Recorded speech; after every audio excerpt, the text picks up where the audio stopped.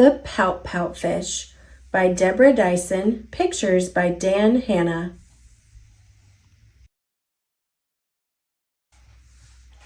Deep in the water, where the fish hang out, lives a glum, gloomy swimmer with an ever-present pout. I'm a pout-pout fish with a pout-pout face, so I spread the dreary wearies all over the place. Blub, blub, blub.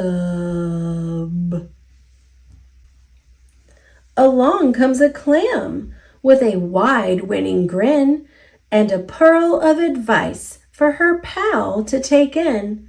Hey, Mr. Fish, with your crosstown frown, don't you think it's time to turn it upside down? Says the nice fish to his friend. Nice thought, Ms. Clam. I hear what you're saying, but it's just the way I am. I'm a pout-pout fish with a pout-pout face, so I spread the dreary wearies all over the place. Blub, blub, blub. Along comes a jellyfish. He floats through the ocean, his tentacles all trailing in a gentle locomotion. Hey, Mr. Fish, with your daily scaly scowl, I wish you would greet us with a grimace and a growl. Says the fish to his friend.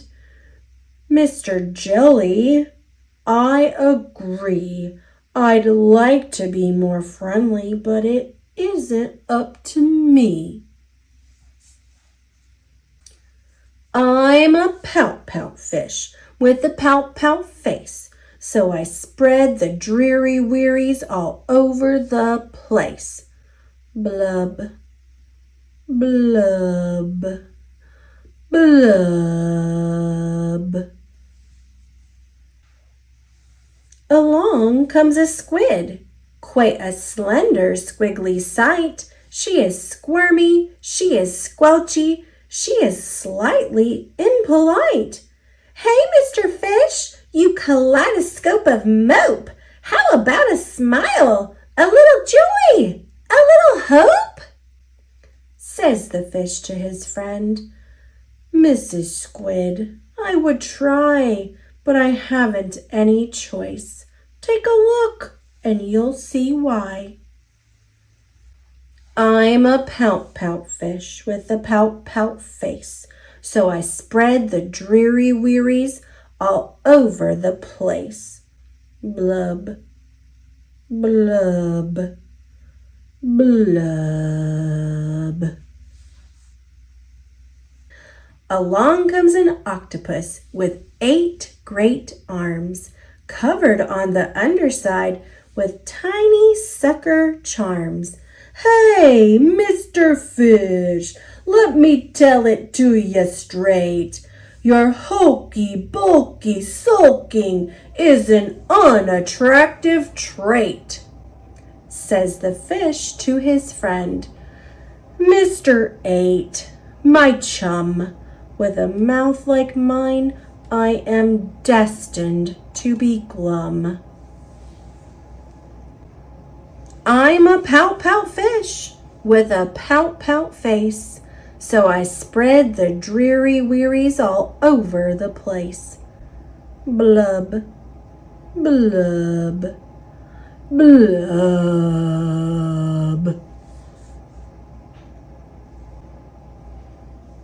Now, along comes a fish in a silent silver shimmer. The gang has never seen before this bright and brilliant swimmer. She approaches Mr. Fish, but instead of saying hey, she plants a kiss upon his pout, and then she swims away. Mr. Fish is most astounded. Mr. Fish is just aghast. He is stone-faced like a statue. Then he blinks and speaks at last. "My friends," says Mr. Fish, "I should have known it all along. I thought that I was pouty, but it turns out I was wrong. I'm a kiss-kiss fish with a kiss-kiss face for spreading cheery cheeries all over the place. So I'll smooch, smooch, smooch, smooch, smooch."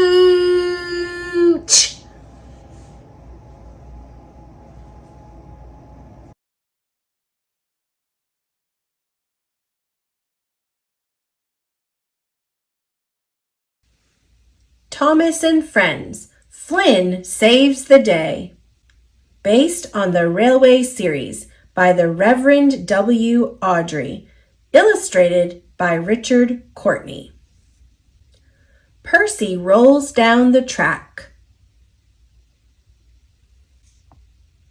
Uh-oh, Percy smells smoke. Oh no, Percy sees a fire. Thomas is in trouble. Who will save him? Clickety-clack, clickety-clack. Percy finds Flynn. Flynn is a fire engine. Flynn is fast. Flynn is fearless. Flynn will save Thomas. Chuff, chuff, clang, clang. The engines hurry to help. Smoke swirls. Flames flash. The engines work together. Percy clears the track. Thomas is free. Flynn fights the fire. Whoosh goes the water. The flames flicker. They fizz. They fade. The fire is out. Thomas is safe. Good job, Flynn. Thank you, Percy.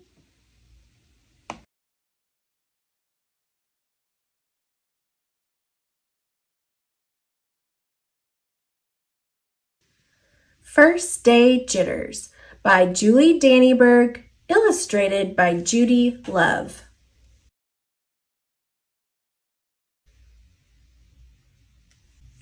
"Sarah, dear, time to get out of bed," Mr. Hartwell said, poking his head through the bedroom doorway. "You don't want to miss the first day at your new school, do you?" "I'm not going," said Sarah, and pulled the covers over her head. "Of course you're going, honey," said Mr. Hartwell, as he walked over to the window and snapped up the shade. "No, I'm not. I don't want to start over again. I hate my new school," Sarah said. She tunneled down to the end of her bed. "How can you hate your new school, sweetheart?" Mr. Hartwell chuckled. "You've never been there before. Don't worry. You liked your other school. You'll like this one. Besides, just think of all the new friends you'll meet." "That's just it. I don't know anybody, and it will be hard, and I just hate it. That's all." "What will everyone think if you aren't there? We told them you were coming." They will think that I am lucky, and they will wish that they were at home in bed like me." Mr. Hartwell sighed. "Sarah Jane Hartwell, I'm not playing this silly game 1 second longer. I'll see you downstairs in 5 minutes."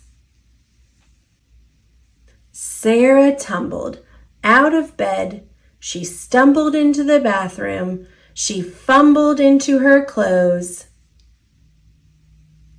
"My head hurts," she moaned as she trudged into the kitchen. Mr. Hartwell handed Sarah a piece of toast and her lunchbox. They walked to the car. Sarah's hands were cold and clammy.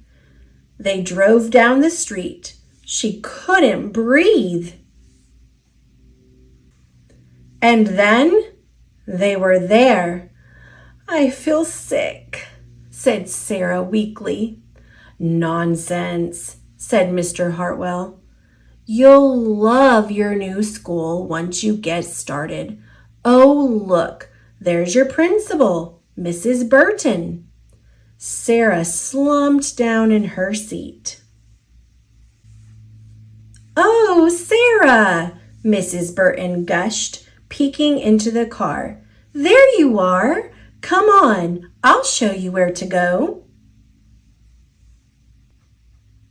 She led Sarah into the building and walked quickly through the crowded halls. "Don't worry, everyone is nervous the first day," she said over her shoulder as Sarah rushed to keep up. When they got to the classroom, most of the children were already in their seats. The class looked up as Mrs. Burton cleared her throat. "Class, class, attention please," said Mrs. Burton. When the class was quiet, she led Sarah to the front of the room and said, "Class, I would like you to meet your new teacher, Mrs. Sarah Jane Hartwell."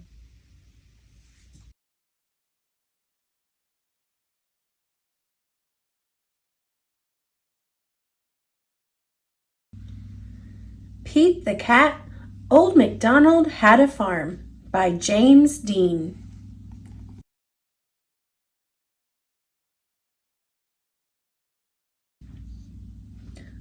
Old MacDonald had a farm, E-I-E-I-O, and on that farm he had some chickens, E-I-E-I-O, with a cluck cluck here and a cluck cluck there, here a cluck, there a cluck, everywhere a cluck cluck. Old MacDonald had a farm, E-I-E-I-O. Old MacDonald had a farm, E-I-E-I-O, and on that farm he had some dogs, E-I-E-I-O, with a woof woof here and a woof woof there, here a woof, there a woof, everywhere a woof woof. Old MacDonald had a farm, E-I-E-I-O.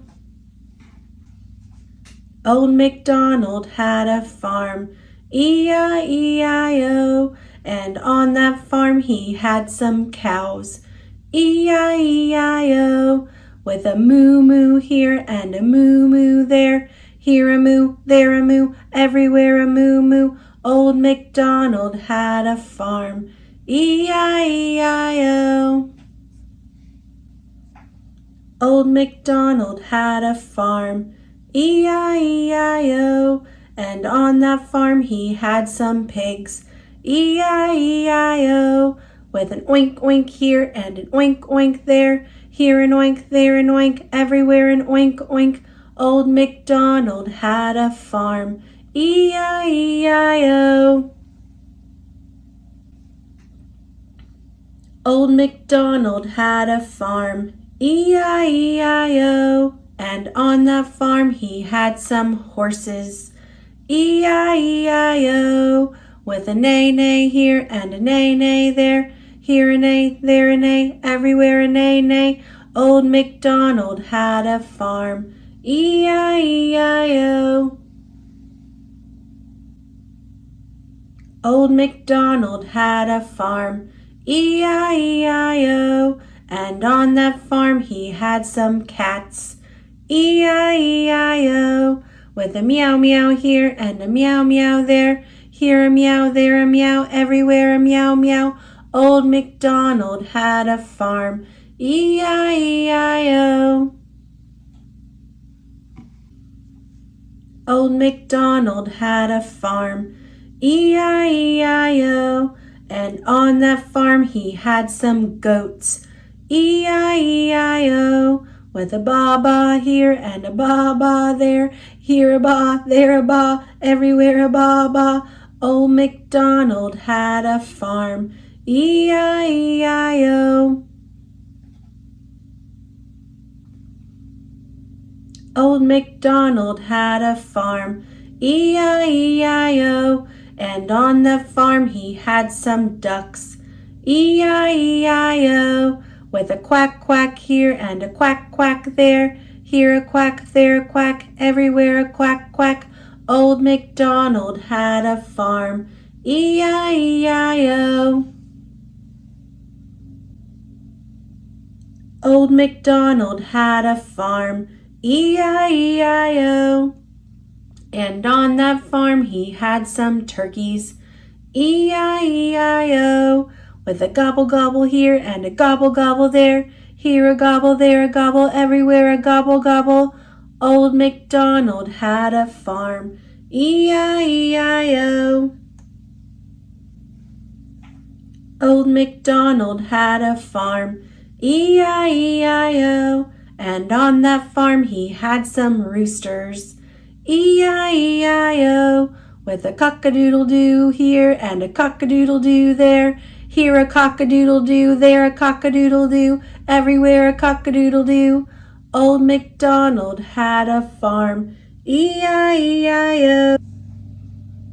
Old MacDonald had a farm, E-I-E-I-O, and on that farm he had some donkeys, E-I-E-I-O, with a hee-haw here and a hee-haw there, here a hee-haw, there a hee-haw, everywhere a hee-haw. Old MacDonald had a farm, E-I-E-I-O.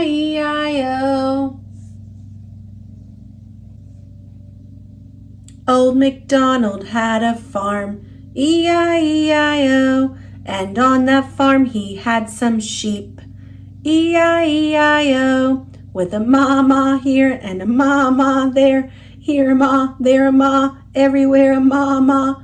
Old MacDonald had a farm, E-I-E-I-O. Old MacDonald had a farm, E-I-E-I-O, and on that farm he had some frogs, E-I-E-I-O, with a ribbit ribbit here and a ribbit ribbit there, here a ribbit, there a ribbit, everywhere a ribbit ribbit. Old MacDonald had a farm, E-I-E-I-O. Old MacDonald had a farm, E-I-E-I-O, and on that farm he had some geese, E-I-E-I-O, with a honk honk here and a honk honk there, here a honk, there a honk, everywhere a honk honk. Old MacDonald had a farm, E-I-E-I-O.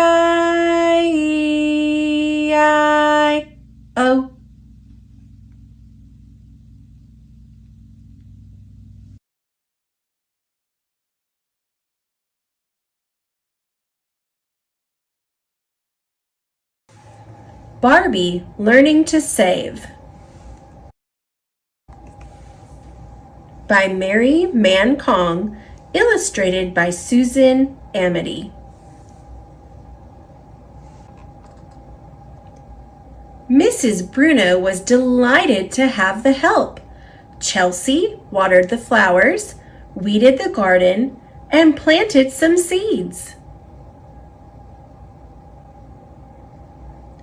At the end of the day, Ms. Bruno was happy to pay Chelsea for her hard work. She even asked her to come back and help again the next day. Back at the dream house, Chelsea showed Skipper all the money she had made from helping Ms. Bruno. "Good job, little sis," said Skipper. "Soon you'll have enough to buy that teddy bear for Emily."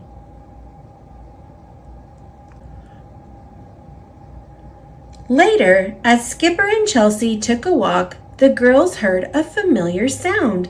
Ting-a-ling-ling! It was the ice cream cart.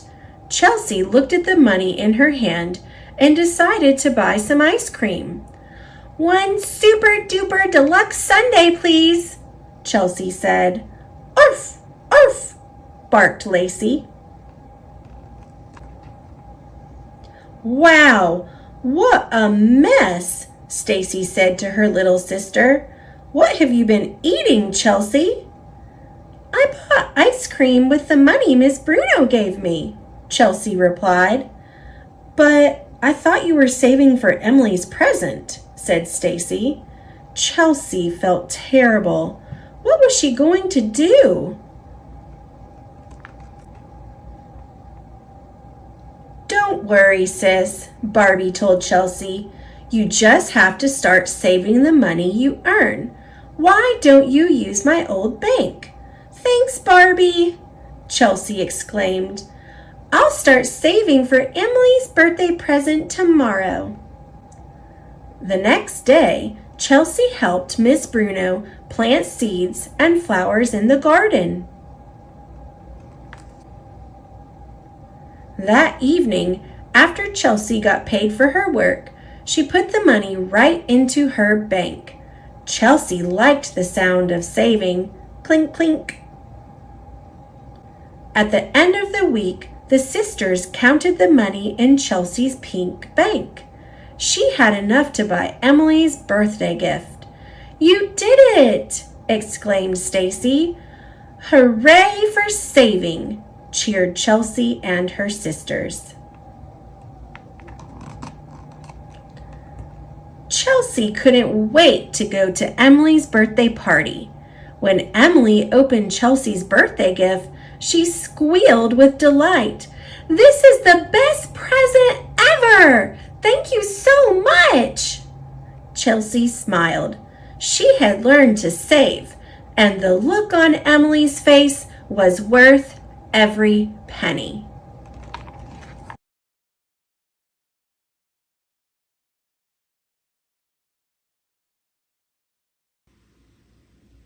How to Catch a Dinosaur, from the New York Times best-selling author and illustrator Adam Wallace and Andy Elkerton. Tomorrow's the big science fair.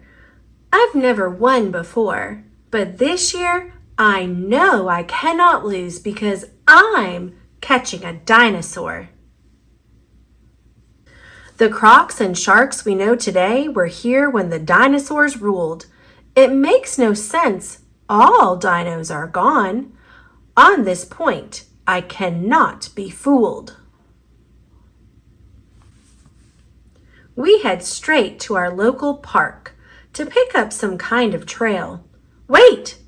What's that thing over there? Yes, I think it's a dinosaur tail. The dino is more bird than reptile. We learned in science class that's true. And this one left something behind. I've got our first dinosaur clue. Snap. Birdseed. Looks like we've got a plant eater. The Venus flytrap had no chance. She danced right by our volcano and knew the exit at first glance. Chomp! This clever girl runs fast as the wind and dodged our trap in a hurry. But we've got more in store for her, so this is no time to worry. Dinosaurs swim for free.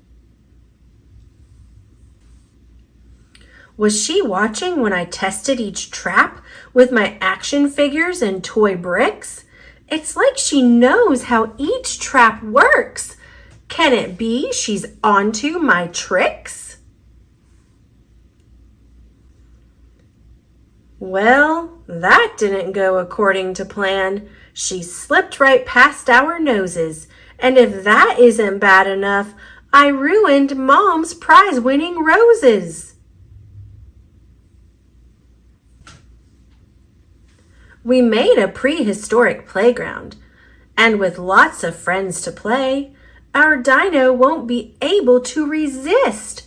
This time, she won't get away.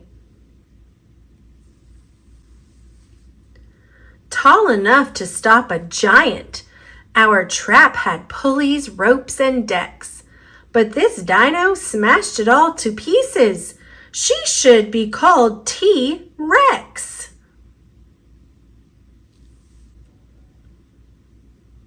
My mom is an engineer, so I've learned a trick or three. Our Robo-Hugger 9000 won't let our dino go free. That clever dino tricked our robot by dressing like a bird. If I don't catch the dinosaur soon, I'll be lucky to come in third. We didn't catch the dinosaur. I don't know what to do, but my friends remind me we still have a science fair entry or two. We did it!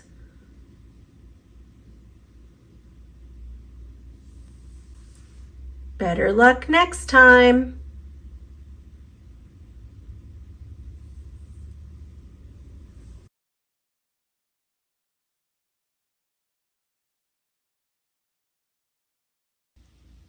The Jelly Donut Difference, Sharing Kindness with the World by Maria Dismondi, art by P.S. Brooks.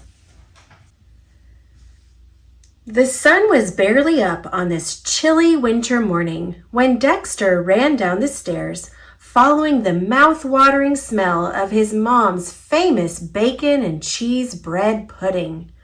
"Not so fast!" Dexter's twin sister Leah yelled. She yanked his shirt, getting ahead of him in time to nab the first plate of their Saturday breakfast. 3 weeks in a row, Dex! Leah grinned as she took the first bite of bacon, cheesy deliciousness. "Why is it such a big deal to have the first bite of the pudding?" Dex demanded.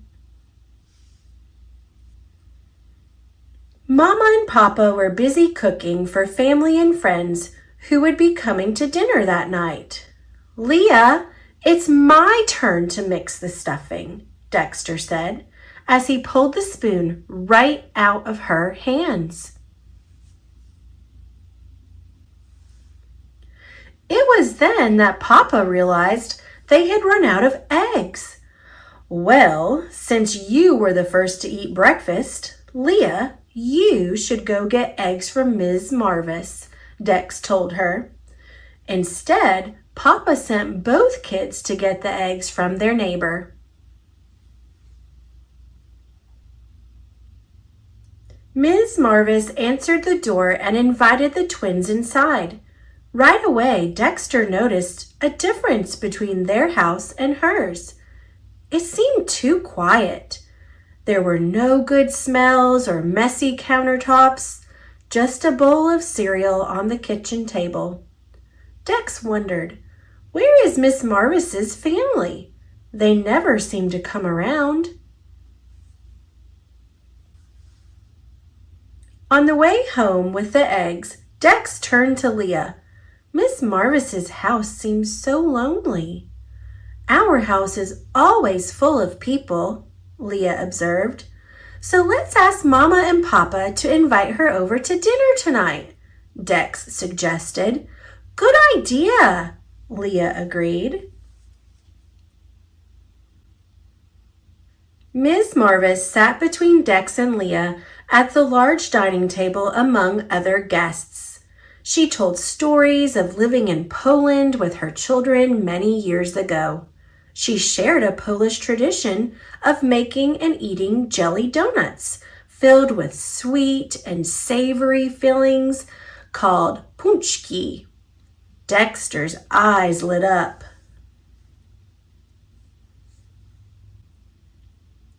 Ms. Marvis told them, traditionally, we made pączki during the winter months to use up all the lard, sugar, eggs, and fruit in the house before fasting for a holiday. At the meal's end, Miss Marvis thanked them all. What a special treat to be here with you tonight. I love remembering when my children were young and the traditions we shared, Miss Marvis said as she brushed away a tear. Now they're grown and gone. Why, I haven't made those donuts in years. The next morning, the twins played in the snow. When they came in to warm up, Leah grabbed the last packet of hot cocoa mix right out of Dexter's hands. Dex was about to yank back the mix when Papa interrupted. I have a recipe here for pączki, those jelly donuts, Miss Marvis mentioned. Do you want to make them with me? Soon the kitchen was filled with gooey blueberry filling, melted butter, whipping cream, and other sticky ingredients. Leah, it's your turn to stir, Dex said, trying not to lick sugar off his fingers as he handed his sister the spatula. When they were done, the twins dropped off a bag on Miss Marvis's porch. She'll love them. I just know it, said Dex. He and Leah trudged back home through the snow. At dinner that night, the twins devoured jelly donuts for dessert. The following weekend, Dexter looked out the window. Leah was building a snowman. He ran out to join her. Leah stepped in front of her snowman. Stop, Dex! Don't knock it down! No, I wasn't going to, Dex replied. I have an idea. Let's go build a snow family in Ms. Marvis's yard. She'll love all the company. A few days later, on Monday, the twins found a letter from Ms. Marvis. Dex picked it up and read it out loud. Dear Dexter and Leah, the pączki you made for me were wonderful. Even better was the lovely dinner you invited me to and the snow family you built for me. Your acts of kindness are really appreciated. You found a great way to spend your time, and it made me feel extra special. Who would have thought jelly donuts could make such a difference? Warm wishes, Ms. Marvis. Before Leah could grab the letter from him, Dex handed it to her. I'm thankful we have each other, he said. It felt good to work together. Leah grinned. And I'm thankful we learned how to make jelly donuts. The twins giggled until their bellies hurt, thinking about the new treats and tradition they hoped to continue.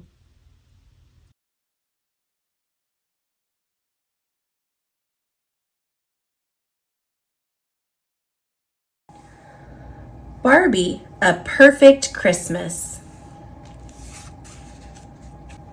Adapted by Christy Webster, based on the screenplay by Elise Allen, illustrated by Das Group Incorporated. It is almost Christmas! Barbie and her sisters are going to New York City. They pack their bags. The sisters are on the plane. It starts snowing. The plane must land in a small town.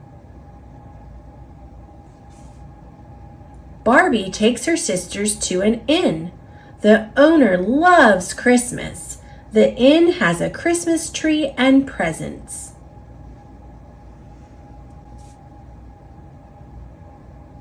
Skipper loves music. She sings. Barbie hears her. Skipper sounds great.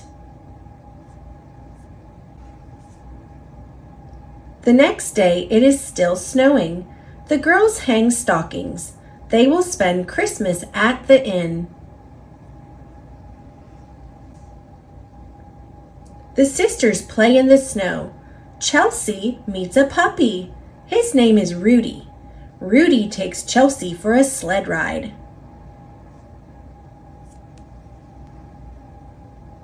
The girls find a barn. They see reindeer. Chelsea is excited. She runs in. The barn is full of presents. Chelsea thinks it is Santa's barn.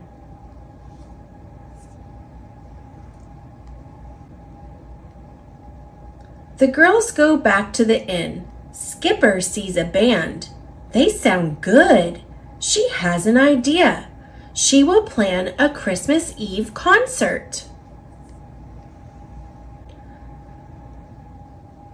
Barbie wants to help Skipper, but Skipper wants to plan the concert by herself. The girls fight.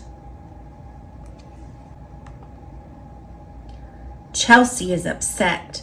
She runs away with Rudy. Barbie, Skipper, and Stacy look for Chelsea. The girls find Chelsea by the barn. They hug. They are happy to be together. They do not fight anymore.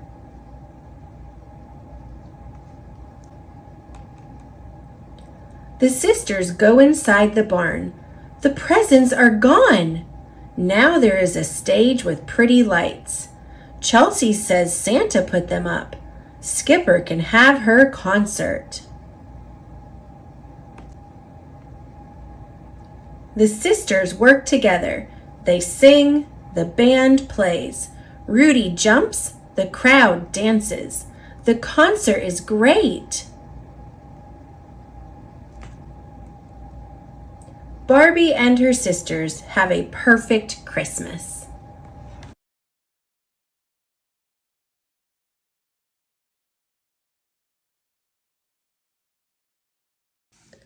Fly Guy and the Aliens by Ted Arnold.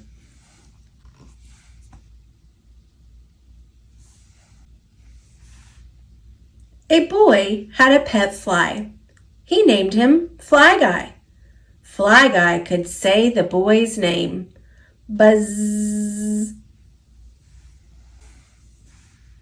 Chapter 1. One day, Buzz said, "Hey, Fly Guy, I'm making a movie. Funzy."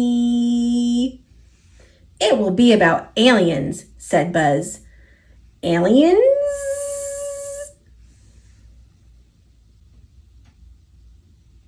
"Aliens are guys that come from space," said Buzz.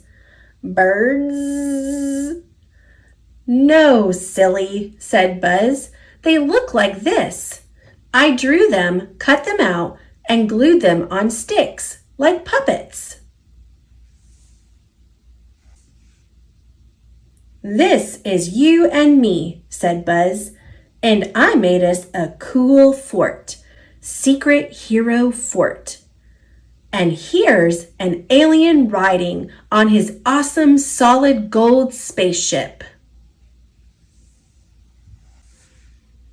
Buzz set up the camera and said, "Quiet on the set, and action!" Then he started telling a story. Scene 1. "One day, in the future," said Buzz, "Fly Guy and Buzz Boy were flying around." They were guarding the secret hero fort. An alien spaceship snuck up behind Fly Guy and Buzz Boy. The aliens turned on their ray beam. The ray beam pulled the heroes into the spaceship. Inside the spaceship, all the aliens jumped on top of Buzz Boy. They tied him up. The aliens were so busy, they didn't see Fly Guy escape. Scene 2. Fly Guy flew back to the secret hero fort to get help. Their pal, Dragon Dude, came out and shot fireballs at the spaceship. The solid gold spaceship was fireproof. Boink, boink. But the fireballs made the aliens mad. They crushed the secret hero fort. Crash! Fly Guy was trapped inside the secret hero fort. Oops! The aliens jumped on top of Dragon Dude. They tried to tie him up, but it was not easy. Scene 3. Suddenly, Fly Girl arrived. The aliens were busy with Dragon Dude. They didn't see her rescue Fly Guy from the secret hero fort. Fly Guy and Fly Girl flew around the aliens very fast. The aliens shot at them with fly swatter shooters. They missed and hit each other instead. When no one was looking, space pirates came and stole the solid gold spaceship. Arrgh! They took it back to their creepy pirate planet. Arrgh! Without a ship, the aliens were stuck on Earth. They surrendered and joined the secret hero team. Fly Guy and Fly Girl and all the secret heroes protected Earth happily ever after. The end, said Buzz. Oops, said Buzz. Buzz Boy is still tied up on the solid gold spaceship that the pirates took. Buzz Boy? Good thing you thought of that, Fly Guy. We need to make a movie sequel. We must rescue Buzz Boy. Yes. Okay, said Buzz. Quiet on the set. And action.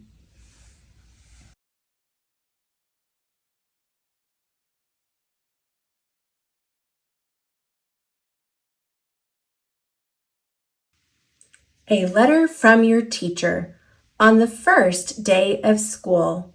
Written by Shannon Olson. Illustrated by Sandy Sonke. Dear student, this is a little welcome note I want to share with you. Believe all that I'm about to say because every word is true. There are a few important things I'd like for you to know. All throughout the school year, our relationship will grow. I cannot wait to get to know you and all the things that make you, you. Do you play sports or like to draw? Maybe you even do kung fu. I'll get to meet your family and hear the places you have been. I want to know your favorite subject and see awards that you may win. I promise every morning to greet you with a smile. We'll give high fives and hugs or fist bump if that's your style. I will celebrate with you when you have exciting news, like It's my dog's birthday, or I got brand new shoes. I'm here so you can learn a lot of science, math, and reading. I'll help you with your writing and all the skills you will be needing. But learning is not just about the schoolwork that we do. Some values that I hope you'll gain are empathy and kindness too. You can also be respectful by listening with your ears and eyes. Follow directions the first time and take good care of your supplies.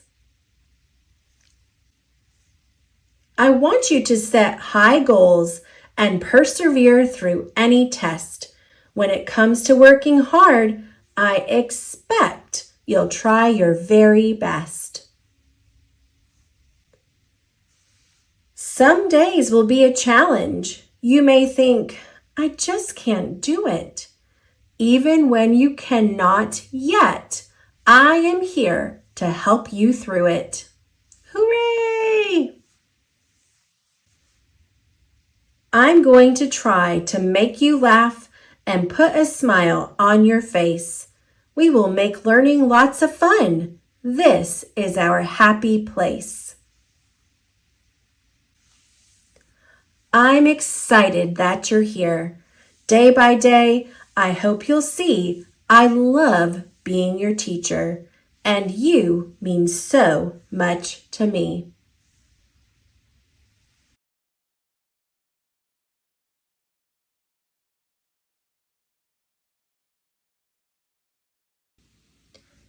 Thomas and Friends, Henry and the Elephant.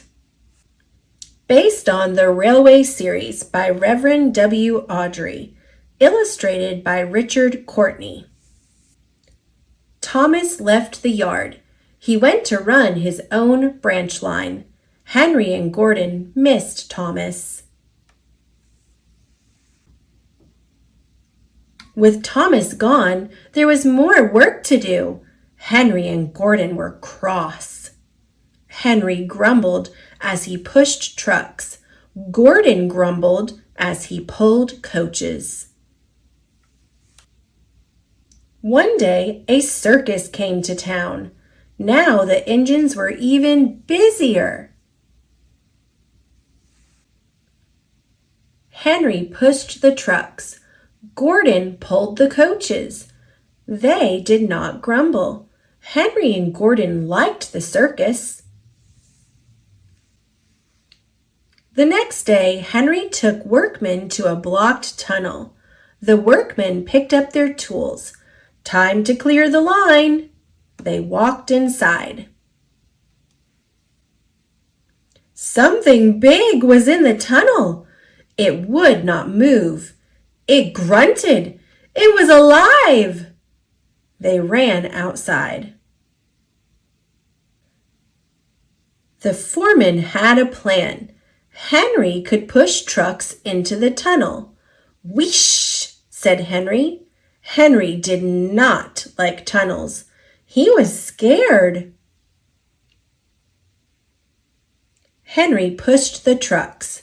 They went into the dark tunnel. Bump! Henry pushed hard. The big, scary thing pushed back. Henry pushed harder. The big, scary thing pushed hardest. Henry inched backwards. First, Henry was pushed out of the tunnel. Then the trucks were pushed out. At last, they saw what was in the tunnel. It was an elephant, and he looked cross. He had run away from the circus. The workmen fed him and gave him lots of water. The elephant felt better. Henry felt better too. He let off steam. Whoosh! Henry's steam scared the elephant. Splash! Poor Henry. It was time to go home. Everyone laughed at Henry. An elephant pushed me and splashed me, Henry grumbled. But in the shed, Henry told his funny story. His friends laughed. This time, Henry laughed too.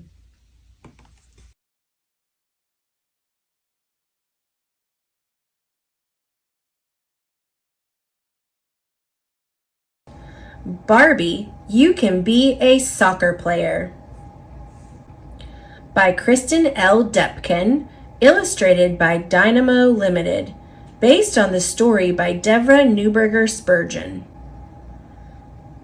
Barbie gets ready for a big soccer game. Stacy helps Barbie find her shin guards. She wishes Barbie a good game. Barbie meets her team on the field. They stretch, they warm up. Coach brings a soccer star named Lucy to the game. She will help the coach. The game starts. Raquel kicks the ball. Barbie runs toward the goal. Barbie is open, but Raquel does not pass to her. The team takes a break. Coach tells them to work together. Raquel does not listen. The game starts again. The ball goes out of bounds. Barbie will make a corner kick. Barbie kicks the ball. She runs back onto the field. Lucy cheers for her. Raquel gets the ball. She kicks it past two players. She scores a goal.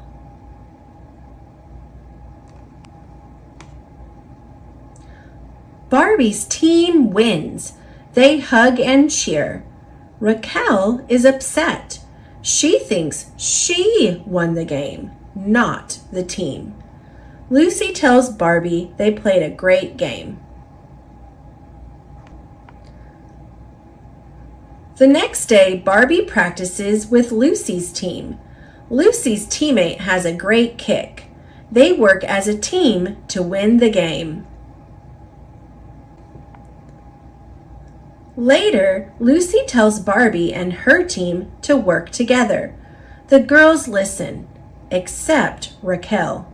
She does not think she needs help. The girls start a game. Raquel will not pass. A player steals the ball from her. The ball goes out of bounds. Barbie kicks it to Raquel. A player blocks Raquel. She needs her team. Raquel passes the ball to Nikki. Nikki scores a goal. Their team wins.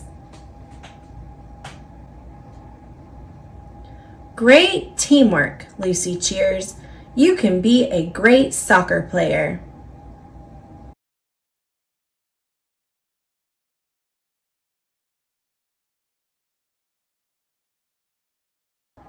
Spaghetti in a hot dog bun. Having the courage to be who you are, by Maria Dismondi, illustrated by Kim Shaw. The delicious smell of breakfast filled the air as Lucy's grandpa handed her a plate. Lucy smeared ketchup on her toast. She turned to her grandpa and said, "Papa Gino, Harriet said she's never heard of ketchup on toast. Her family uses butter and jelly." It's okay. Not everyone likes the same thing, Lucy.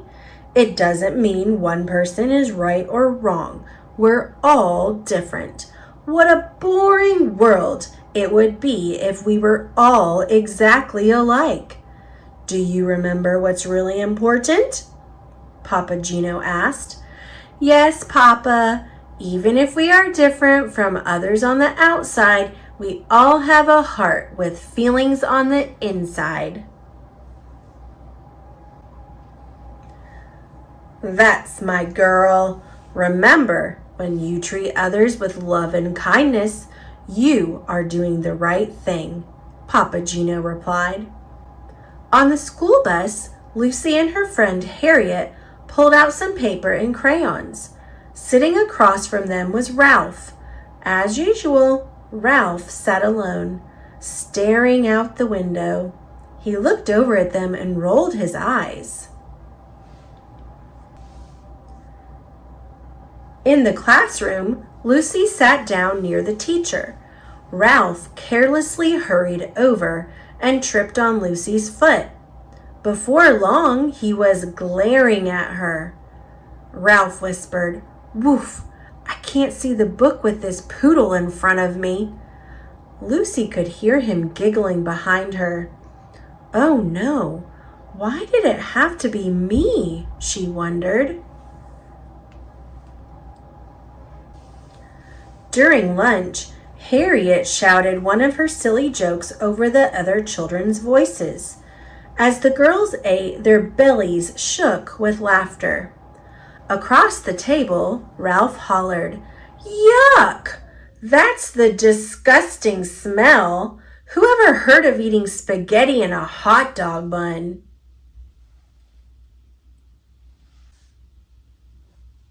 Tony and the other children at the table turned away from Ralph, shaking their heads.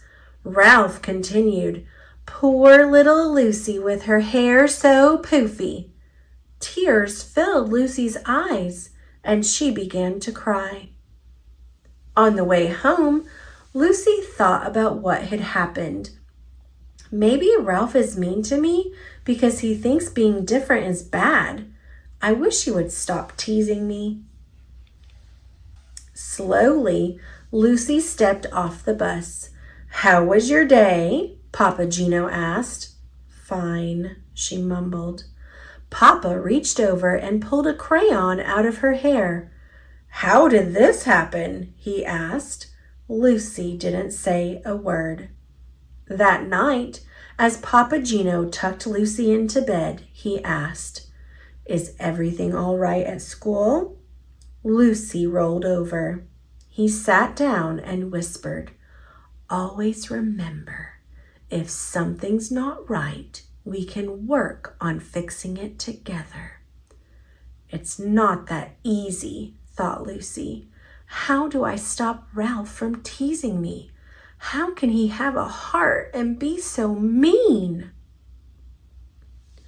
Lucy had a hard time falling asleep, worrying what would happen tomorrow. The following day, Lucy was surprised to find Ralph leaving her alone, until Lucy took the bag Ralph handed her. Inside were dog bones with a note that read, "Lucy, Lucy eats stinky food that puts us in a big bad mood. Lucy, Lucy, hair shaped like a cone. Here's a treat for you, a yummy dog bone." The beating of Lucy's heart was so loud, she knew everyone around her could hear it. "Stop! It hurts my feelings when you do this, Ralph," Lucy said. "Please stop." Ralph turned and walked away. It was time for recess, and Lucy played alone. She didn't want to tell her teacher about Ralph. She was afraid of being a tattletale. Lucy wished Papa Gino was there to help. What should I do? She asked herself over and over. The bell rang as recess ended. "Help!" cried a child off in the distance. Tony yelled, "Ralph got himself stuck at the top of the monkey bars. It's the funniest thing I've ever seen." "This is my chance. I'll go tell Ralph how mean he really is. M-E-A-N, mean." Lucy stomped off toward the monkey bars. When she reached Ralph, Lucy paused. She looked him in the eye and said, "What you did was so mean." Standing before Ralph, Lucy could hear her papa's words. Ralph did have a heart with feelings. In that moment, Lucy decided what she would do. She saw tears in Ralph's eyes. He hesitated to move and whispered, "I'm scared." Lucy reached out and said, "Here, take my hand," and she helped him down. The two walked back to the classroom without saying a word. As the bus pulled up to Lucy's stop, Ralph reached over and handed her a picture. Lucy was amazed by what she saw. "Thanks," she muttered softly. After she got off the bus, Lucy smiled and said, "Papa, there's this boy, Ralph, who was really mean to me. Today he was in trouble and I helped him." Papa Gino hugged Lucy and replied, "That took a lot of courage. It wasn't the easiest thing to do. You chose to treat others the way you want to be treated. I'm so proud of you, Lucy." As they walked home, she asked him what was for dinner. When Papa Gino said spaghetti, Lucy knew immediately what she would have for lunch the next day.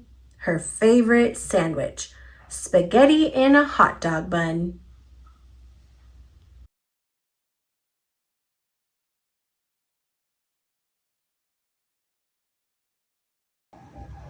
Pete the Cat, The Great Leprechaun Chase by James Dean. Tomorrow is St. Patrick's Day, and Pete's teacher, Mr. G, is teaching about leprechauns. "The only time you can catch one is on St. Patrick's Day. A leprechaun will bring you good luck," Mr. G says. Now, everyone in the class wants a leprechaun. Pete gets a great idea. He will open a leprechaun catching business. St. Patrick's Day comes, and Pete gathers some supplies. He hangs a sign above his stand. This will be easy, Pete thinks. Squirrel is Pete's first customer. "I want a leprechaun," Squirrel says. "I need good luck for my test." "Cool, I'm on it," says Pete. Pete has a plan. He will follow a rainbow until he finds a leprechaun. Finally, Pete arrives at the end of the rainbow and finds Clover the leprechaun next to a pot of gold. Pete sneaks up behind Clover. Swoosh! But Clover is too fast. "Did you think you'd be catching me so easily?" he asks. "Once there was a cat named Pete who thought nabbing some luck would be neat. Then he happened upon a smart leprechaun who he'll find quite tricky to beat." Clover disappears in a puff of green smoke. Pete will need a new plan. That afternoon, Gus visits Pete's lucky leprechaun catchers. "I want a leprechaun," Gus says. "I need good luck for my band recital." Pete says, "I'll see what I can do." Pete plans to lure Clover out with his music. He plays a jaunty song on his guitar. Before long, Clover dances over to Pete. Just a little closer, Pete thinks. Suddenly, Clover starts spinning around Pete. Round and round, Clover goes faster and faster. Oh no! Clover wraps up Pete with the rope.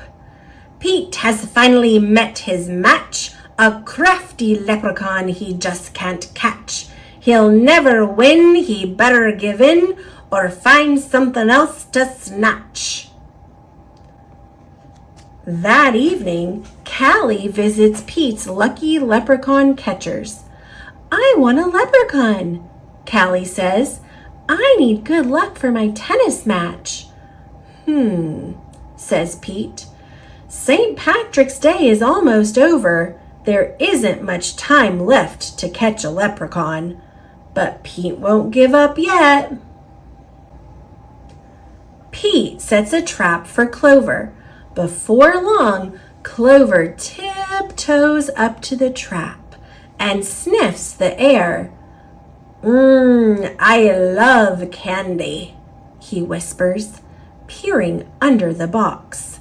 Pete waits very quietly. Crash! Pete rushes over and checks underneath the trap, but it is empty. Clover skips away. Pete has tried many a plot, but still I haven't been caught. And isn't it dandy, I even got candy, while Pete ends up with squat. Pete has an idea. He follows the trail of spilled candy to Clover's secret hideout. Pete sneaks up behind Clover. Swoosh! Pete finally catches Clover. Why do you want me? Clover asks. I'm helping my friends who need some extra luck, Pete says.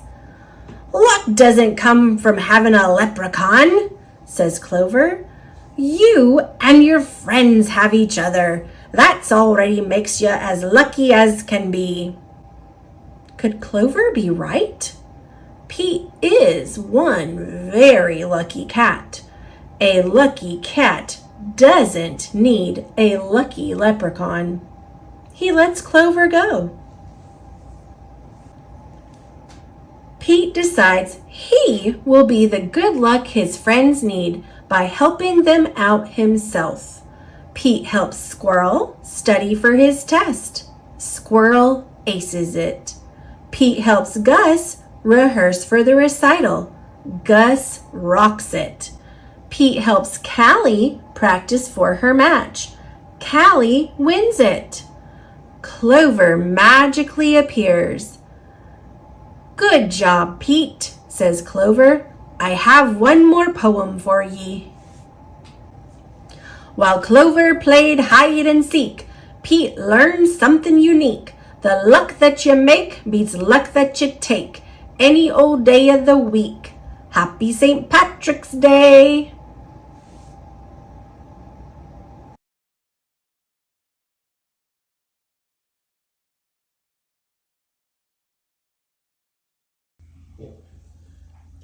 Barbie by Grace Hanson. Table of Contents. Barbie, page 4. Barbie is Born, page 6. Barbie's Dream World, page 16. More Facts, page 22. Glossary, page 23. Index, page 24. Abdo Kids Code, page 24. Barbie. Barbie stepped into the world in black high-heel sandals on March 9th, 1959. She also wore a striped swimsuit and cat-eye sunglasses. Barbie was very fashionable for the time, but she would go on to be so much more. Barbie is Born. Ruth Handler, her husband Elliot, and Harold Matson started Mattel Creations in 1945. They sold many popular toys, but Barbie would be one of their biggest hits. Ruth often saw her daughter Barbara and her friends play with dolls. They used their imaginations, but they soon tired of their dolls that looked too young. Ruth thought a grown-up doll might be more fun. Mattel introduced Barbara Millicent Roberts, Barbie for short, in 1959. Girls were excited about the glamorous doll.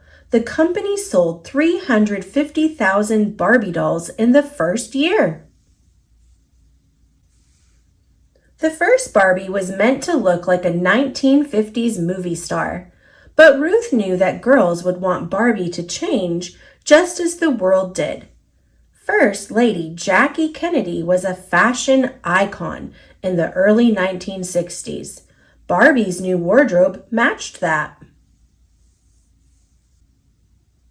Barbie would keep representing the most popular fashions through the decades, but Ruth wanted Barbie to be an important role model for girls too, so Barbie took on many jobs. Barbie's dream world. Barbie has been a teacher, veterinarian, and surgeon. She was a flight attendant and airline pilot. Barbie went from businesswoman to rock star. She mastered many sports and was even an Olympian. Mattel also creates Barbies that look like well-known people. The Inspiring Women series debuted in 2018. Katherine Johnson, NASA mathematician and physicist. Sally Ride, astronaut. Rosa Parks, civil rights activist. Frida Kahlo, Inspiring Women series, artist. Since 1959, more than 1 billion Barbies have sold worldwide. Each day, kids everywhere are inspired by Barbie.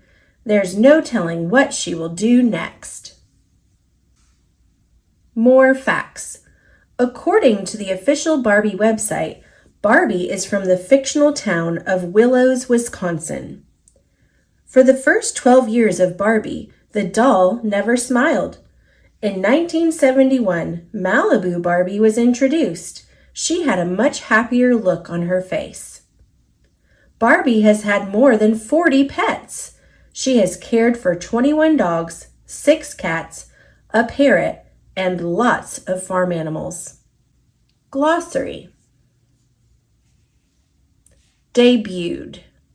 Launched or appeared in public for the first time. Fashionable. Influenced by dressing according to what is currently in style. Fictional. Not existing in real life. Glamorous. Full of fascination, allure, or excitement. Icon. A person who people recognize as a symbol of something. The person is often admired and respected. Imagination. The act or power of the mind to form a thought, picture, or image of something. Inspire. To influence or guide. Wardrobe. A collection of clothes or costumes.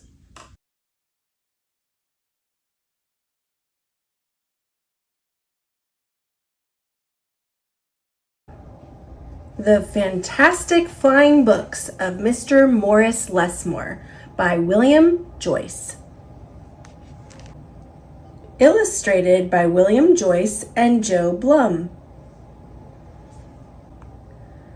Morris Lesmore loved words. He loved stories. He loved books. His life was a book of his own writing, one orderly page after another. He would open it every morning and write of his joys and sorrows, of all that he knew and everything that he hoped for. But every story has its upsets. One day, the sky darkened. The winds blew and blew, till everything Morris knew was scattered, even the words of his book. He didn't know what to do or which way to go, so he began to wander and wander. Then a happy bit of happenstance came his way. Rather than looking down, as had become his habit, Morris Lesmore looked up. Drifting through the sky above him, Morris saw a lovely lady. She was being pulled along by a festive squadron of flying books.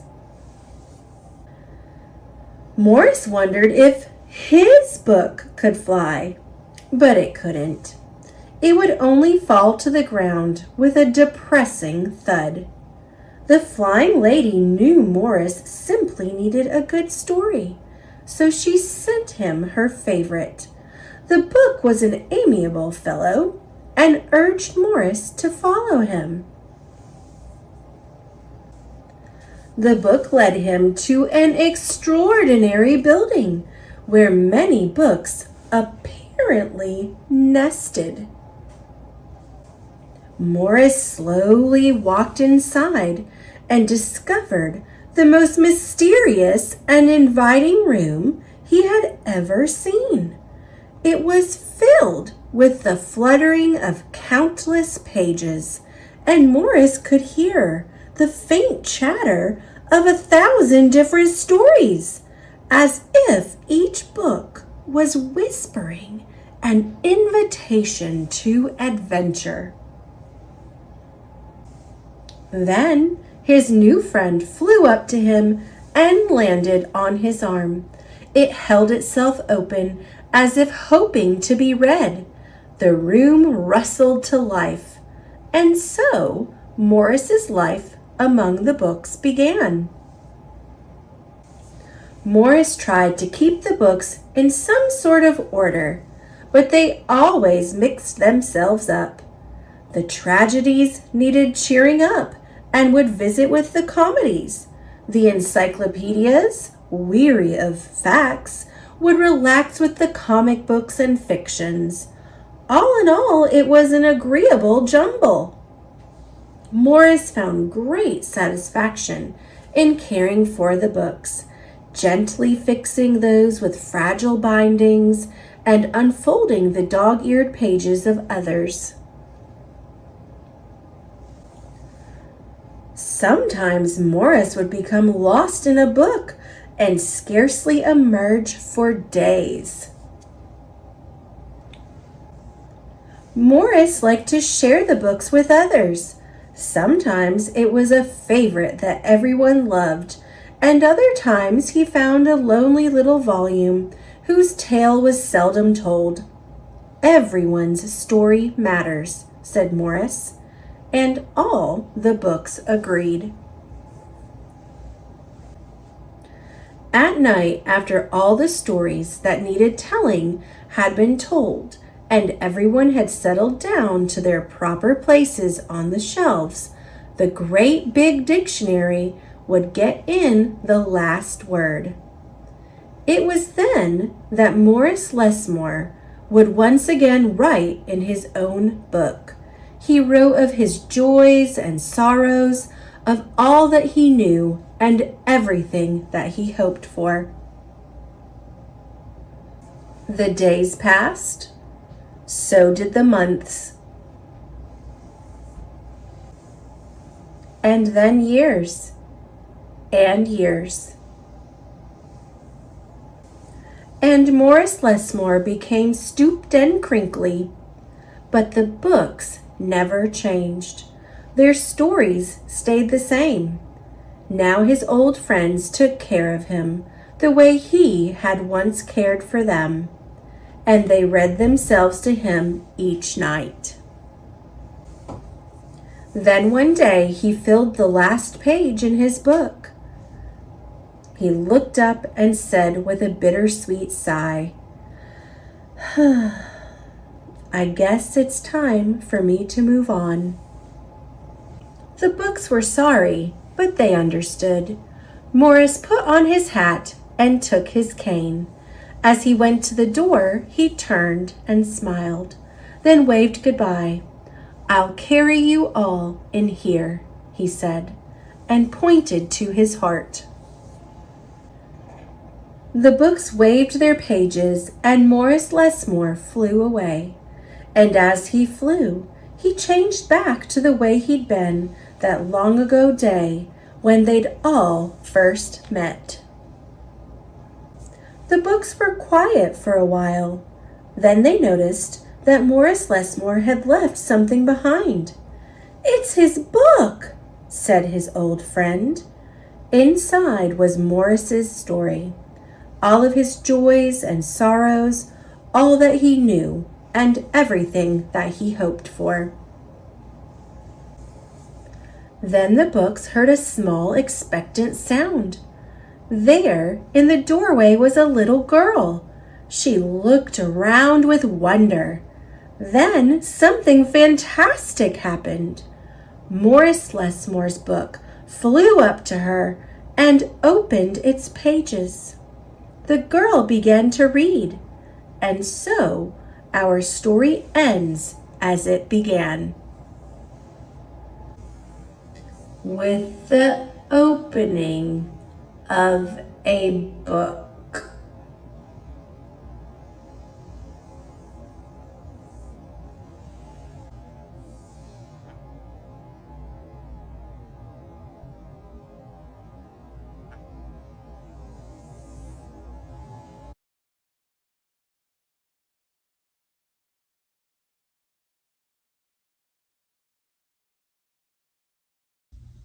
I Walk with Vanessa, a story about a simple act of kindness by Kira Scoett. This is Vanessa, the new girl in school. This is the boy who is not very nice to her. And this is the girl who helps Vanessa and in turn stands up for what's right. Here's a simple but powerful picture book about how the actions of a single person can inspire an entire community. You'll notice as I flip through the pages, there are no words, but that's the beautiful thing. An illustration or a picture can tell the story for you.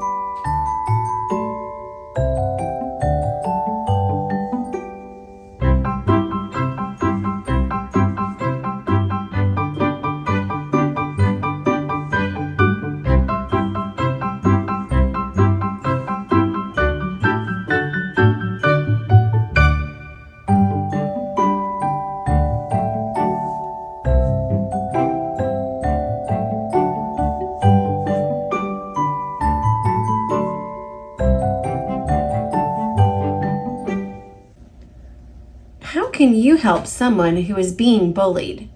When you see someone being hurt or bullied, there is often something you can do. No matter how small it may seem to you, it makes a big difference to the person who is being hurt. Here are some suggestions. Be extra friendly to that person. Include them in your play and games. Let them know you will not join in when other kids are being mean or bullying. The girl in this book noticed what happened to the girl who was being bullied. Then she thought about how she might feel and what she should do. When you see mean behavior or bullying, ask yourself, how would I feel if that happened to me? It is important to always be safe when you respond to bullying behavior.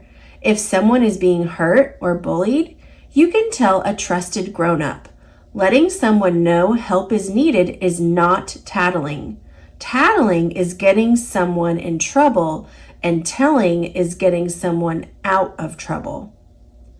As in the story, actions can be contagious. Kindness multiplies. One small act of kindness can inspire more kind acts. So talk to others about how your ideas for showing kindness and invite them to join you.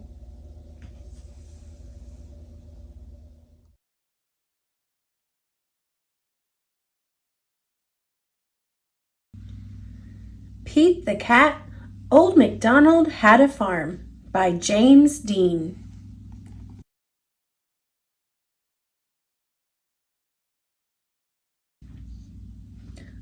Old MacDonald had a farm, E-I-E-I-O, and on that farm he had some chickens, E-I-E-I-O, with a cluck-cluck here and a cluck-cluck there, here a cluck, there a cluck, everywhere a cluck-cluck. Old MacDonald had a farm, E-I-E-I-O. Old MacDonald had a farm, E-I-E-I-O, and on that farm he had some dogs, E-I-E-I-O, with a woof woof here and a woof woof there, here a woof, there a woof, everywhere a woof woof. Old MacDonald had a farm, E-I-E-I-O.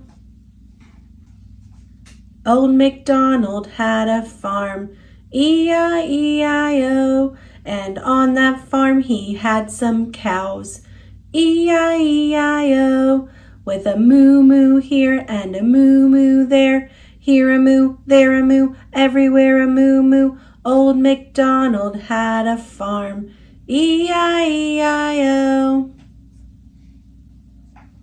Old MacDonald had a farm, E-I-E-I-O, and on that farm he had some pigs, E-I-E-I-O, with an oink oink here and an oink oink there, here an oink, there an oink, everywhere an oink oink.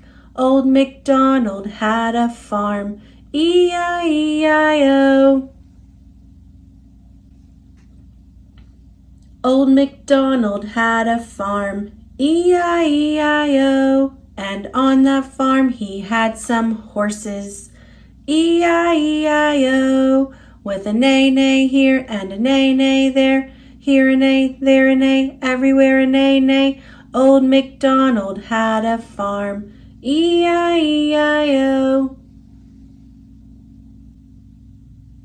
Old MacDonald had a farm, E-I-E-I-O, and on that farm he had some cats, E-I-E-I-O, with a meow meow here and a meow meow there, here a meow, there a meow, everywhere a meow meow.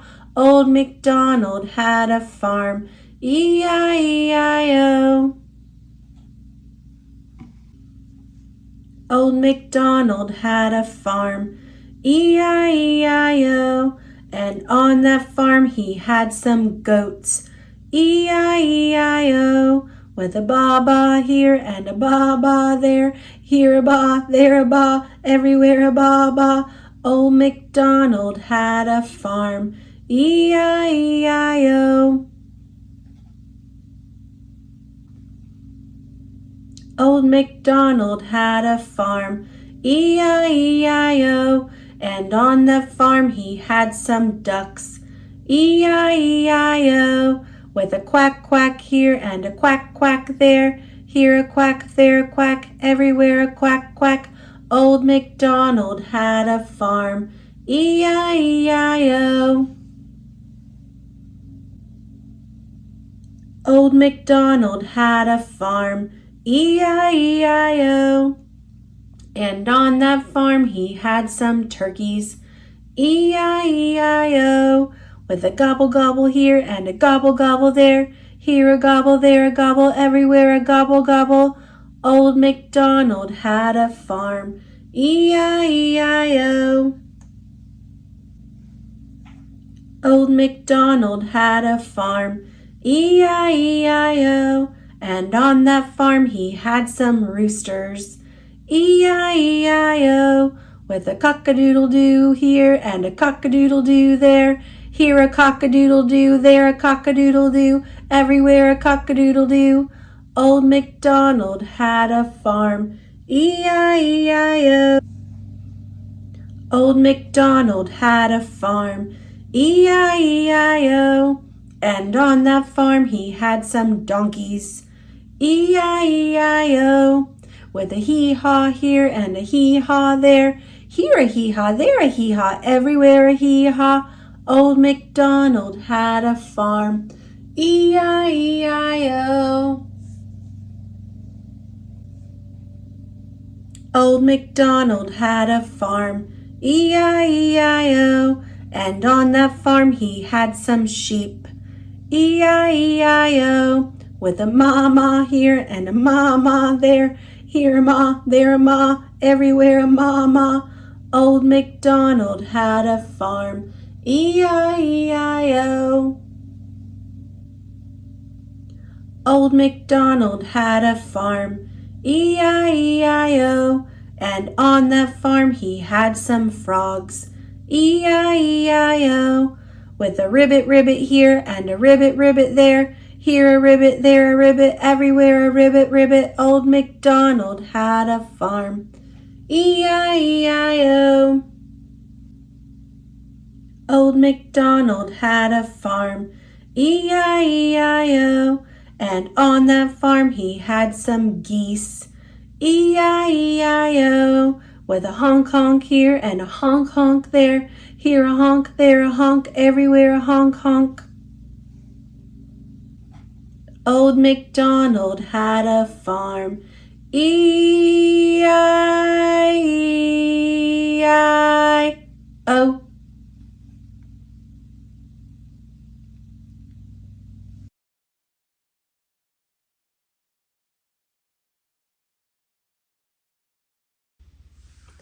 A Day in the Life, Sea Animals, Octopus,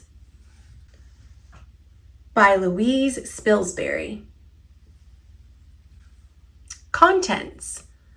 What is an octopus? Page 4. What do octopuses look like? Page 6. What do octopuses do at night? Page 8.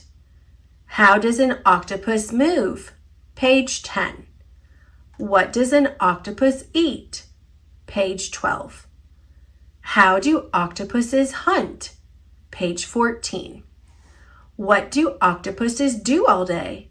Page 16. What are octopus babies like? Page 18. What hunts octopuses? Page 20. Octopus body map.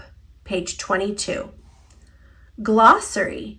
Page 23. Find out more.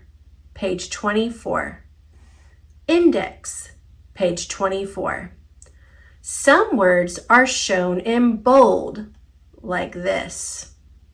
You can find them in the glossary on page 23. What is an octopus? An octopus is an animal that lives in the ocean. Octopuses live in oceans all over the world. There are different types of octopus. Some octopuses are tiny and some are very big. Pacific giant octopus.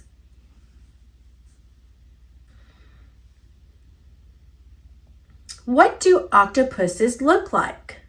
An octopus has a soft body called a mantle and 8 long arms.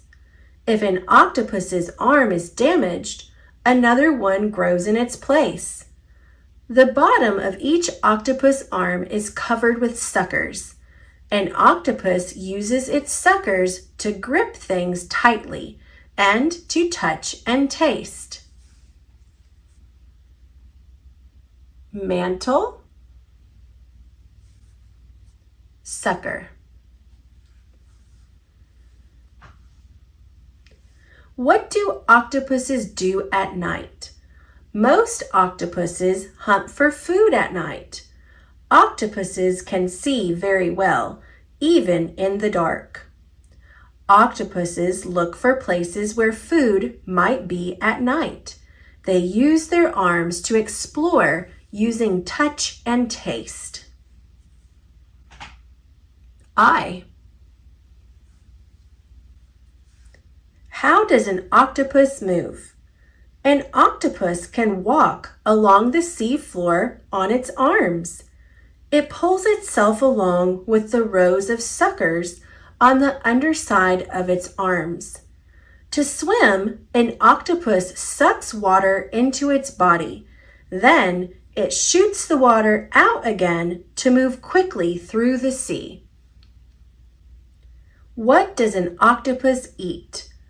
Octopuses eat crabs, sea snails, fish, turtles, and even other octopuses. The giant octopus may eat small sharks. An octopus has a hard, sharp beak inside its mouth. This beak can bite into thick shells and break food into small pieces. Crab. Beak. How do octopuses hunt? An octopus can squeeze its arms inside holes or cracks in rock. Its suckers feel around for food and grab it. When an octopus uses its beak to bite an animal, it also puts venom into it. Venom is a poison that kills the animal so the octopus can eat it. Crab. What do octopuses do all day? Most octopuses rest alone in their dens during the day. Octopus dens are spaces in rocks or holes in the sea floor. Outside their dens, many octopuses can change color to look like rock or sand. This camouflage keeps them hidden from animals that might try to eat them. What are octopus babies like? A mother octopus lays eggs in her den. She looks after the eggs for months and never leaves the den to feed. Tiny baby octopuses hatch from the eggs. They leave the den to live alone and their mother dies. Egg. Baby octopus. What hunts octopuses? Sea lions, some dolphins, large eels, and sharks hunt octopuses. Octopuses often use camouflage to hide from these animals outside their dens.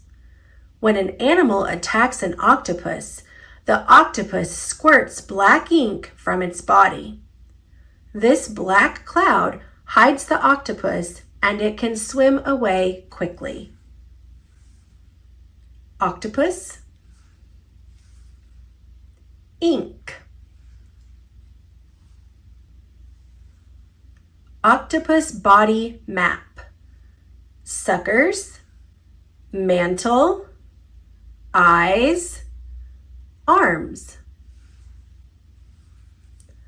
Glossary. Beak. Mouth that is made up of two hard pointed parts that close together. Camouflage. When an animal's body color blends in with its surroundings. Den. crack or hole in rock or the sea floor where an octopus rests and lays its eggs. Egg, small round object that contains a baby animal. Mantle, main part of an octopus body, which looks like a bag. Sucker, cup-shaped part on an octopus's arm that sucks and grips onto things. Venom, poisonous juice that can kill animals. To find out more, you can look at these other books about octopuses, visit these websites, and then of course, because it's a nonfiction book, we have an index at the very end of it. If you want to read just about certain topics, you can look and find the topic that you want to read about, and then it will tell you the page numbers that you will learn more about that. So for example, if you only wanted to learn about how an octopus hunts, you're going to find where it talks about hunting right here. And then you can go back in the book on page 8, 9, 14, and 15 to learn about how the octopus hunts.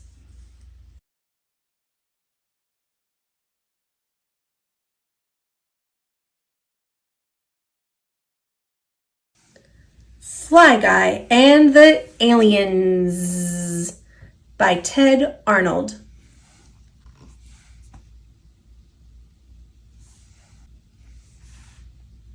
A boy had a pet fly. He named him Fly Guy. Fly Guy could say the boy's name. Buzz. Chapter 1. One day, Buzz said, "Hey, Fly Guy, I'm making a movie. Funsy." "It will be about aliens," said Buzz. "Aliens?"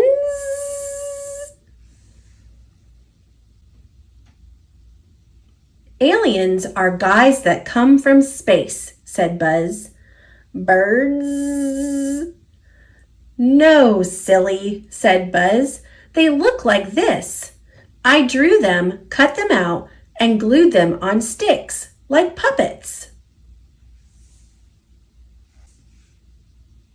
"This is you and me," said Buzz, "and I made us a cool fort.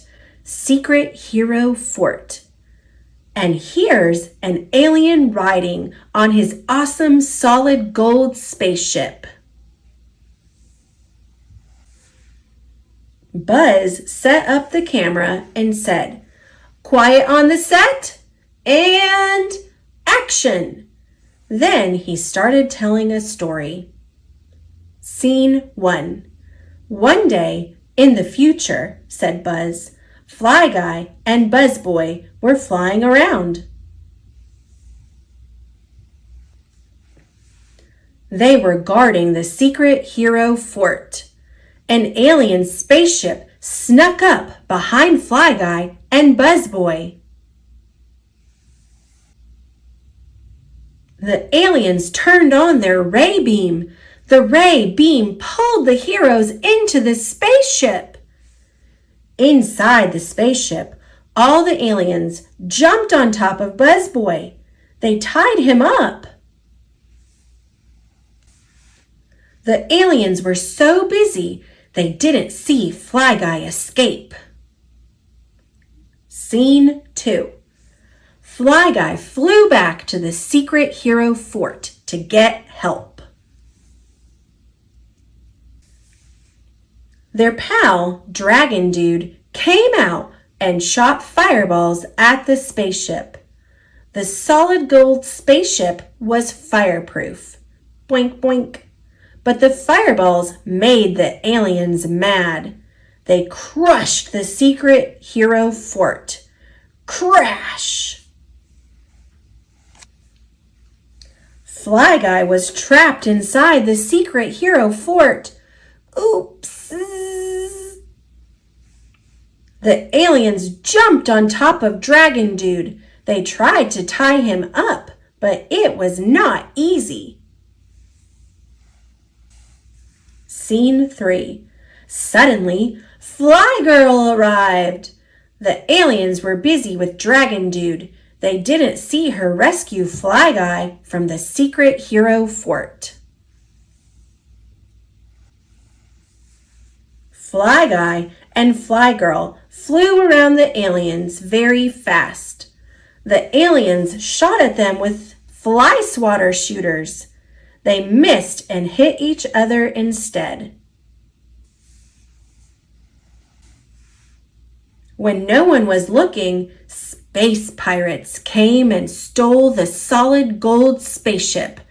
Arrgh!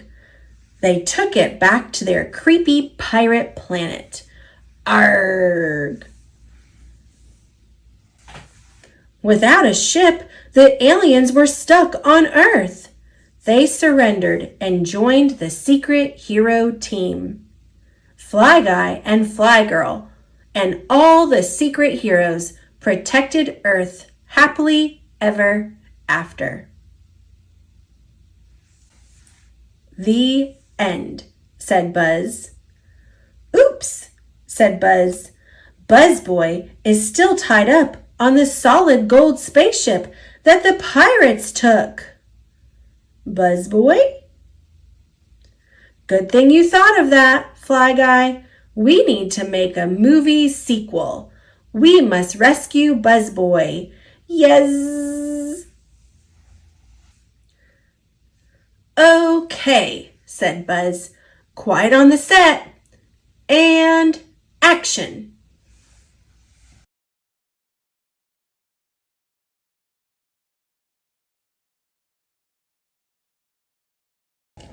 Barbie Big City, Big Dreams by Christy Webster, based on the teleplay by Christopher Kennan and Kate Splain, illustrated by Fernando Guel. It is summer. Barbie is excited to attend an arts academy in New York. She has traveled from Malibu to study singing, dancing, and acting. Barbie moves into her new room. Her roommate is named Barbie, too. This Barbie is from Brooklyn. They call each other Brooklyn and Malibu.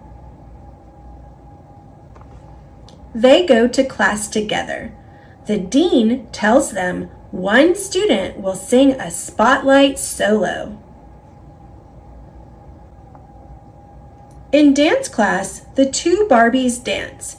Brooklyn is very good. Malibu learns to stage fight. She learns music. She is nervous. Malibu does not do well.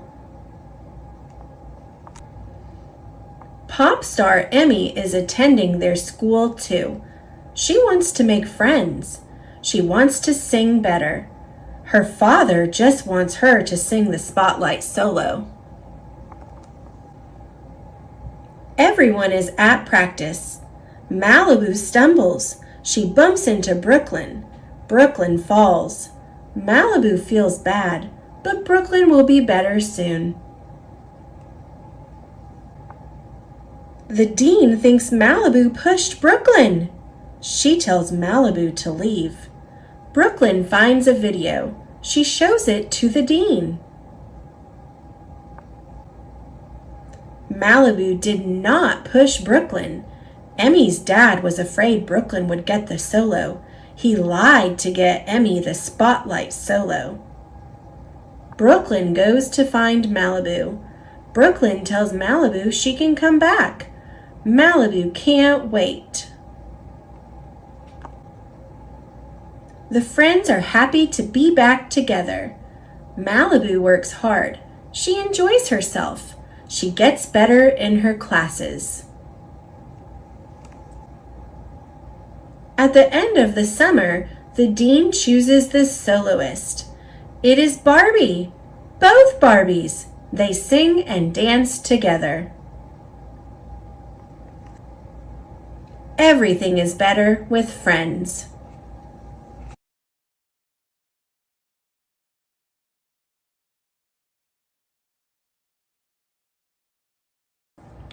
A Little Spot of Kindness Written and illustrated by Diane Alber. My name is Spot, and I'm not just any ordinary spot. I'm a little spot of kindness. I've never seen a spot of kindness before. What is a spot of kindness? A spot of kindness has a sticky back. The reason my back is sticky is so I can help kindness stick to you. Whoa. I come in so many colors because the easier I can be spotted, the easier it will be to remind you to be kind. Did you know that every time you are kind, a layer of happiness is added to your heart and to the hearts of others? And since you both have the power to make good choices, you can start making the choice to be kind. I know sometimes it's hard to remember to be kind, and that's why I'm here to help. All you need to do is place a spot on your hand, just like that. Now, every time you spot me, do something kind. I can't draw. This looks horrible. Don't you know that all great art starts with a scribble? I see it's working already. Great job using encouraging words when someone is feeling sad. Remember, being supportive is being kind. Can I please play with your dinosaur? Sure you can. Thank you for asking. That's wonderful that you're sharing toys. Remember, sharing is being kind. Saying hello to someone who is alone is a great way to be kind. Remember, being friendly is being kind. I'm so lonely. Hello, would you like to play? Saying please when you want something is one of the easiest ways to be kind. Remember, being polite is being kind. May I have some more water, please? Sometimes being kind can be hard, like when you break something by accident, but this is a perfect time to be kind. Remember, apologizing is being kind. My favorite pink crayon! I'm so sorry I broke your crayon. It was an accident. Do you need help? Yes, please. Thank goodness there was someone there to lend a helping hand. Remember, helping is being kind. It's always fun to make messes, but it can be hard to clean them up. Remember, cleaning up after yourself is being kind. Waiting in line can be difficult, but not getting upset is a great way to be kind. Remember, being patient is being kind. Now, grab a little spot of kindness so you, too, can remember to be kind. Mark a spot on every day you were kind. Can you be kind all week?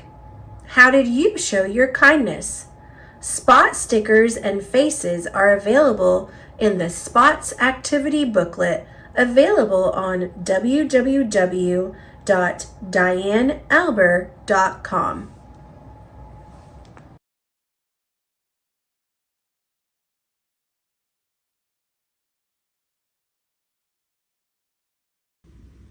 Star Wars Clone Troopers in Action by Claire Hibbert.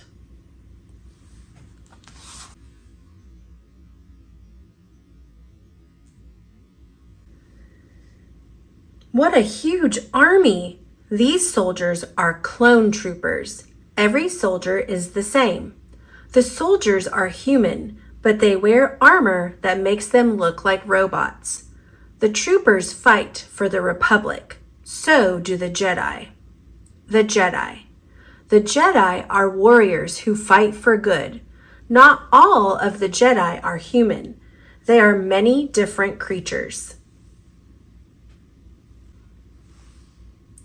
Obi-Wan Kenobi was the first Jedi to see the clone troopers. He discovered the army on a planet near the edge of the galaxy. This planet is called Kamino. Obi-Wan Kenobi. Obi-Wan Kenobi is a Jedi Master. A Jedi Master is a high-ranking Jedi who has carried out many brave acts. Obi-Wan is very skilled at fighting with his lightsaber. This is Jango Fett. He is very good at fighting. All the clone troopers are copies of Jango. Scientists made the clone babies and grew them inside glass jars. The babies will grow into troopers. Clones. Clones are exact copies of living things.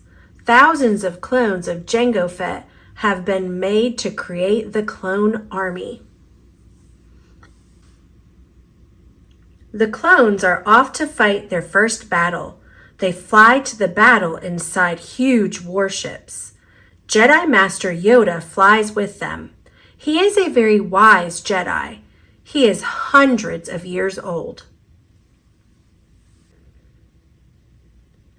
The clone troopers wear helmets and tough body armor. The armor covers the troopers' bodies. The armor is very strong so that it protects the clone troopers in battle. Officers. Clone officers wear blue, green, red, or yellow stripes on their armor. Yellow is for the highest rank, clone commander. Zoom! These clone troopers are driving speeder bikes. The bikes fly high above the ground. They are super fast and are used to soar above a planet's surface. The bikes have blaster cannons to fire at enemies. This is an even faster way to travel. This starfighter is flown by a clone pilot. Starfighters are small and fast ships. They are often launched from larger ships to attack the enemy. Clone pilots. Just like the clone troopers, clone pilots are exact copies of Jango Fett. Oh no! These clone troopers are attacking a Jedi! What is going on? Chancellor Palpatine has told everyone that the Jedi are bad. He orders the clone troopers to attack the Jedi suddenly so that the Jedi can't fight back. Evil leader. Chancellor Palpatine is hungry for power. He pretends to be good, but he will stop at nothing to take control of the whole galaxy. Now the troopers are called stormtroopers. They don't fight with the Jedi. They fight against them. The stormtroopers obey Palpatine and his second in command, Darth Vader. Palpatine is now called the Emperor, and he rules the galaxy. Darth Vader. Darth Vader is part human and part machine. He was once a Jedi Knight called Anakin Skywalker, but now he has turned to evil. Some stormtroopers have special jobs. Scout troopers check out enemy territory. Stormtroopers fight on icy worlds. No matter what their job, all stormtroopers are well known for one thing. They always follow orders. Scout trooper, snow trooper. This tall walking tank is called an AT-AT. It carries stormtroopers into battle.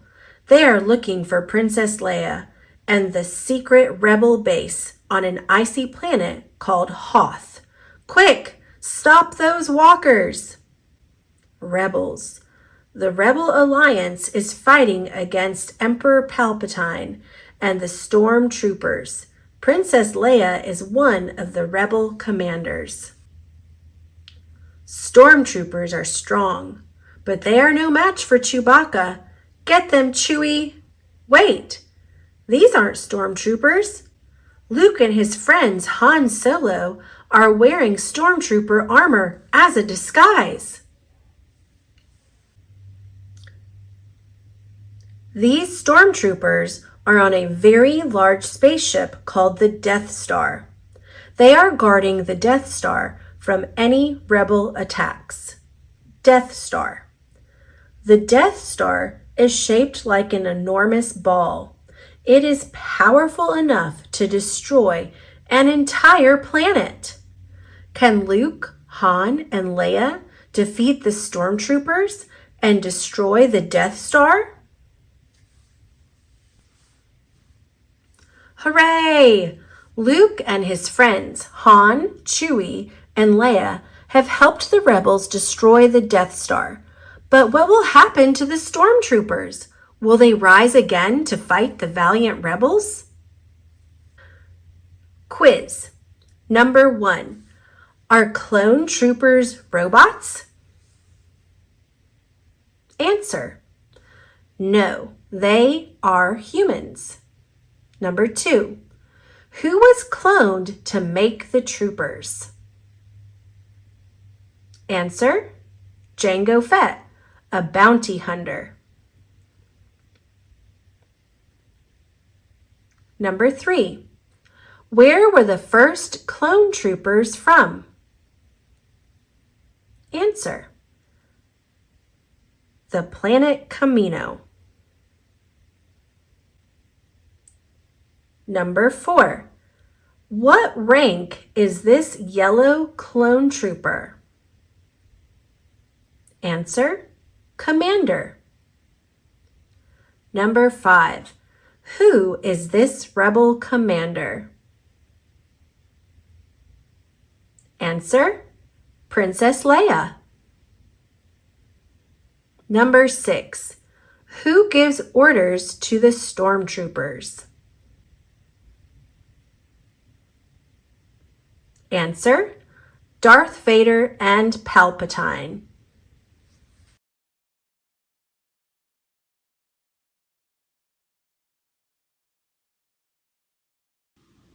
Fall is for School by Robert Newbecker. Fall is time for school. That is really uncool. Fall is here. It's time for school. The summer's in the past. I'm staying here. I will not go. Vacation went too fast.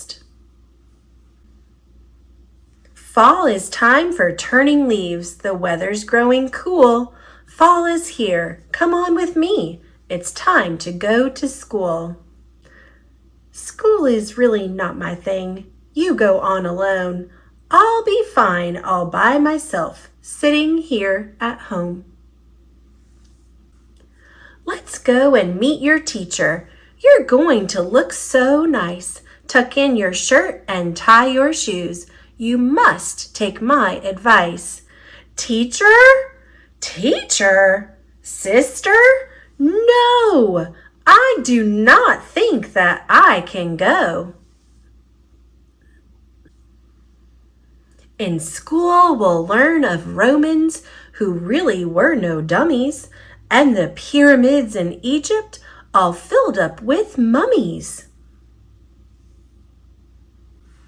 Dinosaurs and carnivores, mighty Tyrannosaurus, giant tigers, woolly mammoths really were enormous. I am going to play all day. It doesn't matter what you say. Recess is for playing games. We'll run and jump and climb. Let's go right now and join the fun. You really must not whine. Whine. Do your numbers. 1, 2, 3. Add, subtract, and multiply. 1,000,000 trillion, my oh my. Count the stars up in the sky. I do not like arithmetic. It hurts my eyes. It makes me sick. I will not go. I do not care. I have heard enough. To tell the truth, I'm not like you. School is just too tough. Rocket ships that fly to Mars, music, sports, and art. These are all the things you love. I think you're very smart. We will learn to read and write, the stories we will tell. And if you want to do it right, you have to learn to spell. Fall is time for parties, for spooky Halloween. We'll dress up just like zombies and paint our faces green. In science, we will never stop until we ace the pumpkin drop. Pumpkin drop? Pumpkin drop. We pad them up and drop them. It's really engineering. If your pumpkin doesn't smash, the teacher will be cheering. Is that something I can do? And everyone is going? Staying home day after day was getting kind of boring. Fall is time for school. We'll learn and we'll be clever. A great big world will open up and change our lives forever. Maybe school will be all right. I might just reconsider. Maybe you are not so dumb for my baby sister. Fall is time for school. School is full of awesome. The world is mighty cool. It's an amazing universe. Fall is time for school.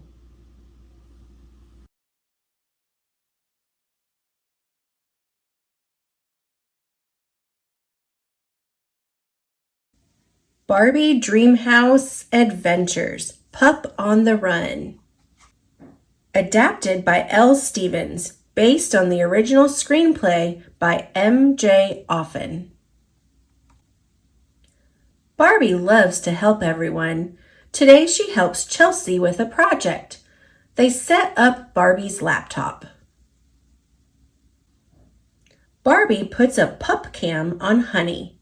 The camera will take a live video for Chelsea's class. They can talk to Honey through the cam too. Honey loves it. Skipper and Stacy are excited. They are going to a music festival. Barbie is helping her friend Nikki. She is baking cake bars. Nikki will hand the bars out at the festival. Then people will know about Nikki's bakery. Barbie also helps Ken. He has to practice for a talent show. They work on his moves by the pool. Nikki comes to pick up the bars. They are in boxes. Honey jumps up. She jumps into a box. Nikki brings the boxes to the festival. She is ready to hand out cake bars. Nikki does not see Honey pop out of a box. At home, Barbie sees Honey's pup cam on her computer. Honey is at the festival. She talks to Honey on the laptop. Go to Nikki, she says. But Honey sees a butterfly. Barbie goes to look for Honey. She does not want to ask for help. Barbie spots Honey. Honey does not see Barbie. Honey chases the butterfly. Barbie chases Honey. Stacy and Skipper see Barbie and Honey. They think Barbie needs help. Honey follows the butterfly. She runs up a ladder. Barbie follows Honey up the ladder. Someone takes the ladder away. Barbie tries to get Honey. She still does not want to ask for help. Barbie gets Honey, but they are stuck upside down. Stacy, Skipper, and Nikki find them. Now Barbie asks for help. Back at home, the girls watched Chelsea's project. Honey made a great video.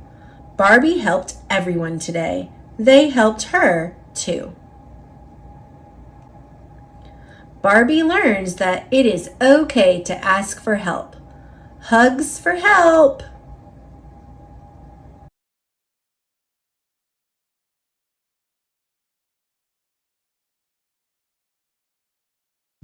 Pete the Cat, Big Easter Adventure by Kimberly and James Dean.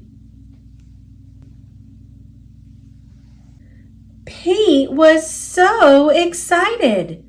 Easter was here. He couldn't wait for his basket of goodies. Jelly beans were his favorite.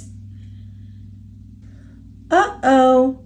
His basket was empty, except for a note. Pete, please help. Find the eggs. Paint the eggs. Hide the eggs. Thanks, the Easter Bunny. P.S. Wear these. Pete put on the bunny ears and thought, a cat with ears like a bunny? Now that's funny. Happy Easter, chickens! Do you have any eggs today? Pete asked. I am helping the Easter Bunny. Sure, Pete, we have a lot of eggs, the chickens said. We are happy to help, but don't you need a bunny nose and a fluffy bunny tail? The chickens were right. A bunny nose and tail would be neat. Then Pete's costume would be complete. Pete put on the nose and tail like a bunny's. A cat dressed up like a bunny? Now that's funny. Now Pete was ready. It was getting late, and he still had a lot of eggs to decorate. What colors would Pete use? Hop, hop, hop. Off to the tool shed for paint and brushes. Pete couldn't wait to paint the eggs. Some eggs had one color, some eggs had two, some eggs were red, and some eggs were blue. When the egg painting was done, Pete had a basket full of bright, colorful, amazing eggs. Now, hiding them would be lots of fun. But where, oh where, would Pete hide the eggs? Around the neighborhood for all his friends to find. Pete hid eggs in flower pots. He hid them in the water spout. And when he was done hiding the eggs, Pete the cat was all worn out. Helping others out is what Easter is all about, Pete said. Pete's job was done. He was hiding the last one when the Easter Bunny arrived. Great job, Pete. You were a big help, said the Easter Bunny. The Easter Bunny gave Pete an award for a job well done. Helping others can be lots of fun. Happy Easter, everybody!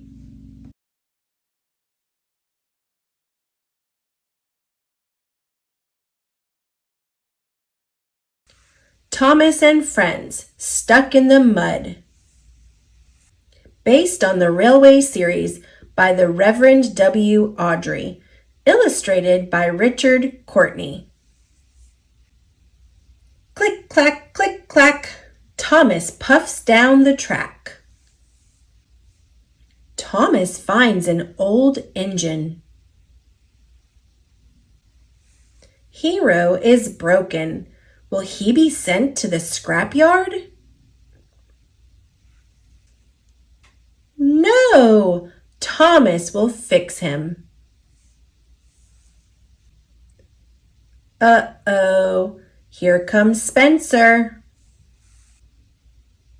I'm going to tell, says Spencer. Oh no, Hero needs help. Thomas puffs off to get help. Click, clack, click, clack. Thomas and Spencer race down the track. Splat! Spencer falls into the mud. Now Thomas must help 2 engines, he tells Sir Topham Hatt. Clang, clang, bang, bang, Hero is fixed. But who will help Spencer? Thomas is too small. Hero will. He huffs and puffs. He pulls Spencer out of the mud. Thank you, says Spencer. Hooray for Hero. Click, clack, click, clack. All the friends steam down the track.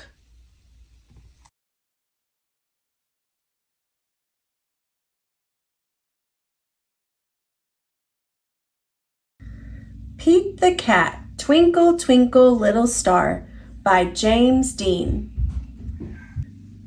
Twinkle, twinkle, little star, how I wonder what you are. Up above the world so high, like a diamond in the sky. When the blazing sun is gone, when he nothing shines upon, then you show your little light, twinkle, twinkle all the night. Then the traveler in the dark thanks you for your tiny spark.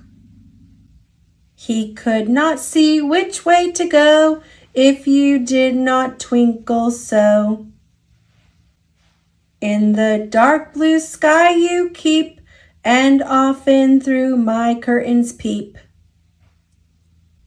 For you never shut your eye till the sun is in the sky. As your bright and tiny spark lights the traveler in the dark. Though I know not what you are, twinkle, twinkle, little star, how I wonder what you are. Up above the world so high, like a diamond in the sky. Twinkle, twinkle, little star, how I wonder what you are. How I wonder what you are.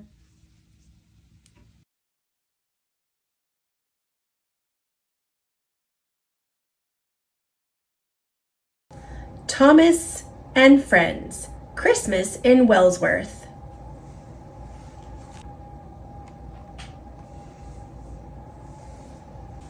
Based on the Railway series by the Reverend W. Audrey, illustrated by Richard Courtney. It was 2 days before Christmas. Everywhere Thomas looked, Wellsworth was bustling with preparations. Toby brought shoppers into town. James pulled freight cars full of decorations. and Henry had just delivered a large Christmas tree to the town square. The following night, Wellsworth would have a wonderful Christmas Eve festival. Everyone would gather to watch the lighting of the tree. They'd sing carols and ring bells. Thomas couldn't wait. If only it would snow, he thought. Then everything would be perfect.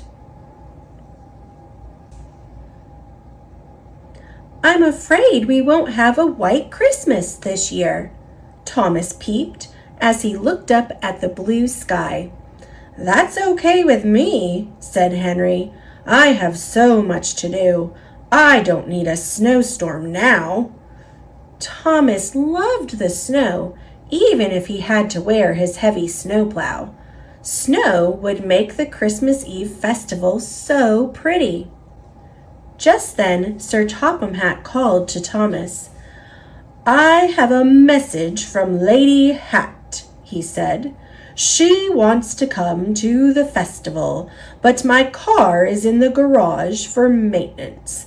I need you to run over to Kelsthorpe to pick her up. Please take Annie and Clarabelle so you can bring my grandchildren as well." "Yes, sir," peeped Thomas.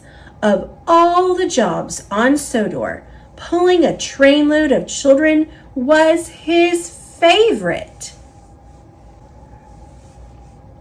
Thomas was soon speeding across Sodor.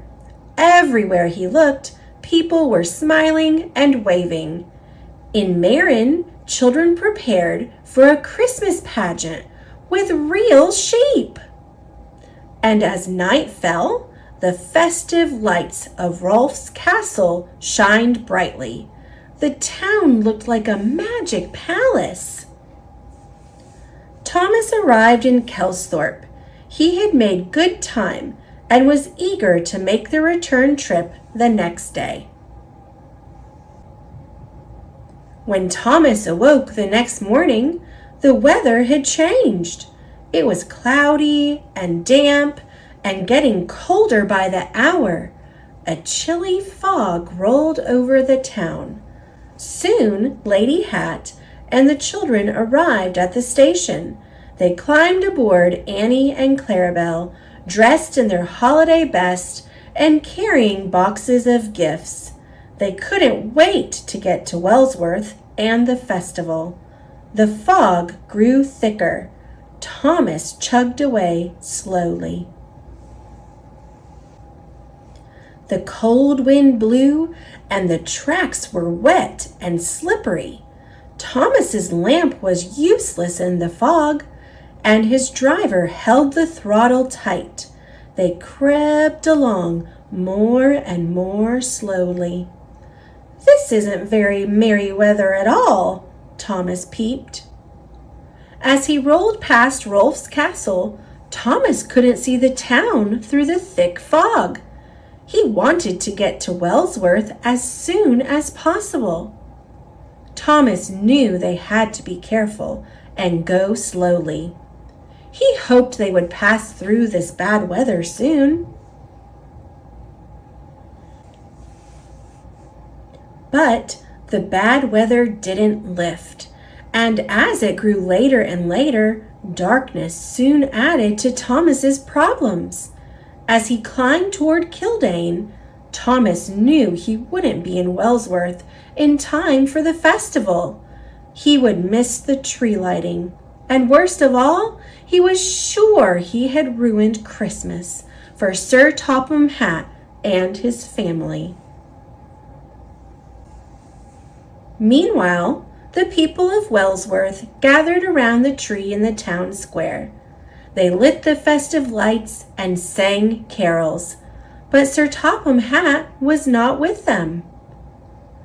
Sir Topham Hatt waited nervously at the Wellsworth station. There were reports of fog and frost all over the countryside. He checked his watch and worried. "I hope everyone is okay," he whispered to himself.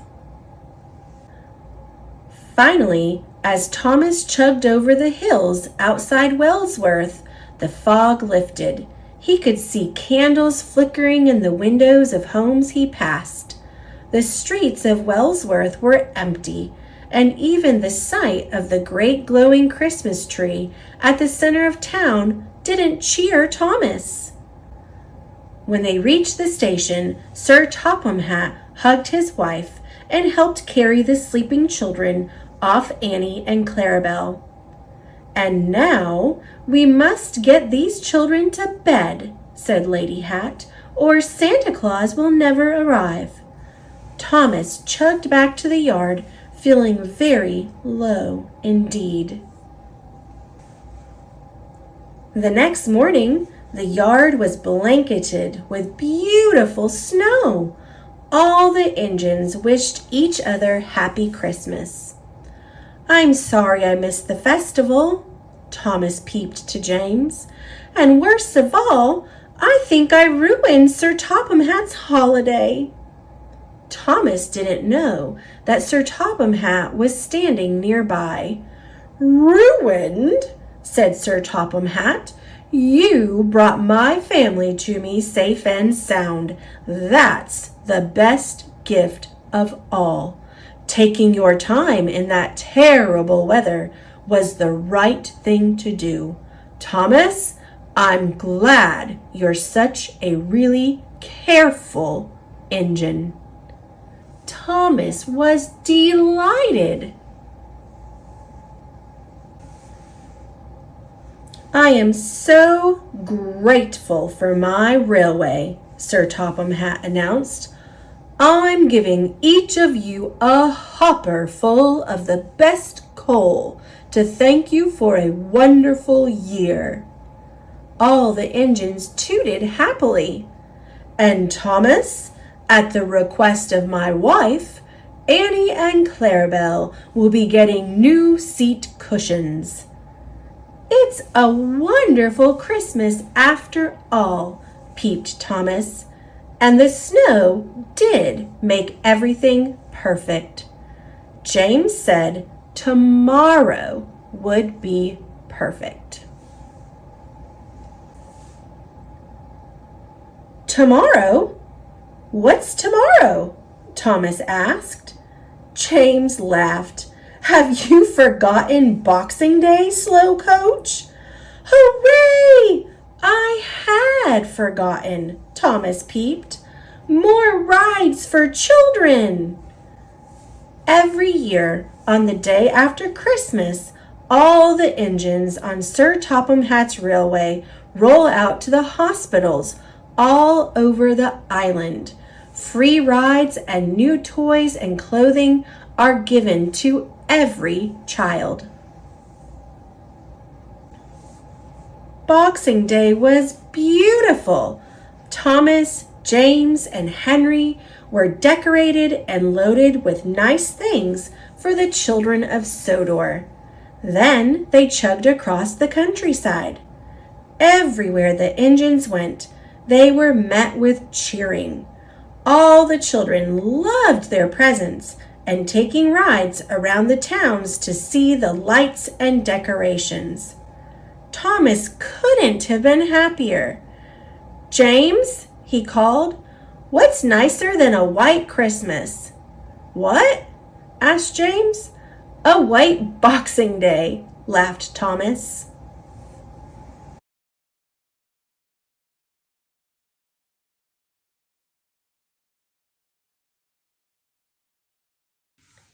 Fly Guy presents Weather by Ted Arnold.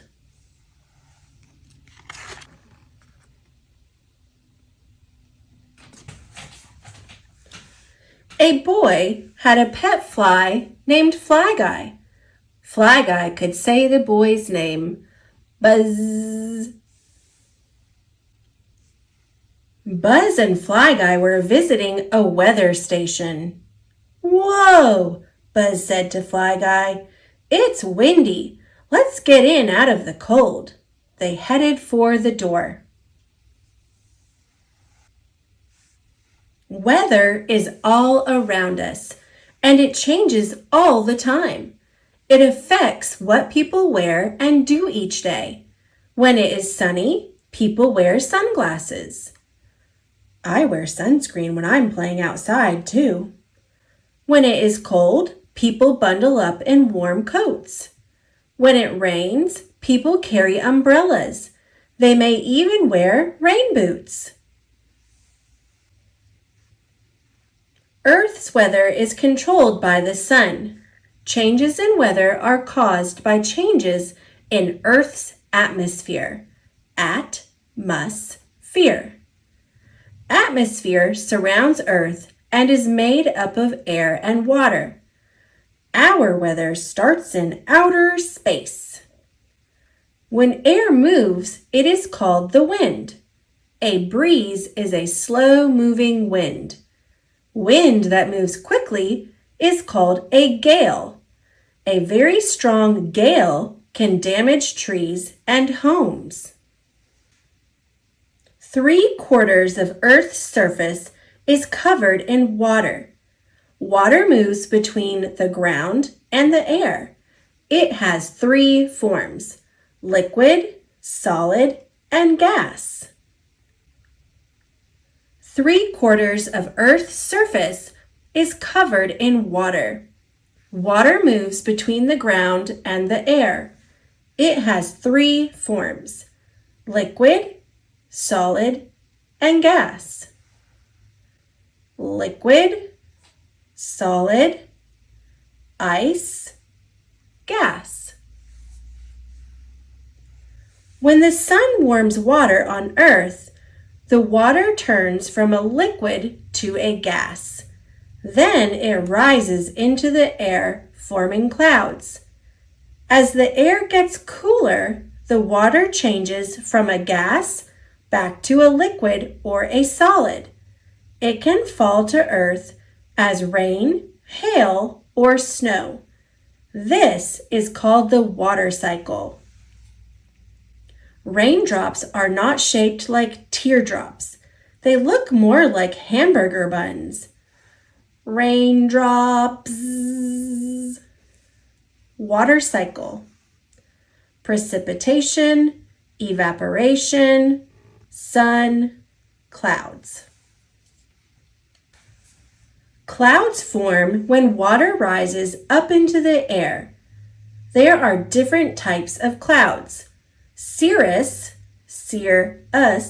clouds are wispy and thin and made up of ice.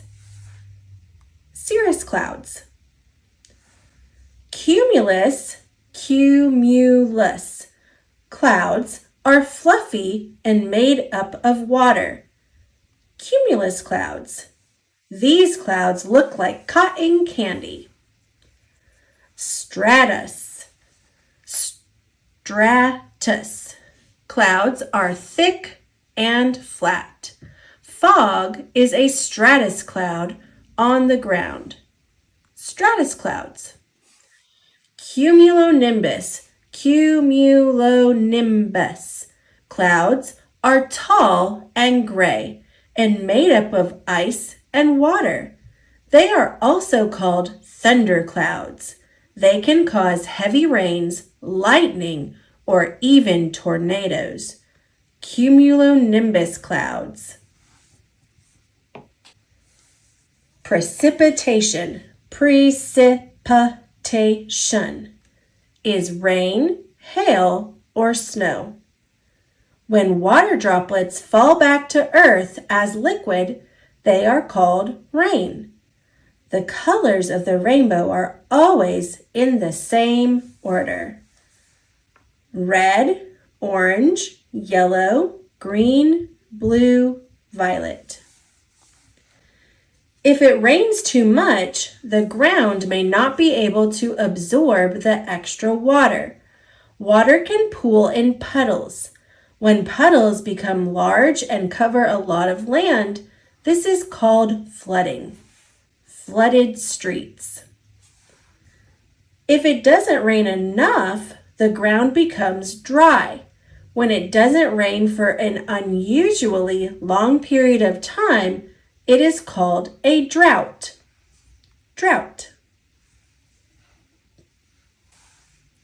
Sometimes winds can make ice go up and down inside a storm cloud. Layers of ice stick to one another, forming balls. These ice balls are called hail. Hail can be smaller than a pea or larger than a grapefruit.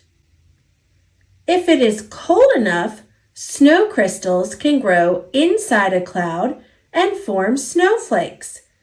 Every snowflake is different. When it is very windy and snowy, this is called a blizzard. During a blizzard, winds can blow as fast as 45 miles per hour. One blizzard dropped about 50 inches of snow in only 36 hours. New York blizzard of 1888. Lightning is a giant electric spark. Electricity is created when water droplets freeze alongside rain and wind inside a storm cloud. The electricity builds up until it flashes outside of the cloud as lightning. Lightning is hotter than the surface of the sun. When it strikes, the air gets so hot that it makes sound waves vibrate. This creates a boom of thunder. Lightning is dangerous. Stay indoors if you see lightning. If you are outdoors, crouch down and stay away from tall objects. Tree struck by lightning. Remember, when thunder roars, head indoors. Hurricanes are the strongest storms on Earth. They bring heavy rain, high winds, rough waves, and floods to coastlines. This storm has a different name depending on where it forms. In the Atlantic Ocean, it is called a hurricane. In the Indian and South Pacific Oceans, it is called a tropical cyclone. And in the North Pacific Ocean, it is called a typhoon.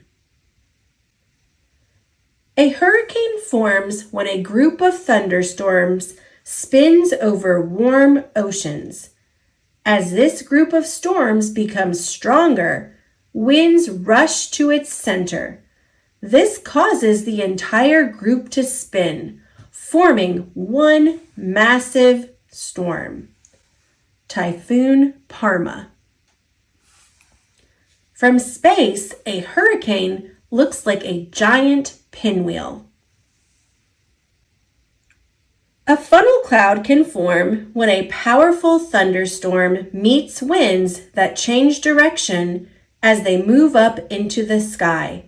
If the funnel cloud touches the ground, it is called a tornado. Tornadoes can do a lot of damage. They have some of the strongest winds on Earth. They can lift cows, cars, and even homes off the ground. Tornado damage. Tornado Alley in the United States has more reported tornadoes than anywhere else in the world.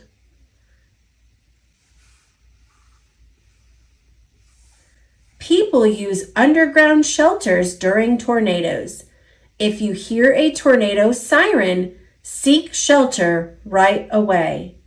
Most tornadoes last for just 10 minutes. Underground shelter. Weather can get weird. Tornadoes that form over water are called waterspouts. A waterspout does not suck up water, but it can suck up frogs or other small animals.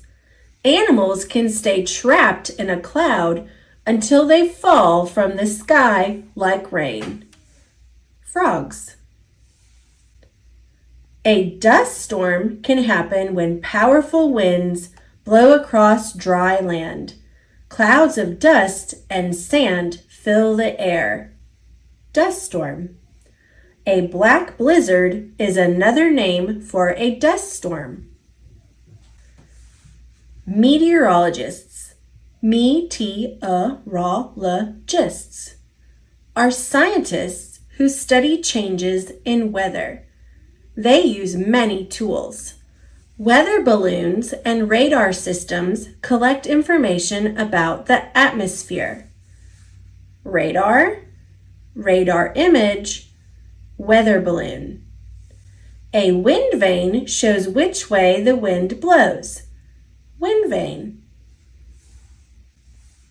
Some meteorologists tell people what the weather might be like in the future.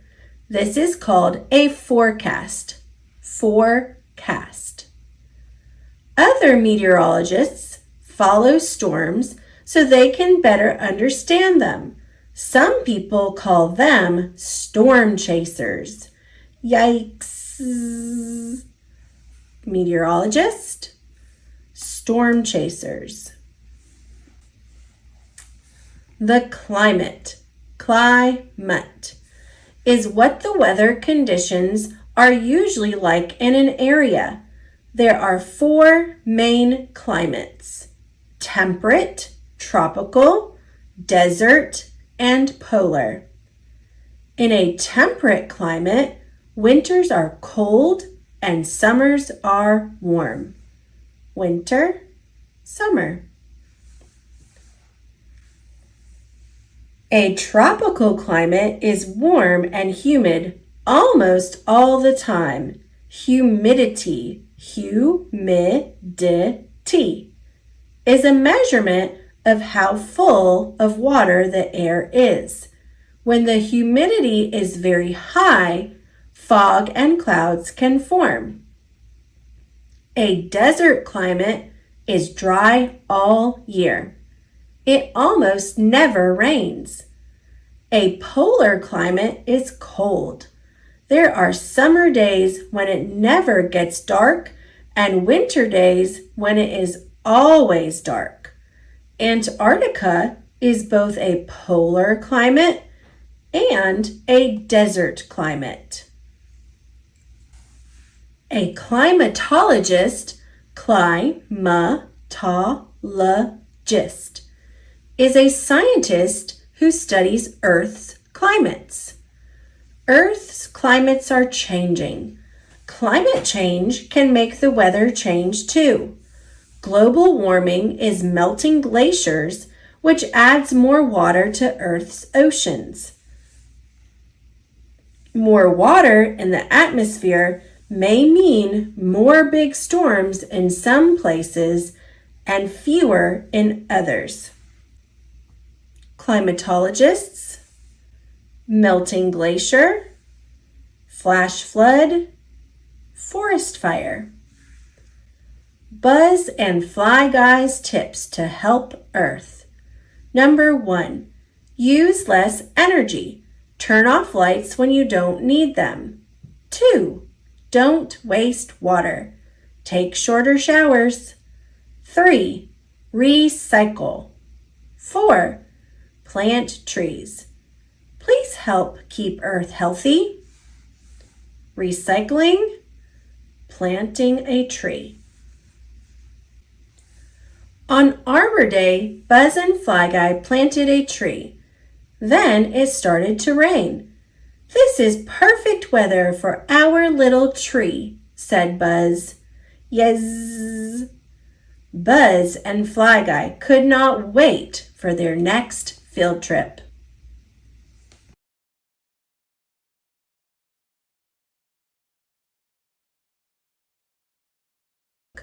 Barbie Spy Squad. Adapted by Mary Tilworth, based on the screenplay by Marcia Griffin and Casey Arnold, illustrated by Okate Design Group. It was a big day at the gymnasium. Top gymnasts from around the world were competing in the championship qualifying trials. The onlookers cheered as a lone gymnast swooped through the air, executing a perfect backflip, round-off, triple twist combination. For a team of one, Patricia's pretty stiff competition, exclaimed Barbie's teammate Renee. Her margin for error is infinitesimal, moaned their other teammate Teresa. You know what that means, Barbie said. Pandora's Pyramid. Pandora's Pyramid was a sequence of twists and jumps that ended with Barbie performing a triple somersault onto Teresa's and Renee's shoulders. The girls began the routine. Barbie could feel herself getting more and more nervous. Instead of completing the pyramid, Barbie somersaulted through the air, missed her last rotation, and landed with a thud on the mat. Ugh, Barbie said after the trial. I totally psyched myself out. Don't be so hard on yourself, Teresa told her. We still qualified for the championship finals. Just then, Renee's phone beeped. Auntie Zoe just invited us to a picnic to celebrate getting into the finals. The girls followed Auntie Zoe's directions. As they sat down for their picnic, a sign behind them suddenly slid open, revealing a secret entrance. Let's go check it out, said Barbie. Inside, they discovered a secret headquarters filled with blinking screens and high-tech equipment. Welcome to I3, the International Intelligence and Innovation Agency, called a familiar voice. It was Auntie Zoe. She was the head of I3 and had decided to recruit the girls as secret agents. Renee gasped. I can't believe you're head of an international intelligence agency. Her sweater-knitting, cat-loving aunt was way cooler than she had imagined. I've been watching you girls compete since you were little. I've never seen such raw talent, Aunt Zoe explained, and I need you for a special mission. A jewel thief has stolen 6 of 9 gems that can be used to power a dangerous electromagnetic pulse weapon, or EMP for short. This is our chance to do something really awesome and make a difference. We're in, declared Barbie. Auntie Zoe introduced the girls to a gruff man in a black suit. This is Agent Dunbar. He will be your training specialist. Agent Dunbar led the girls to a lab where a young man was tinkering with robot pieces. This is Laszlo, our resident inventor, Agent Dunbar said. He's behind every gadget, weapon, and disguise used by our agency. Did you make this arm on a 3D printer with glass fiber and nylon composite? Teresa asked Laszlo. Yeah. How'd you know that? Laszlo responded. I've been toying with some robot designs of my own, Teresa said. A robotic dog trotted up to Barbie with a purring robotic kitten close behind. Meet Percy and Violet, my state-of-the-art tech box, Laszlo said proudly. Percy will be your very own bot. He's indispensable when it comes to surveillance and gadgetry in the field. Agent Dunbar led the girls to the training room for their first exercise. "Piece of cake!" exclaimed Renee as she rappelled down a multi-sensory wall using a purse zip line. "Unless the rope breaks or our safety harnesses fail," groaned Teresa. Barbie swung down by her friend. "You got this, T. Just breathe." Teresa looked into Barbie's eyes and nodded. In unison, the girls leaped off the wall and glided safely to the ground.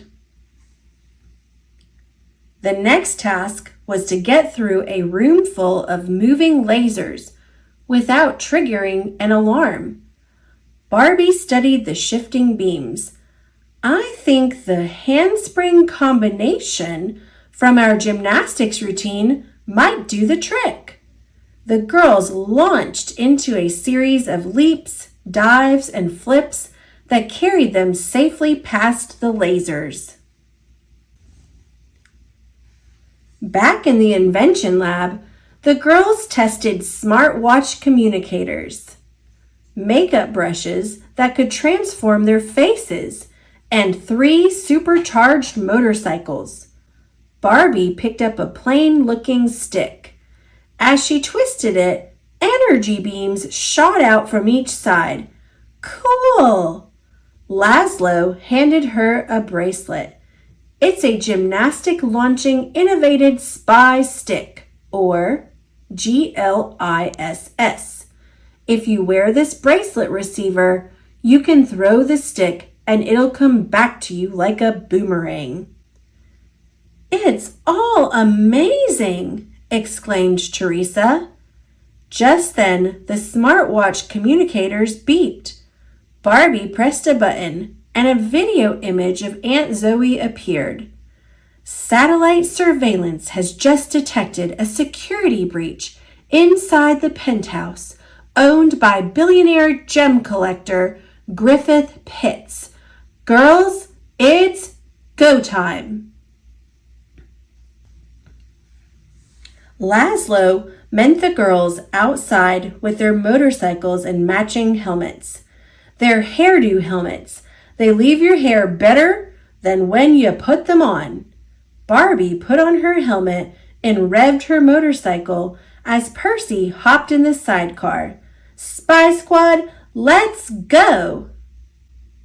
Barbie and her friends entered Griffith Pitts' huge loft, where they discovered the jewel thief pocketing a gem. Barbie and her friends sprang into action, twisting and flipping to avoid the billionaire's laser maze security. "You're mine now!" shouted Barbie as they gained on the robber. Just as they were closing in, the thief flew over a railing and glided down a glass skyscraper using a high-tech zip line. Barbie, Teresa, and Renee deployed their purse zip lines, but Teresa hesitated, frozen with fear. "You've got to stop looking down," Renee said. "I can't," Teresa wailed. "You can do this," Barbie told Teresa patiently. "It's just like we practiced. Just breathe."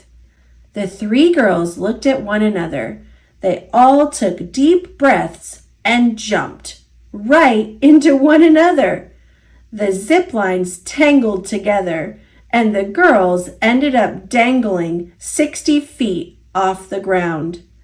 "Wish I could hang around, but you know me. Places to go, things to steal." The thief hopped on a motorcycle and zoomed off.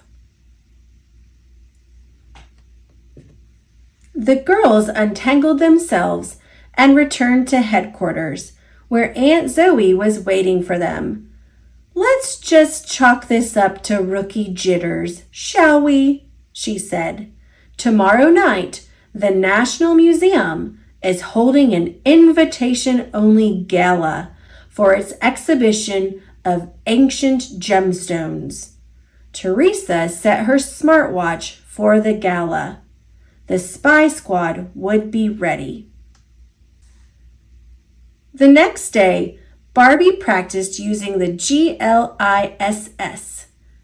As she whirled and leaped, Aunt Zoe came in to watch. Barbie launched herself so high she could have easily completed the Pandora's Pyramid move.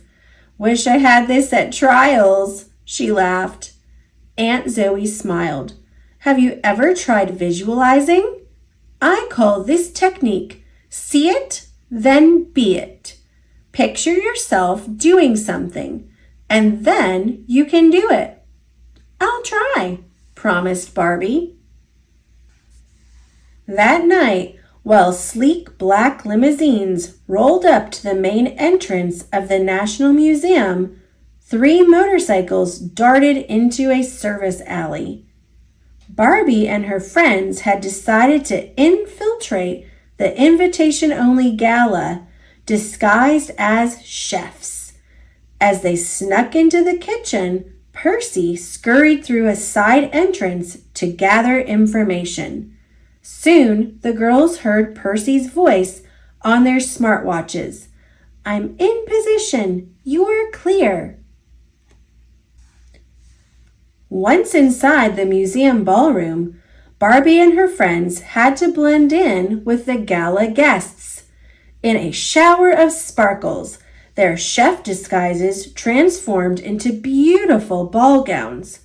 Only their outfits included jewelry-set communicators, tech glasses, and bracelet scanners. "We have a breach," Percy growled over their communicators. "Northwest corner." Barbie nodded. "Copy that. We're on our way." The girls hurried up a grand staircase to the northwest corner of the museum. But when they arrived, there was no one in sight. Renee tapped on her tech glasses. "The security system has been hacked." Teresa checked her bracelet scanner. "Percy's frequency has been scrambled." Barbie groaned. This was just a trick to draw us away from the gems. The girls rushed through the gem exhibit. As they searched the room, a figure stepped out of the shadows. It was the jewel thief, holding a gem. "This ends now," shouted Barbie, as she and her friends transformed their ball gowns into spy suits and took off after the thief. "I don't know why you try to keep up with me," sneered the thief before performing a daring mid-air twist. "Was that a triple Arabian twist?" Barbie whispered. They watched helplessly as the thief reached the top of the sculpture and fired a zip line, propelling her through the glass roof of the museum. Barbie and her friends had failed again. Back at headquarters, Auntie Zoe had more bad news. "We just learned that the gem we had in evidence is now missing. Unfortunately, you won't be the ones to retrieve it," Agent Dunbar said with a smirk. "We're being fired?" Renee gasped. Aunt Zoe nodded sadly. "The Director of National Intelligence has decided to terminate your training. The stakes are just too high now. I'm sorry, girls."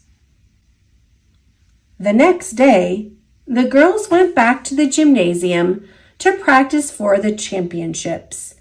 As they warmed up, Barbie saw her sister Chelsea crash into her teammate Mila during a tumbling move.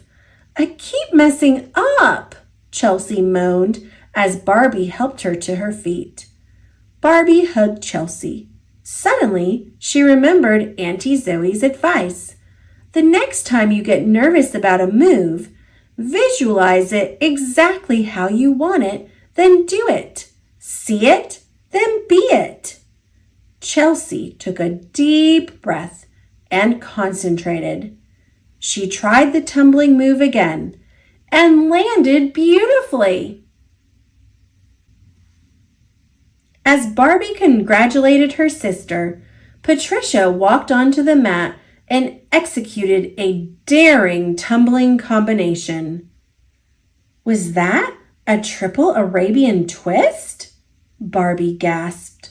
Patricia nodded smugly. I don't know why you try to keep up with me. Suddenly, Patricia's words and her moves all made sense to Barbie. You're the jewel thief, she exclaimed. So you found me, Patricia said with a smirk. She started to run for the exit. Too bad finding and catching aren't the same thing.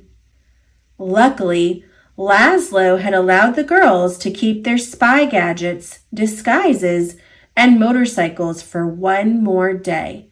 Soon, Barbie and her friends were chasing Patricia through traffic, weaving through honking cars and huge semi-trucks all the way to I-3. Inside the secret agency headquarters, the girls discovered a shocking surprise. Agent Dunbar had stolen plans from I-3 to create the EMP weapon, and Patricia had been helping him steal the gems to power it. Patricia, it's not too late, Barbie told the talented gymnast. You could be part of our team. We actually care about you. Silence, thundered Dunbar. Before they could act, Barbie and her friends were captured by robots. They overlooked me for your precious Auntie Zoe, Agent Dunbar smiled. That's why I'm going to use the EMP weapon to cripple the agency, and I'll blame it on your aunt, he cackled evilly. Who needs to run an agency when you can run the world?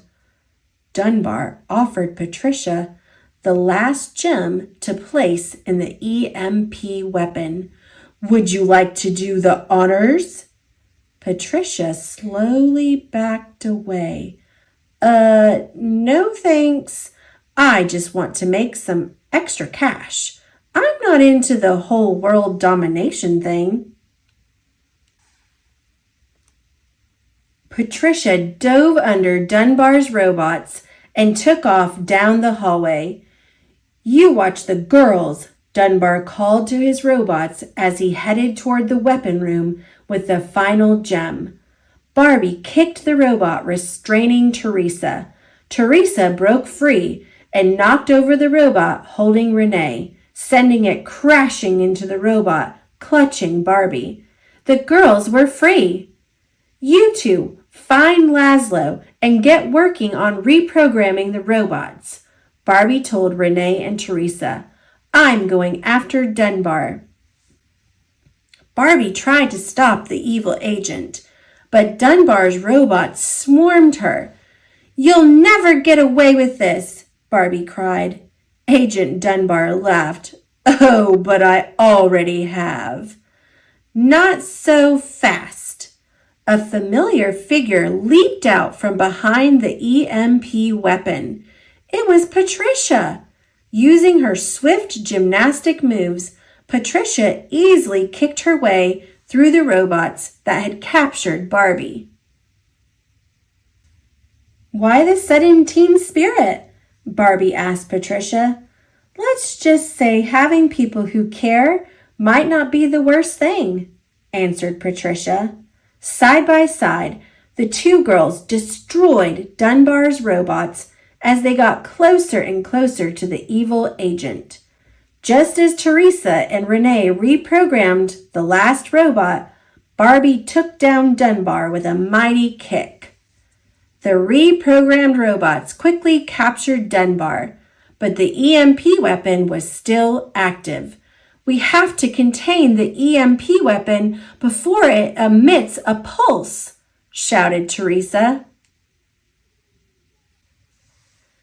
If we can detach just one of the gems, We can stop this thing from going off. Barbie closed her eyes and concentrated, visualizing what she and her teammates would need to do. I've got it, she shouted. Pandora's Pyramid. See it, then be it. Barbie repeated Auntie Zoe's advice. She took a deep breath. Barbie flipped and twisted, landing perfectly. As her friends held her up, Barbie used the GLISS and pried up the gem until it went flying. The weapon was deactivated, and the world was saved. Guess I underestimated you, Patricia confessed to the girls as Agent Dunbar was dragged away. Renee smiled. You underestimated a lot. Are you going to tell me that perspective is one of those things that friends are good for? Patricia asked. Barbie hugged her new friend. Seems that way, doesn't it? Auntie Zoe congratulated Barbie and her friends. You all should be proud of yourselves. What you did today was nothing short of remarkable. As the girls celebrated, Teresa checked her watch. It was almost time for the championship finals. Guys, we've got to bounce. Auntie Zoe nodded. All right, but afterward, I want to talk to you girls about coming back to the agency.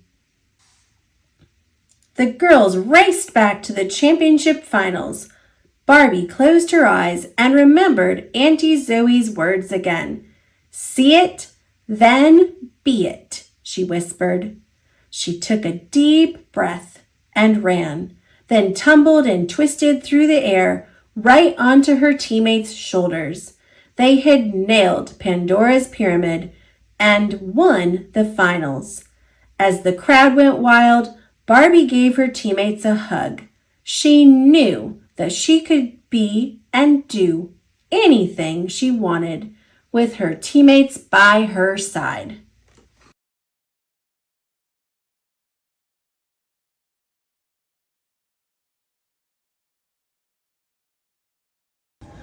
Barbie, You Can Be a Doctor by L. Stevens, illustrated by Dynamo Limited. Barbie wants to be a doctor.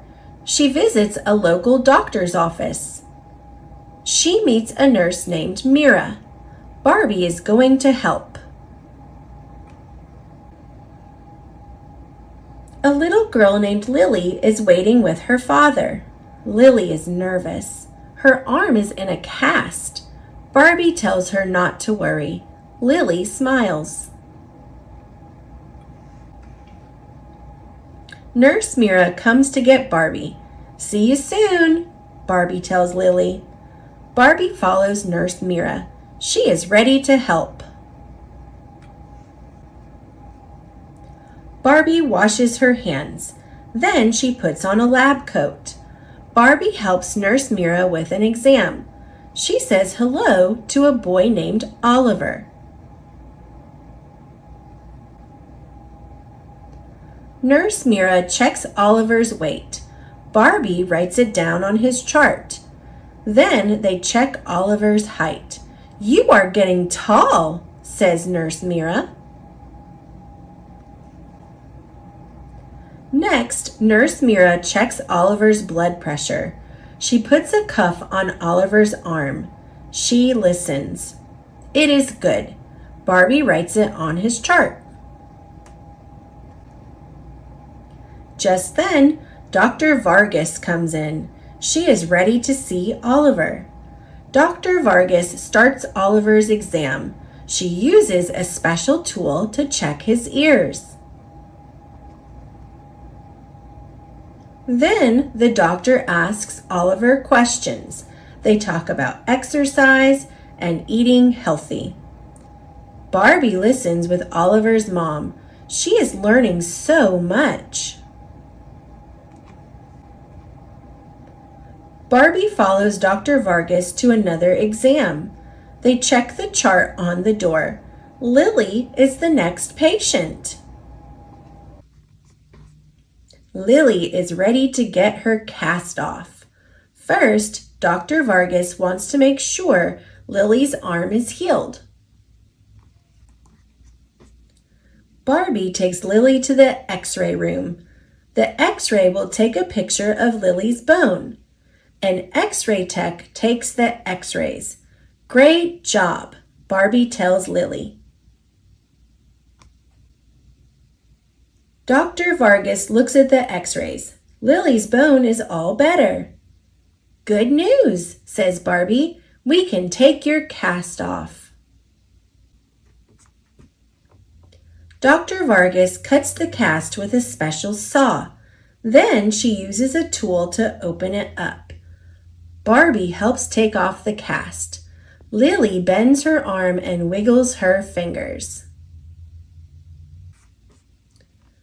Lily wants to keep her cast. She asks Barbie to sign it. Barbie helps Lily pick a special prize. Lily chooses a purple bouncy ball. Barbie loves helping Dr. Vargas. You can be a doctor too, says Dr. Vargas.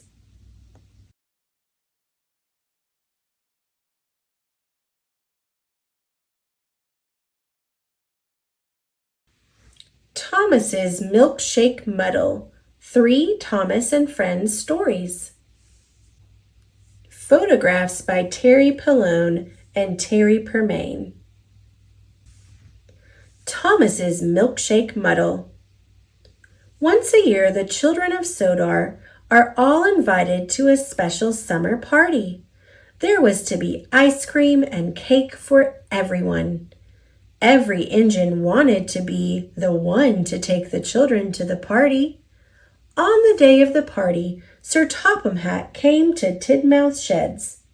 Thomas hoped that he would be taking the children, but Sir Topham Hatt chose Emily. He had other jobs for Thomas. Thomas, first you are to go to the dairy to collect milk to make ice cream. Then you must go to the farm on the other side of the island to collect butter for cakes, all in time for the children's party. Thomas set off proudly. When Thomas arrived at the dairy, the manager told him he was to take the milk churns to the ice cream factory. You have to go very slowly, he told Thomas. So Thomas steamed carefully away. When stopped at a signal, he met Emily. "Hello, slow coach," she whistled. "I'm not being a slow coach," huffed Thomas. "I'm being reliable." "If you weren't a slow coach," Emily sniffed, "Sir Topham Hatt would have given you my job. I'm fast and reliable. That's why I'm taking the children." Emily looked very pleased with herself.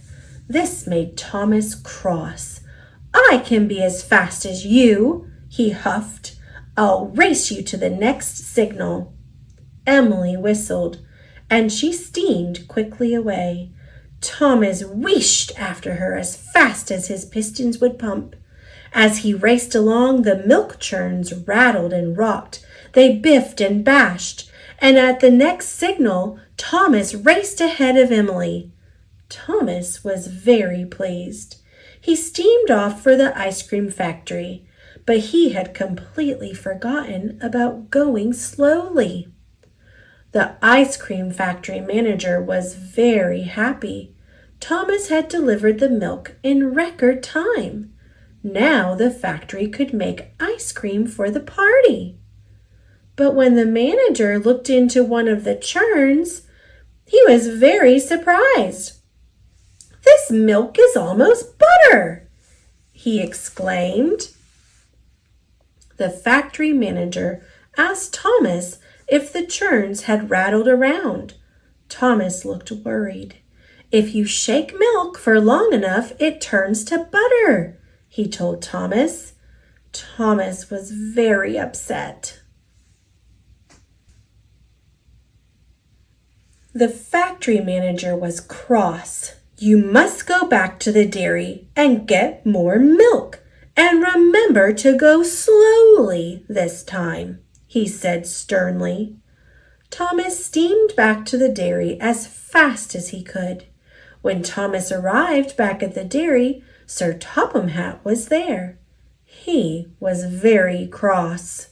Thomas, it is nearly time for the party, and you still have not collected the butter from the other side of the island. The children will have no cakes for the party. Thomas felt terrible. Thomas trundled slowly and carefully back to the ice cream factory. He didn't feel reliable. He had let everyone down. When he finally arrived with the milk, the manager told Thomas to take the old churns back to the dairy. But suddenly, Thomas had a better idea. Thomas steamed along with the milk churns even faster than he had before. He huffed up Gordon's Hill and chuffed down to the valley. He raced like a rocket and he wheeshed like the wind. The churns in Thomas's freight cars rattled and rolled. They clanked and crashed and biffed and bashed. Even the cows and sheep looked up to see what the noise was. But Thomas couldn't stop until he got to the bakery. As he arrived, he blew his whistle long and hard. Peep, peep! I need butter, not milk, cried the baker. He was surprised to see the milk churns. Look inside the churns, tooted Thomas. The baker couldn't believe his eyes. The almost butter was now butter, enough to make all the cakes for the party. Sir Topham Hatt had heard what Thomas had done. He came to see him. Thomas thought Sir Topham Hatt would be cross. He was very worried. But Sir Topham Hatt smiled. Thomas, you have saved the children's party, he boomed. So today, that makes you the most reliable engine on the whole of Sodor. And later, Thomas had his most important job yet, as guest of honor at the children's party. There was lots of ice cream and plenty of cakes. Everyone had a wonderful time. The children cheered for Thomas. Thomas felt very proud. Toby feels left out. It was springtime on the island of Sodor. All the engines were working hard in the sunshine. One morning, Sir Topham Hatt arrived at Tidmouth's sheds. He had some exciting news. The new Sodor Museum opens soon, he announced. Lots of very important people will be coming to the island for the grand opening. What's a museum? Asked Percy. It's a place where they put old things so people can stand and look at them, huffed Gordon. I want you all to look your best, so everyone is to have a repaint. All the engines were very pleased. Later that morning, Toby met James at Knapford Station. Have you heard about the opening of the museum? Puffed James. We're all having a repaint. I shall look wonderful with a brand new coat of red paint. I've not heard about that, said Toby. Why hasn't Sir Topham Hatt told me? You must have been left out, James chuffed, and he steamed away. That night, Toby couldn't sleep. He kept worrying about what James had said. Why hasn't Sir Topham Hatt told me about the museum, he wondered.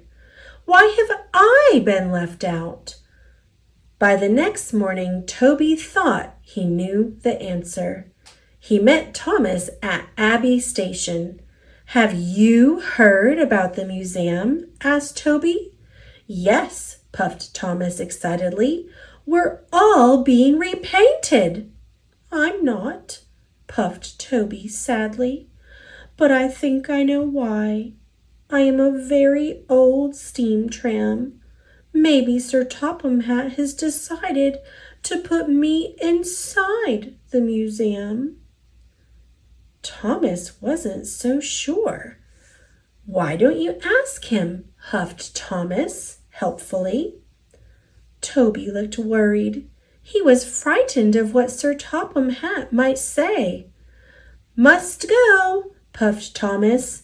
"Really useful engines are really busy ones." And he chuffed away. Toby thought for a moment.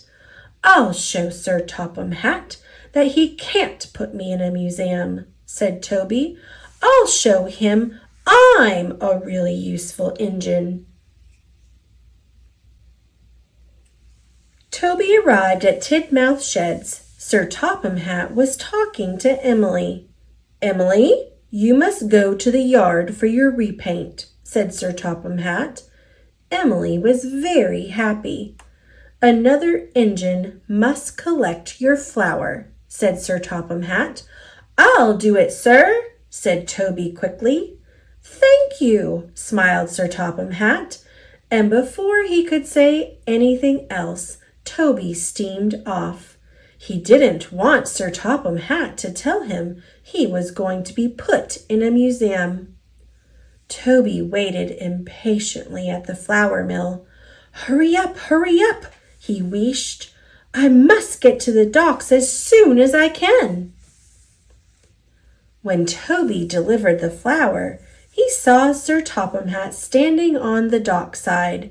He was talking to the dockmaster. Sir Topham Hatt saw Toby. He wanted to speak to him, but Toby steamed off as fast as he could. Later, Toby saw Thomas again. He was pulling Annie and Clarabelle. "I'm off for my repaint," chuffed Thomas happily. "I can pull Annie and Clarabelle for you," said Toby. "Thank you, Toby," tooted Thomas. So Toby pulled Annie and Clarabelle on Thomas's branch line. And while James was getting a shiny new coat of red paint, Toby collected coal cars from the mine for James.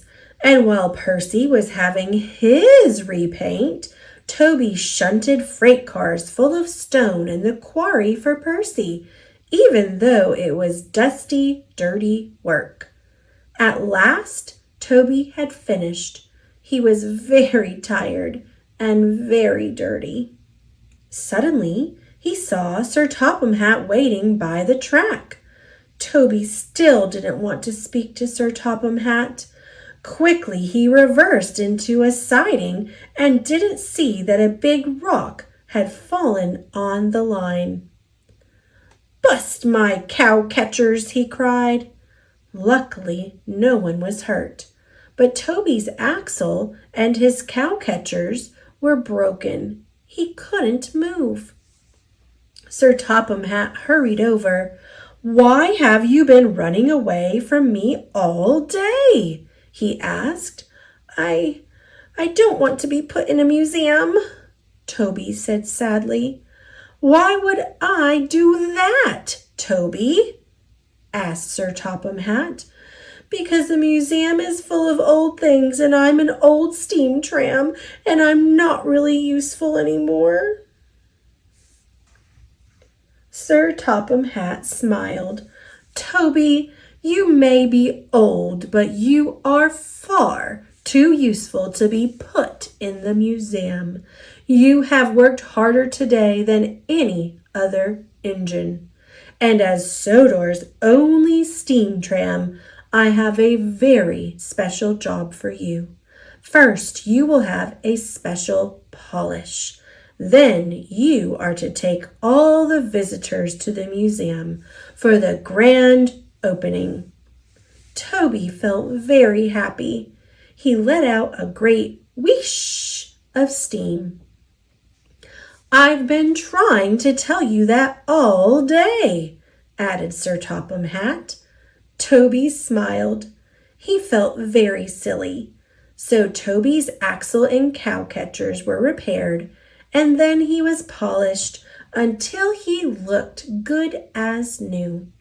On the day of the museum opening, Toby picked up the visitors at the docks and puffed them proudly to the new museum.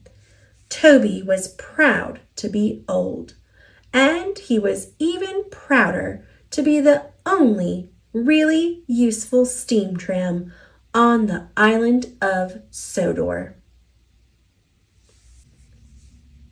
Thomas and the New Engine.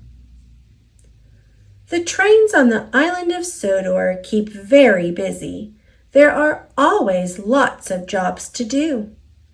One morning, Sir Topham Hatt came to Tidmouth Sheds. "A new engine has arrived on the island," he announced. "His name is Neville. You must all make him feel welcome. A happy engine is a useful engine." Later, Thomas was stopped at a signal. The signalman called down to Thomas, "The bridge ahead is unsafe. Thomas, you are to collect a piece of ironwork so the bridge can be repaired." "Yes, sir," huffed Thomas. At the yards, Ari and Bert were with Neville, the new engine. Neville was a steamy, but he had a square body like a diesel. Neville was backing up towards some trucks. "Nearly there," said Ari cheekily. "Nearly there," said Bert naughtily. Then there was trouble. "Watch where you're going, clumsy wheels." Ari and Bert laughed. Neville looked sad. "It's not your fault if you're a silly steamy," oiled Bert, and they laughed even harder. Thomas arrived at the yards. He could see Ari and Bert laughing with Neville. That must be the new engine, he thought. He must be friends with the Diesels. Thomas arrived at Knapford Station. "Have you seen the new engine yet?" asked James. "Yes," said Thomas, "but we'd better be careful. I saw him at the yards with Ari and Bert. They were laughing together." James was shocked. A steamy friendly with Diesels? As Thomas left, Edward pulled in. "Have you heard about the new engine?" snorted James. And he started to tell Edward all about Neville. Later, Edward was taking on water. He was talking to Percy. "That new steamy Neville is best friends with the Diesels," Edward puffed. "He doesn't want to be with steamies at all." "How do you know?"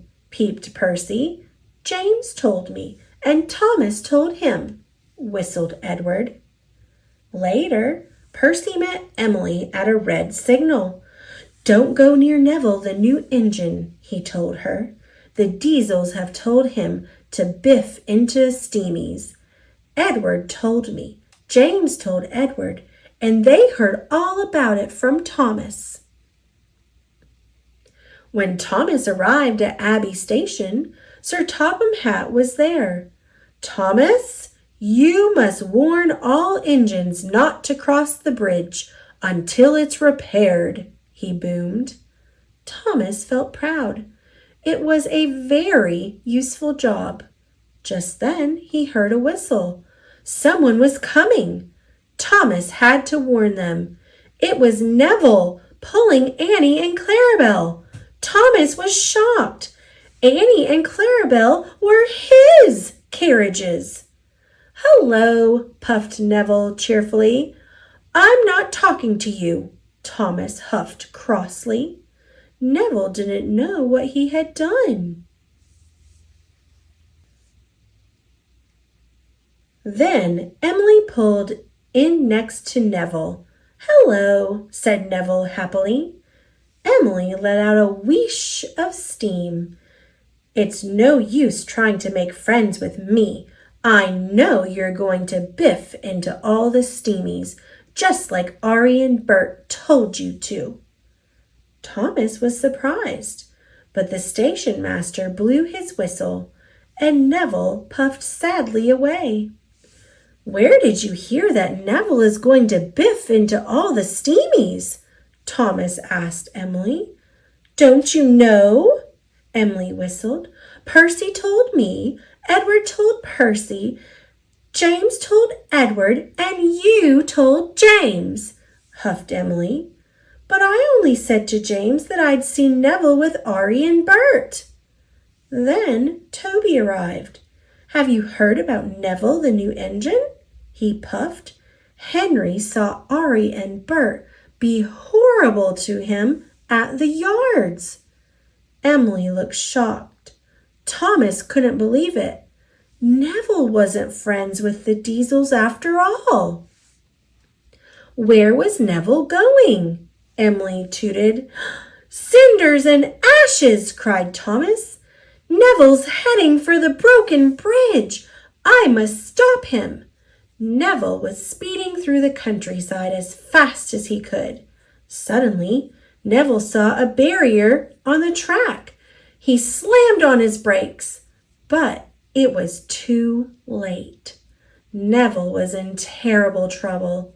He was on the broken end of the bridge. Thomas knew it was all his fault. Suddenly, he had an idea. Thomas steamed slowly and carefully onto the bridge. He gently bumped Clarabelle and was coupled up. Thomas was very scared. Slowly and steadily, he began to pull Neville back from the edge. The bridge made a creaking noise. Thomas knew he must hurry. He pulled as hard as he could, and with one big puff, he pulled Neville's wheels off the bridge. Thomas had done it. He had saved Neville and Annie and Clarabelle. "Thank you," whistled Neville. "I should have warned you," puffed Thomas, "but I was too busy believing silly stories. I thought you didn't like steamies, but now I know I was wrong." Thomas gave Neville a long, friendly toot toot. Neville was very happy. At last he knew he had a good friend in Thomas.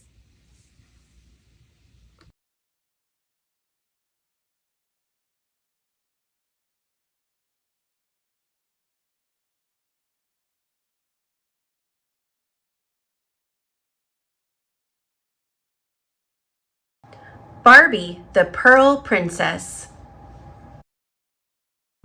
Adapted by Kristen L. Dumpkin, based on the screenplay by Sidney Clark and Stephen Granite, illustrated by the Oclate Design Group, a golden book.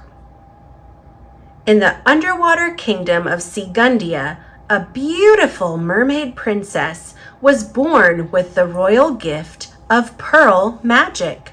She could make pearls move, dance, and glow in different colors without even touching them.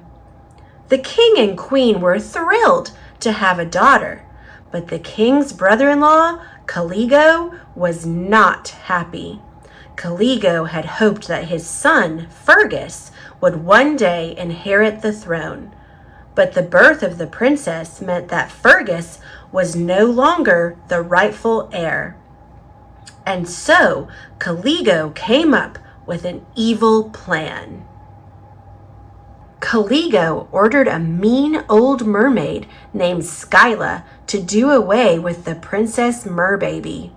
When Skyla snuck into the nursery, however, She instantly fell in love with the baby and decided to save her.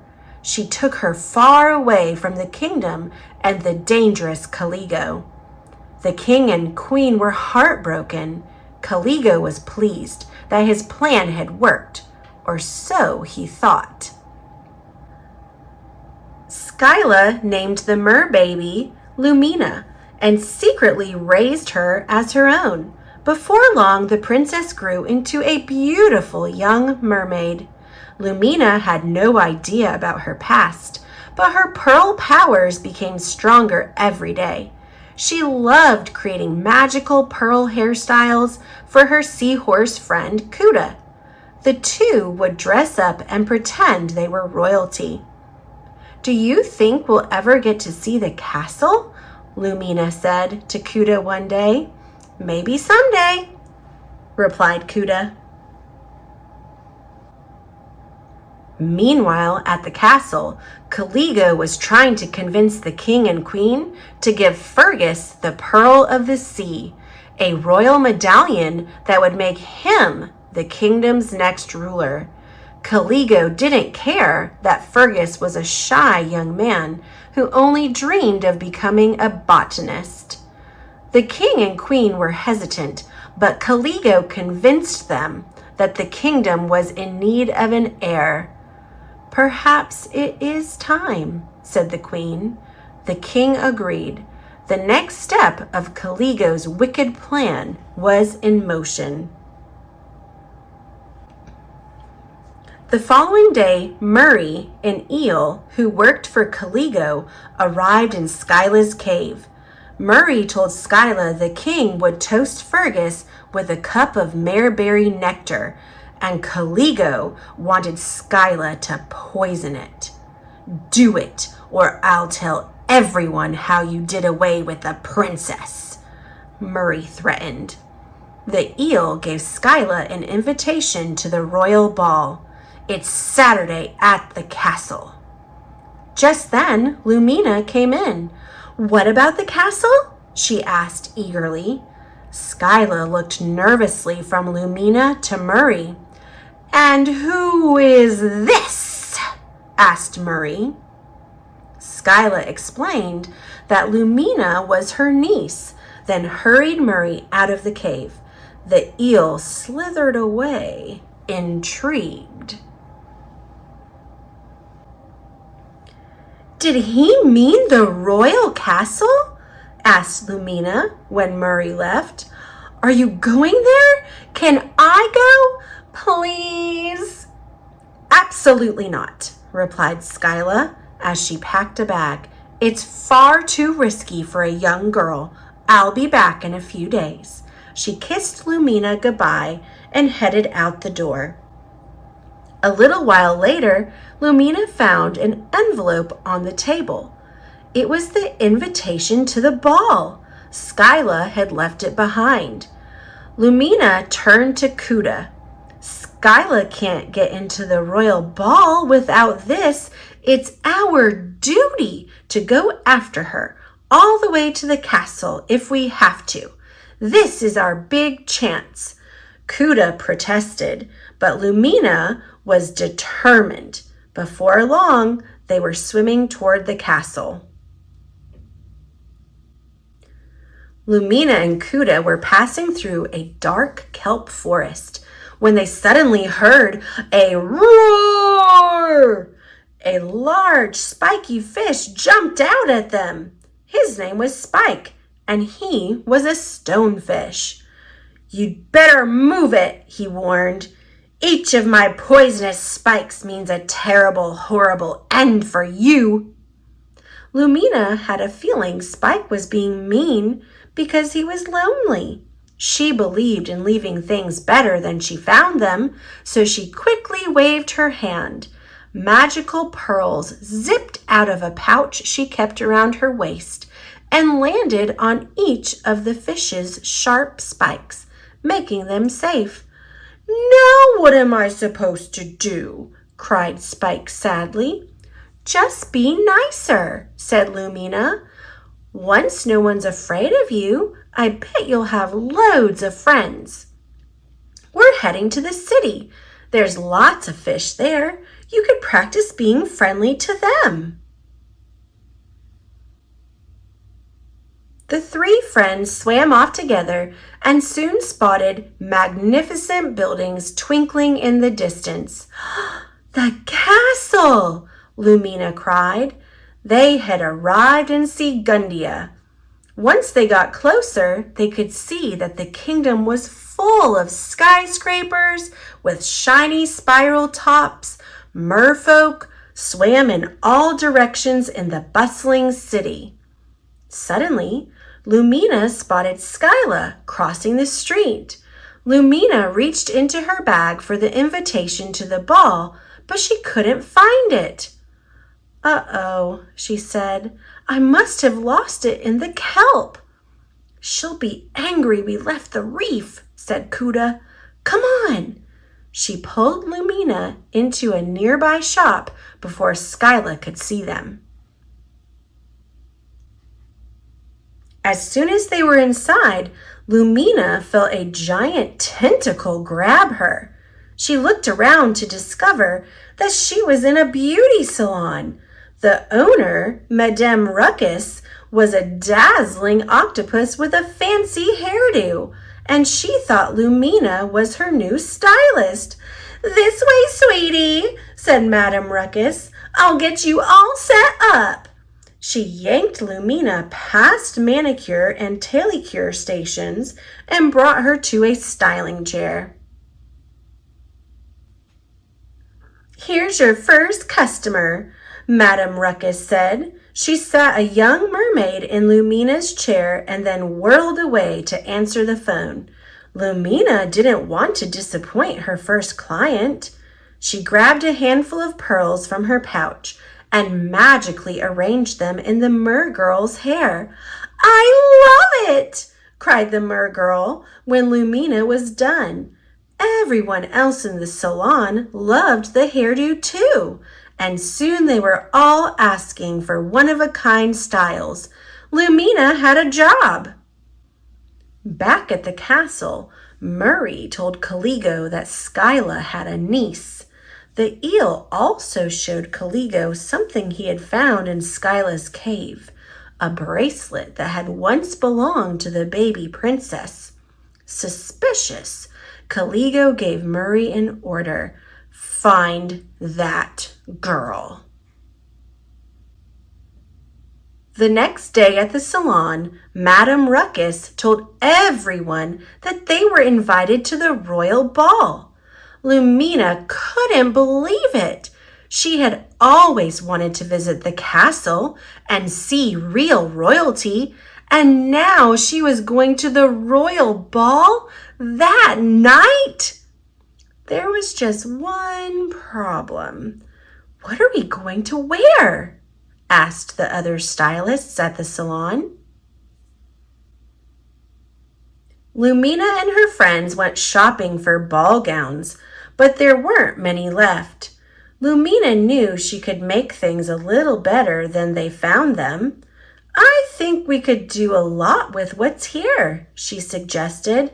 "Add some ribbons, a few flowers, a little braid, and presto, our very own original styles." Lumina was so busy helping the others, she returned to the salon without a gown for herself. "Ladies, grab everything you can find here that's made of fabric," ordered Madame Ruckus. Cora and Sandrine, two other hairstylists, gathered drapes and shampoo capes and worked hard on a gown for their new friend. Several hours later, the royal ballroom was filled with merfolk. The seashell chandelier glittered over the marble dance floor, where Cora and Sandrine were dancing with their friends. An ornate throne had been set up at the head of the room for the king and queen. Even Spike was there, his pearl-tipped spikes a hit with the crowd. Suddenly, everyone gasped. Lumina had appeared at the top of a grand staircase. her pink gown shimmering with pearls. She looked stunning. "Girl sure knows how to make an entrance," said Sandrine. Everyone noticed Lumina, especially Caligo. He quickly realized that Lumina was the girl he had been looking for, the long-lost princess. Caligo whisked her off to a dungeon so that she couldn't interfere with his plans. But Lumina quickly used her pearl powers to escape. As she made her way back to the ballroom, she heard Skyla's voice.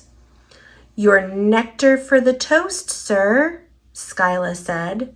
Lumina was stunned when she discovered that Skyla had prepared poisoned nectar for the king. "I don't know what to believe," Lumina told Kuda when they met up. "We've got to help." Moments later, the king and queen took their places on the throne. The king presented the Pearl of the Sea to Fergus. Skyla handed the cup of poisoned nectar to the king as he prepared to give a toast. "To the future ruler of Segundia," said the king. "To Fergus." "No!" Skyla shouted when the king raised his cup.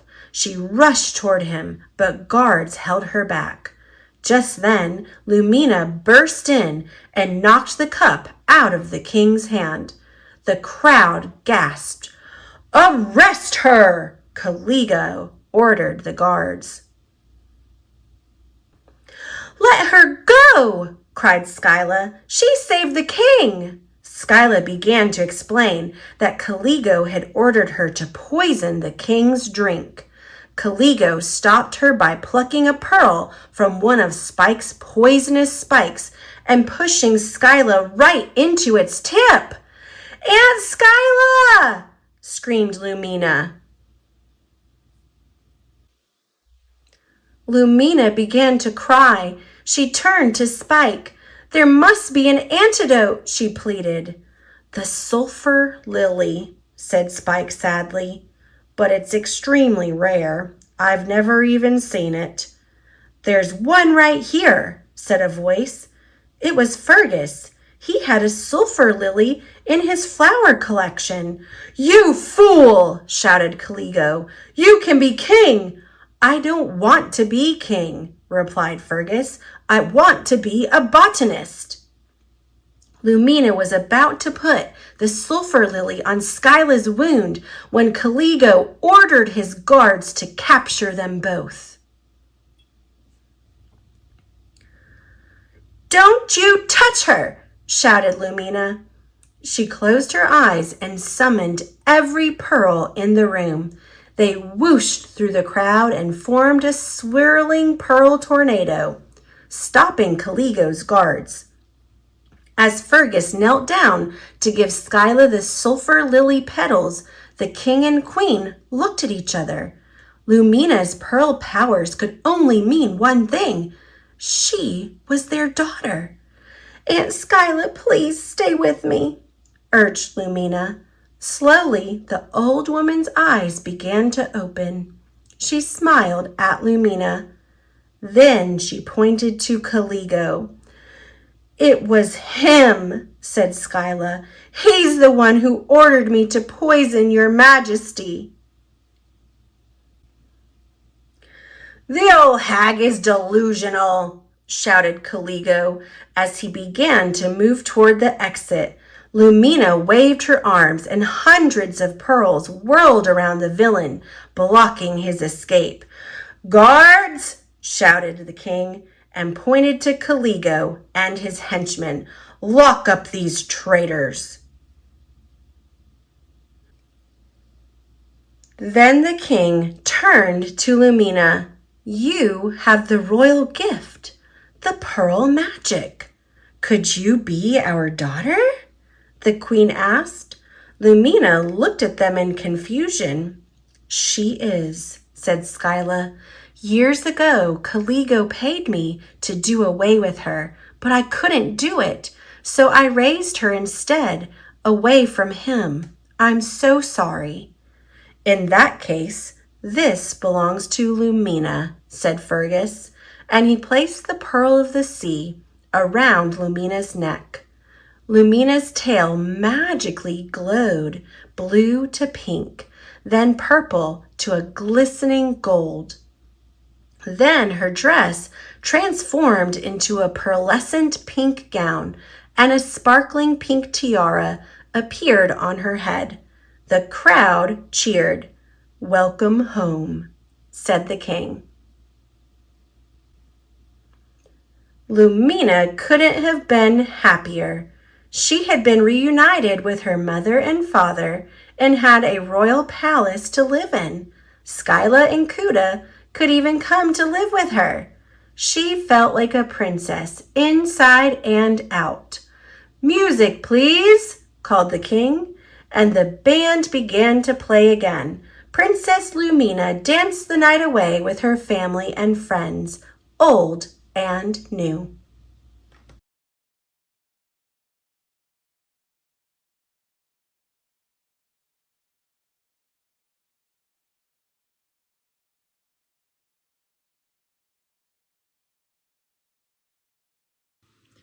Barbie, Lost and Found, by Carol Pugliano Martin, illustrated by SI International. Barbie was reading in her room. All of a sudden, she heard Stacy calling from outside. "Barbie, come quick!" cried Stacy. Barbie ran outside. "Look who followed me home," said Stacy. "Can I keep her?" Barbie knelt down to pet the dog. She let the dog lick her hand. "I don't see a collar or a tag," Barbie said. "Does that mean I can keep her?" asked Stacy. "Stacy, this dog might belong to someone. We have to find her owners," said Barbie. "I guess you're right," said Stacy. "Let's look for clues." "Well, she's all wet and muddy," said Barbie. "Yes, that's the first clue," Stacy said. She ran inside and got a notepad. She wrote the clue on the pad. "Now, where could she have gotten so wet and muddy?" asked Barbie. "There's a stream in the park," said Stacy. They began walking. The dog trotted beside them. They came to the park. The dog ran ahead. "Barbie, she's heading right to the stream," said Stacy. When they got there, the dog was standing at the edge. She was barking. "This must be where she got wet," said Stacy. "Do you like to swim, girl?" The dog gave Stacy her paw. "Look, Barbie," said Stacy. "There's a branch in her fur. It's another clue." Stacy wrote down the clue. "Now we have to find the bush it came from," she said. They began to search the park. "There it is!" cried Stacy. They ran to the bush. They saw something shiny. It was a collar with a tag. "The collar must have gotten stuck here," said Barbie. "Is your name Sophie?" she asked the dog. Sophie wagged her tail. "The tag says Sophie belongs to Mrs. Martin on Oak Street," said Barbie. They walked to the house. Stacy rang the doorbell. Mrs. Martin opened the door. "Hi, I'm Stacy. My sister Barbie and I think we found your dog." "She followed me home," said Stacy. I found clues and we brought her here. Thank you, said Mrs. Martin. You should be a detective when you grow up. You would be a great one. I would like to work at an animal shelter instead. I want to help animals find homes, said Stacy. Well, you're off to a good start, said Mrs. Martin. Woof! Sophie agreed.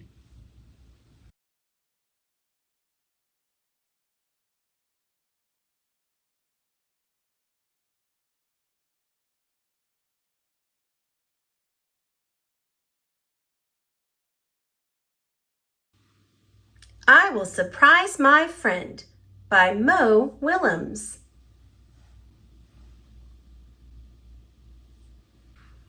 Look! Hee! What are you doing? I am going to surprise my friend. Shh! Here she comes! Boo! Hee hee! You surprised me! I did. Let's do that again. Okay. I have an idea. We could surprise each other. Yes! We could surprise each other by the big rock. Yay! You go this way, and I will go that way.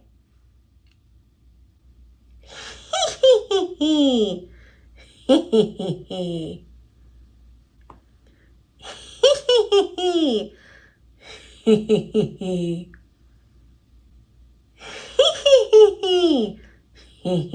hee. Where is Gerald? Where is Piggy? He is not here. She is not here. Where can my friend be? I will look on the other side of the rock. She is not there. He is not there. Oh no, maybe Piggy is lost and about to fall off a cliff. Or maybe a giant bird grabbed Piggy and flew off with her. Or maybe a scary, scary monster is trying to eat her right now.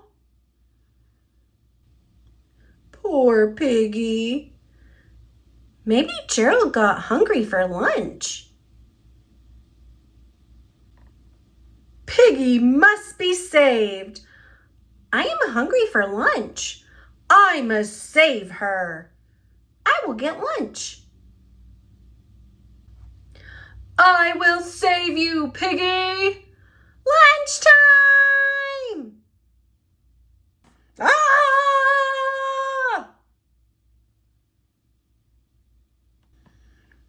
That was a surprise. A big surprise. Plop, plunk. Next time, let's play tag. Deal.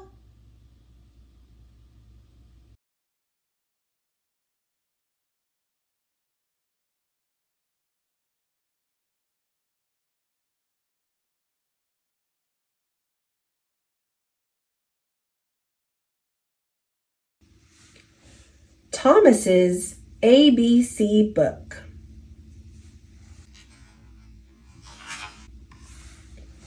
A is for all aboard. All aboard, calls Thomas the tank engine. B is for Bertie the bus. Bertie is Thomas's friend. Beep, beep. C is for coaches. Annie and Clarabelle are Thomas's coaches. D is for Diesel. Doesn't Diesel look grumpy today?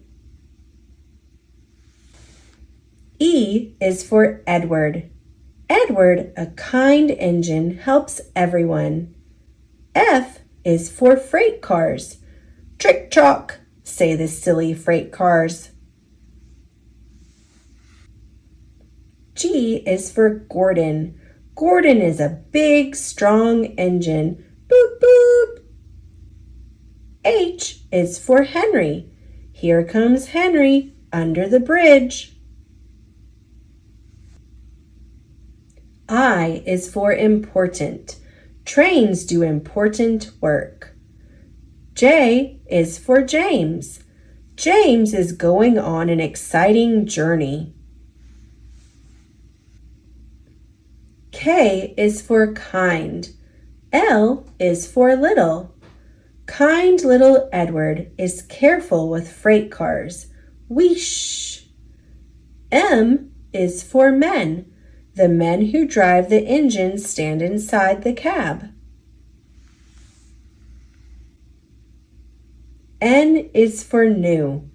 Here's Henry with a new coat of paint. O is for old-fashioned. Toby the tram engine is old-fashioned but very helpful. P is for Percy. Percy is the little green engine. Beep, beep. Q is for quick. James, the red engine, comes to a quick stop. R is for rest. Thomas and Percy rest in the railway station. S is for Sir Topham Hatt. Sir Topham Hatt runs the railroad.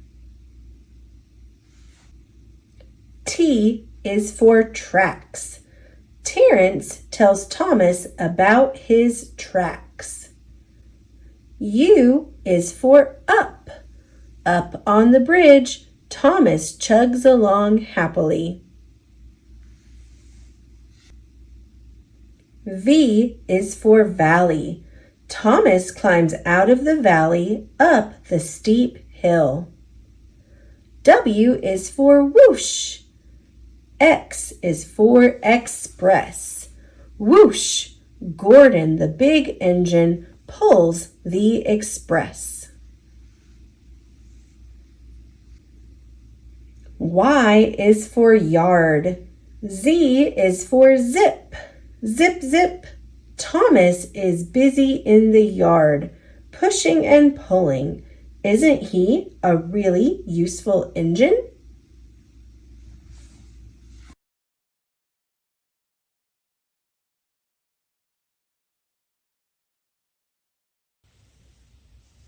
Thomas's color book. The engines of Sodor love color, and the island of Sodor is a very colorful place. Lucky engines. James is hauling bushels of crisp red apples. Jack says hello to Flynn, the fire engine. Marion greets Bill and Ben. Bill is carrying orange pumpkins. Molly is pushing a load of bright yellow sunflowers. Kevin can lend a hand if she needs repairs. Cranky lifts loads of green trees onto the trucks. Percy, Henry, and Emily carry them away. "What is that on your truck, Edward?" asks Thomas. Edward is carrying a flock of beautiful blue peacocks. Look at those feathers. Charlie and Ryan are very busy. They are delivering big baskets of purple grapes.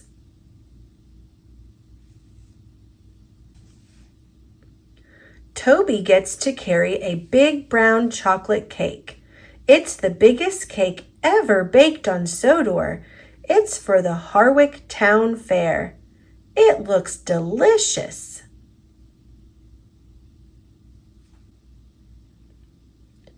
Hiro is pushing some beautiful black stallions to the horse show. Their coats are so shiny. Mavis is taking a load of big black boulders to the dinosaur park. They'll be part of an exhibit about volcanoes. Harold and Jeremy can zip around fluffy white clouds as they fly through the air. A flock of white seagulls follows their lead.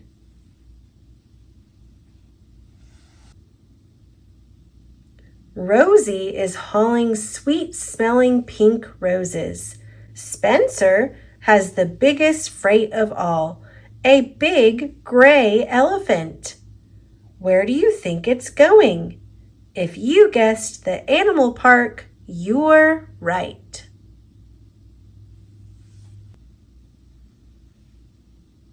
So many colors. Name them all.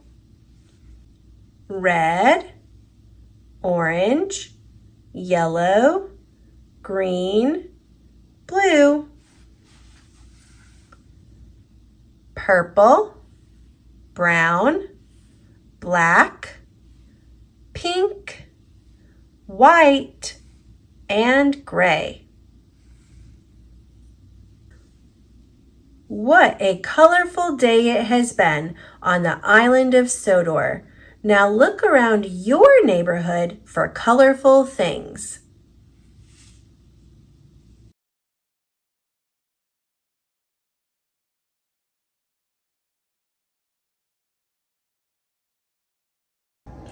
Dragons Love Tacos by Adam Rubin, illustrated by Daniel Salmieri.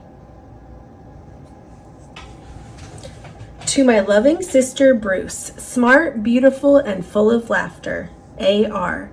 For Aaron, a wonderful friend, thank you for everything, D.S. Taco Cave. Hey kid, did you know that dragons love tacos? They love beef tacos and chicken tacos. They love really big, gigantic tacos and tiny little baby tacos as well. Why do dragons love tacos? Maybe it's the smell from the sizzling pan. Maybe it's the crunch of the crispy tortillas. Maybe it's a secret. Either way, if you want to make friends with dragons, tacos are key. Hey dragon, why do you guys love tacos so much? But wait! As much as dragons love tacos, they hate spicy salsa even more. They hate spicy green salsa and spicy red salsa. They hate spicy chunky salsa and spicy smooth salsa. If the salsa is spicy at all, dragons can't stand it.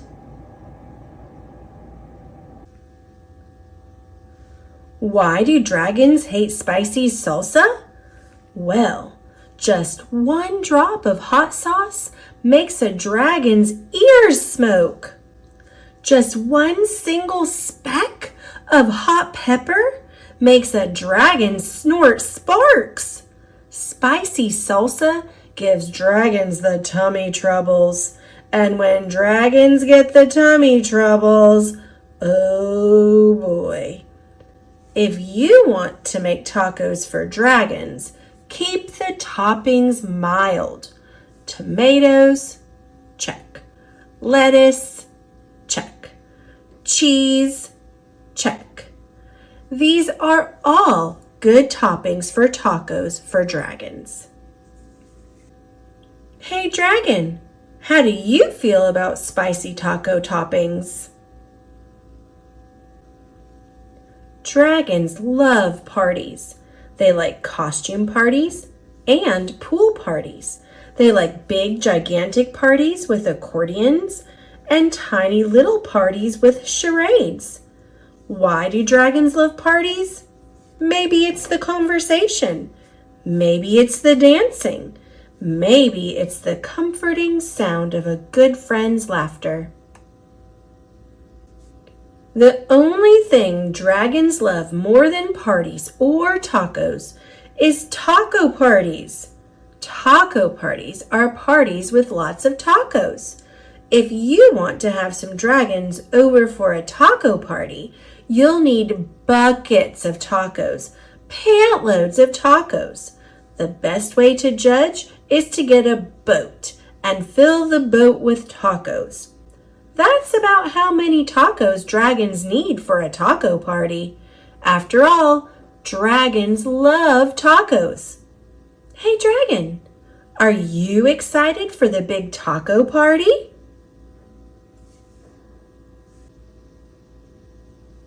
Just remember, dragons hate spicy salsa.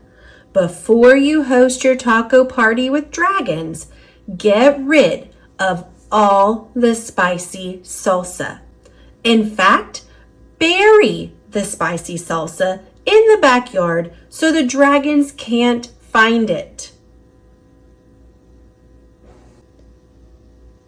These dragons love your taco party. They love the music, they love the decorations, they especially love the tacos. Congratulations!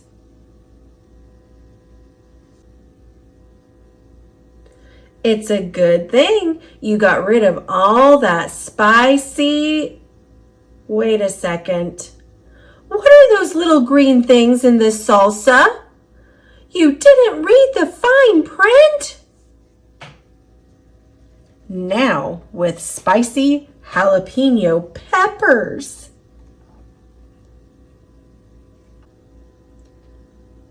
Dragons, listen to me. Do not eat those tacos. Those little green specks in the salsa, those are jalapeno peppers. They are super spicy. I know you love tacos, dragons, but you are not gonna love those tacos. Do not let those dragons eat those tacos. Crunch, crunch, crunch. Too late. Why would dragons help you rebuild your house? Maybe they're good Samaritans. Maybe they feel bad for wrecking it. Maybe they're just in it for the taco breaks. After all, dragons love tacos.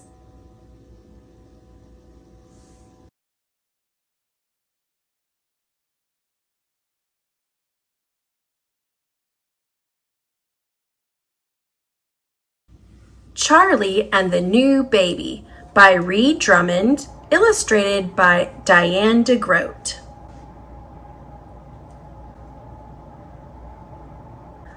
Well, howdy. Charlie the ranch dog here. You can just call me Charlie. Life sure is good out here on the old ranch. The sun is shining, the kids are playing, the birds are chirping, the cattle are happy. And Mama is rubbing my belly. I love it when Mama rubs my belly. Ah, life doesn't get any better than this.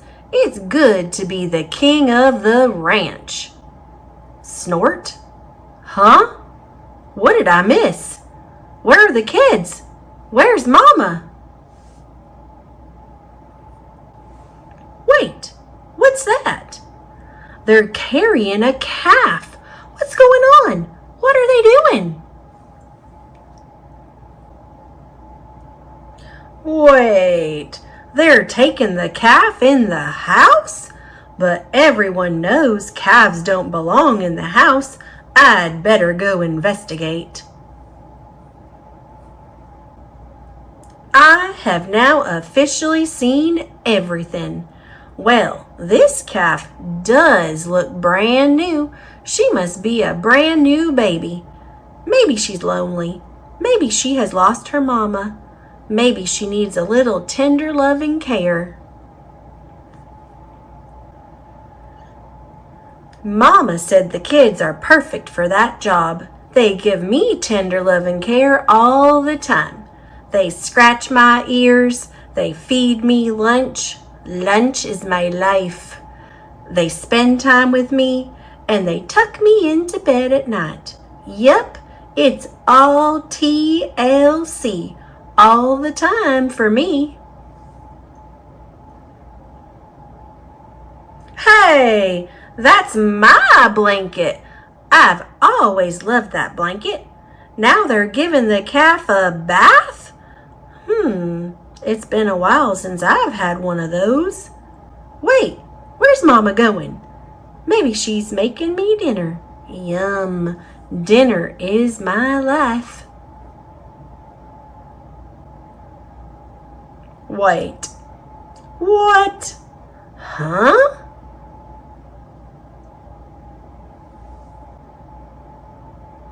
Hark! Do you hear that sound? That's the sound of my stomach growling. I haven't eaten in a long, long time, at least an hour. I'm so hungry I could faint. Hey, now they're tucking her in my bed? That's exactly how they tuck me in. Boy, that soft bed of mine sure does look comfy. Is it bedtime already? But what about my bed? What? I have to sleep on the floor? Oh no, say it ain't so.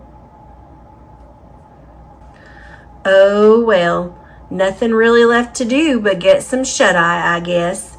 Maybe I'll dream about a happier time long, long ago. A time when a dog could lie on his own bed. A time when a dog could get a bath and a belly rub from time to time. A time before this silly old calf ever showed up. A time when...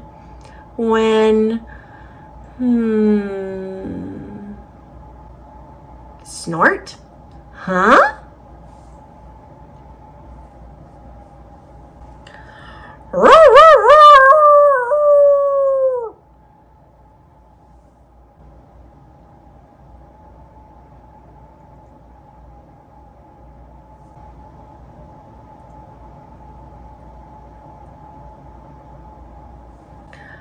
Ah, now this is more like it. Don't worry, everyone. There's plenty of me to go around, and looks like there's enough tender, loving care around here for everyone, even Abigail.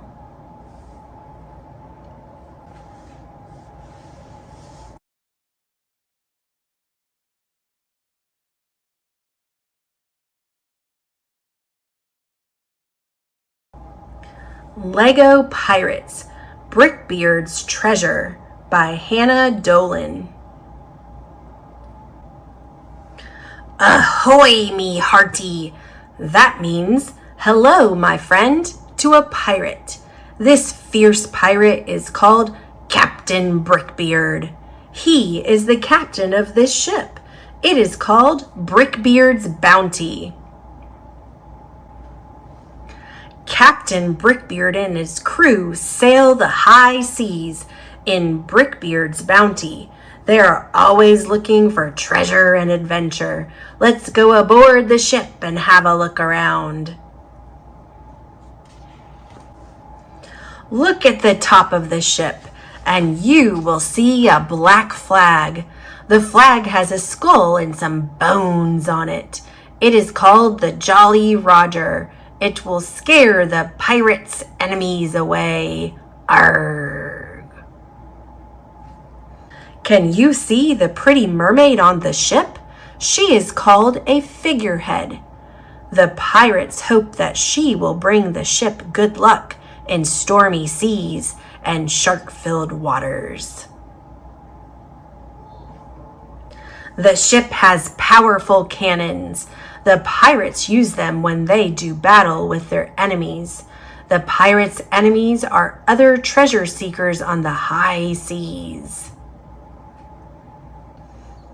The soldiers of the king's navy protect the high seas from the pirates. They are always looking for pirates who are up to no good.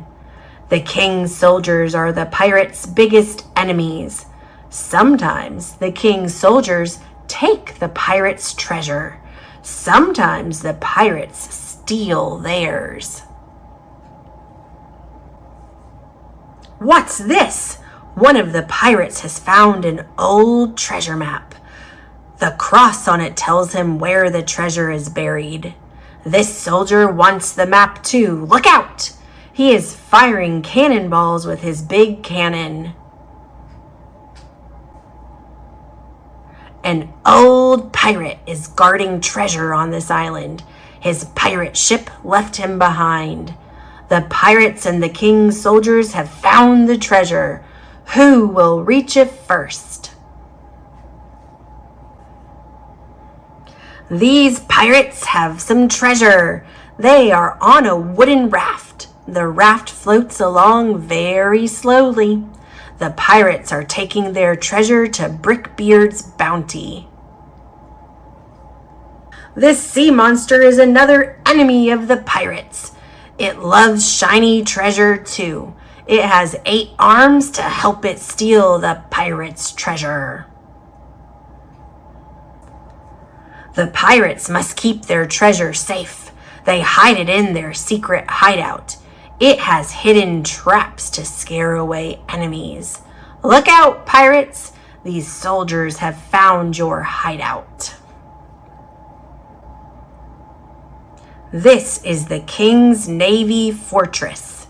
It is where the King's soldiers keep their treasure safe. Look, Captain Brickbeard wants to steal the soldiers' treasure. The fortress has a prison cell. The soldiers have locked up a pirate in the prison cell. Look who is here to rescue him. Captain Brickbeard's clever pet monkey is trained to steal things. He steals the key to the prison cell and sets the pirate free. Now you know all about pirates.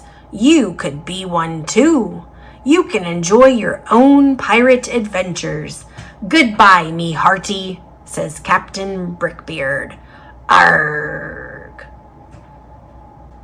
Glossary. Page 6, treasure.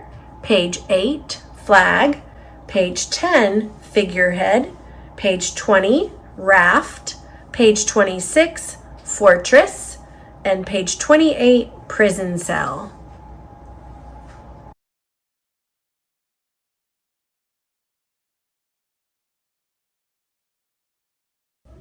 The Goose Egg by Liz Wong.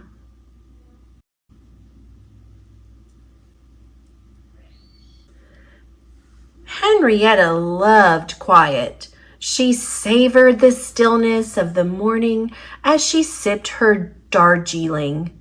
She loved the soft rustle of the newspaper as she turned its pages. And more than anything, she loved the lake. The lake could be noisy on the surface. But once Henrietta slipped below the surface, there was only the faint murmur of the water. She lost herself in her thoughts.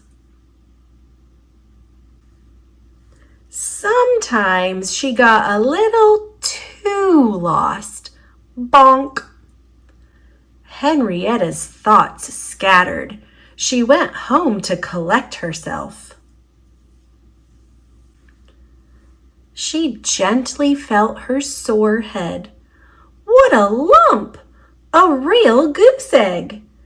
So she bandaged her head and kept quiet, waiting for the bump to heal. Until... crack! She felt the top of her head. She felt something soft, something fuzzy, something like a baby goose. Mama! Oh my, that was a real goose egg!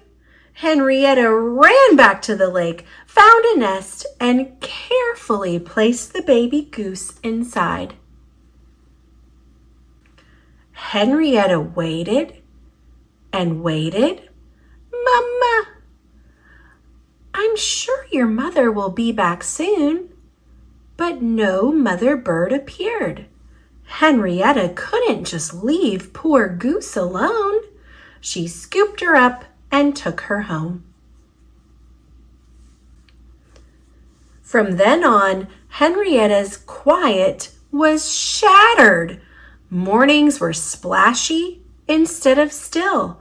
The newspaper didn't rustle, it ripped. Something needed to change.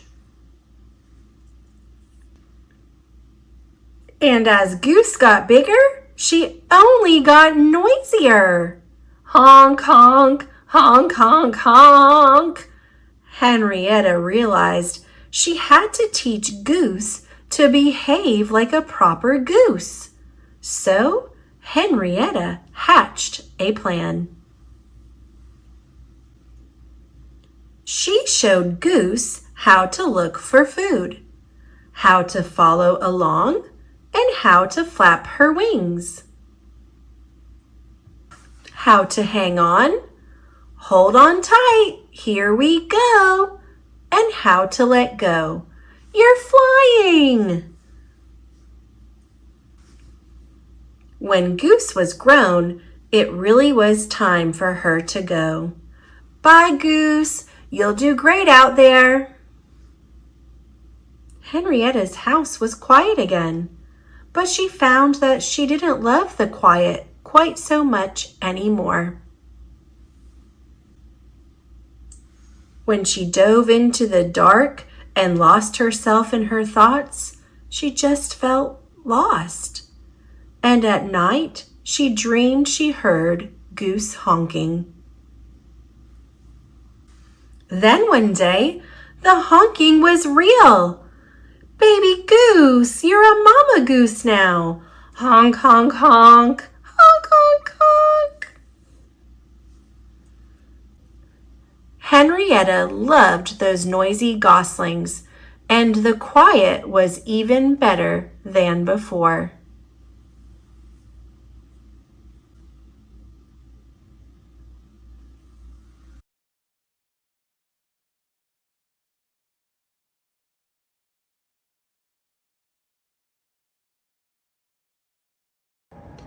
Those Shoes by Mary Beth Boltz, illustrated by Noah Z. Jones.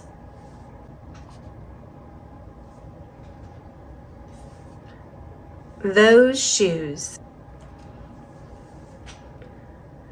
I have dreams about those shoes. Black high tops, 2 white stripes. Grandma, I want them. There's no room for want around here, just need, Grandma says. And what you need are new boots for winter.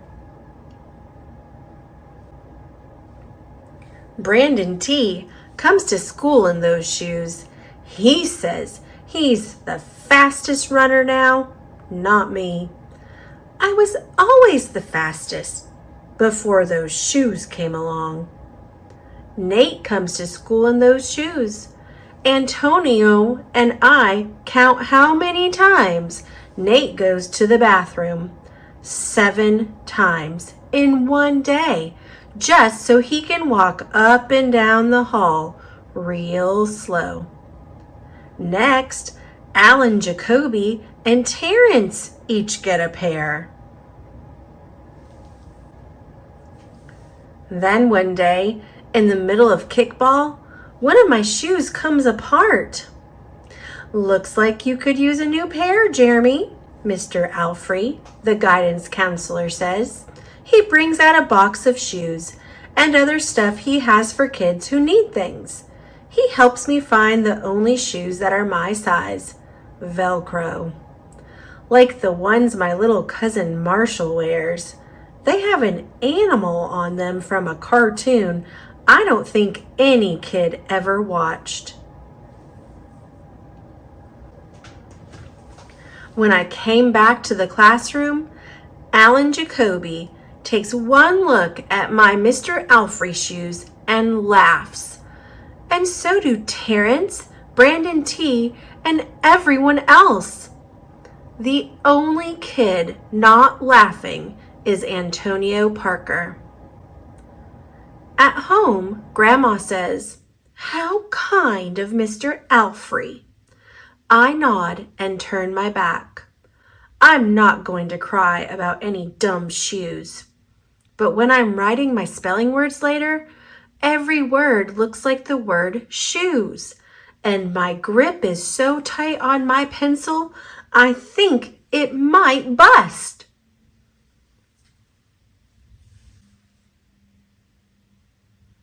On Saturday, Grandma says, "Let's check out those shoes you're wanting so much. I got a little bit of money set aside. Might be enough, you never know." At the shoe store, Grandma turns those shoes over so she can check the price. When she sees it, she sits down heavy. "Maybe they wrote it down wrong," I say. Grandma shakes her head. Then I remember the thrift shops. What if there's a rich kid who outgrew his or got 2 pairs for Christmas and had to give one of them away? We ride the bus to the first thrift shop. Black cowboy boots, pink slippers, sandals, high heels, every kind of shoes except the ones I want. We ride the bus to the second thrift shop. Not a pair of those shoes in sight. Around the corner, in the third thrift shop, I see something in the window. Black shoes with 2 white stripes, high tops, perfect shape, $2.50. Those shoes!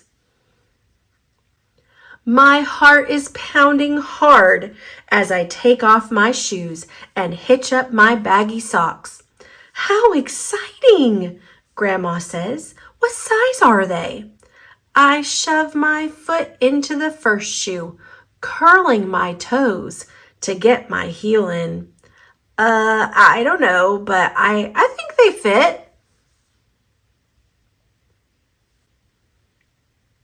Grandma kneels on the floor and feels for my toes at the end of the shoe.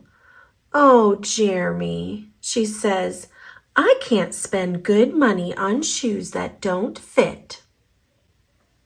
I pull the other shoe on and try to walk around. "They're okay," I say, holding my breath and praying that my toes will fall off right then and there. But my toes don't fall off. I buy them anyway with my own money, and I squeeze them on and limp to the bus stop. At home, a few days later, Grandma puts a new pair of snow boots in my closet and doesn't say a word about my 2 big feet shuffling around in my 2 small shoes. "Sometimes shoes stretch," I say. Grandma gives me a hug. I check every day, but those shoes don't stretch. I have to wear my Mr. Alfrey's to school instead. One day during math, I glance at Antonio's shoes. One of them is taped up, and his feet look smaller than mine. After school, I head to the park to think. Antonio is there, the only kid who didn't laugh at my Mr. Alfrey shoes. We shoot baskets. A loose piece of tape on Antonio's shoe smacks the concrete every time he jumps. I think, I'm not going to do it. We leap off the swings. I'm not going to do it. We race from one end of the playground to the other. I'm not going to do it, I say. Do what? Antonio says, breathing hard. Grandma calls me for supper and invites Antonio over too. After supper, he spies my shoes. How come you don't wear them? Antonio asks. I shrug. My hands are sweaty. I can feel him wishing those shoes were his. That night, I am awake for a long time thinking about Antonio. When morning comes, I try on my shoes one last time. Before I can change my mind, the shoes are in my coat. Snow is beginning to fall as I run across the street to Antonio's apartment. I put the shoes in front of his door, push the doorbell, and run. At school, Antonio is smiling big in his brand new shoes. I feel happy when I look at his face and mad when I look at my Mr. Alfrey shoes. But later, when it's time for recess, something happens. Everywhere there is snow. Leave your shoes in the hall and change into your boots, the teacher announces. Leave your shoes in the hall. It's then I remember what I have in my backpack. New boots. New black boots that no kid has ever worn before. Standing in line to go to recess, Antonio leans forward and says, "Thanks." I smile and give him a nudge. Let's race.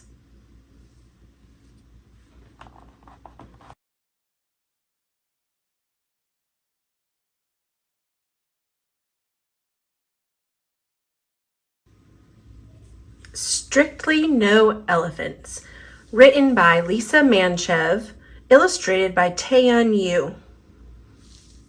For my grandmother, Harriet, the first artist I knew, L.M. To Boreum with Love, T.Y. The trouble with having a tiny elephant for a pet is that you never quite fit in.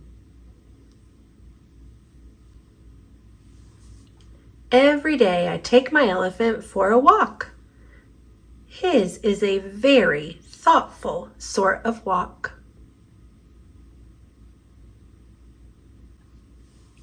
He doesn't like the cracks in the sidewalk much. I always go back and help him over. That's what friends do. Lift each other over the cracks.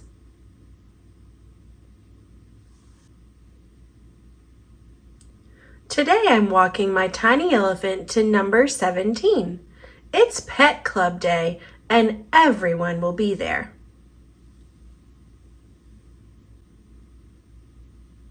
Come along, there's a good boy. I coax him the last few feet. It'll be fine. When I look up, there's a sign on the door. Strictly no elephants. My tiny elephant leads me back to the sidewalk, never minding the cracks. That's what friends do. Brave the scary things for you.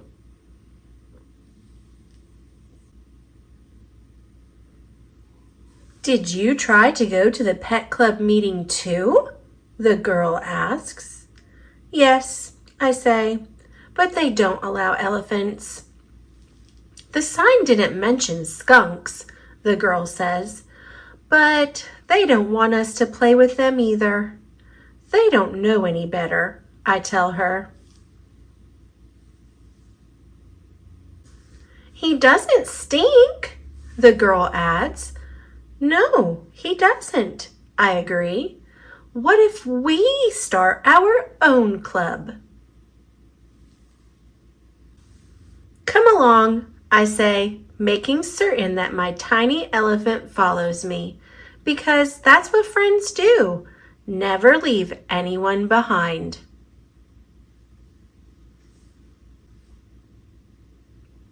We can play here, one of our new friends says. All of us. So we paint our own sign. Strictly no strangers, no spoil sports. Crossed that out. All are welcome.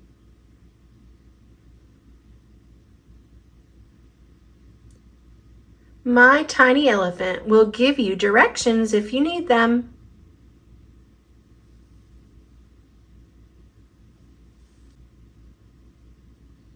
Because that's what friends do.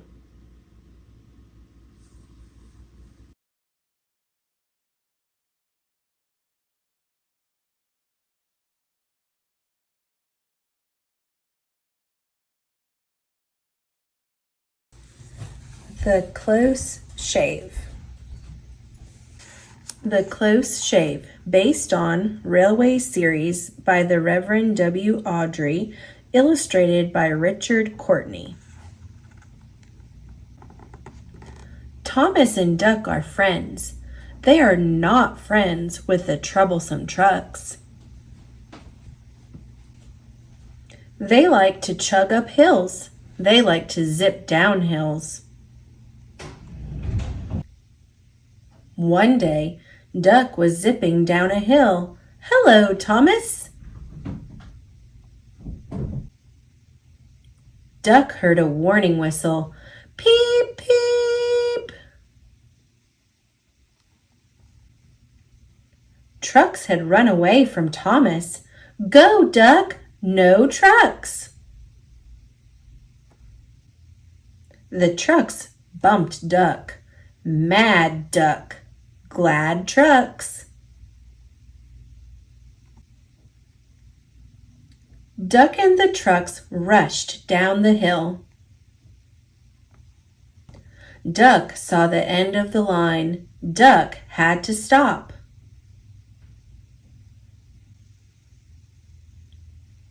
Duck crashed into the barber shop. Sad Duck, bad trucks. The barber was cross. Soapy Duck, dopey trucks.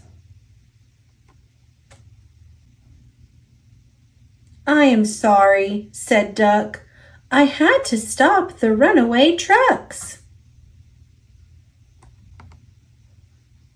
No one was hurt. The shop could be fixed. Duck was a hero.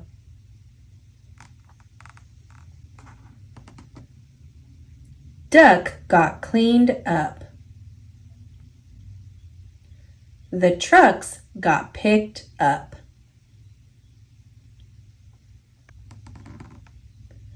Duck had a close shave.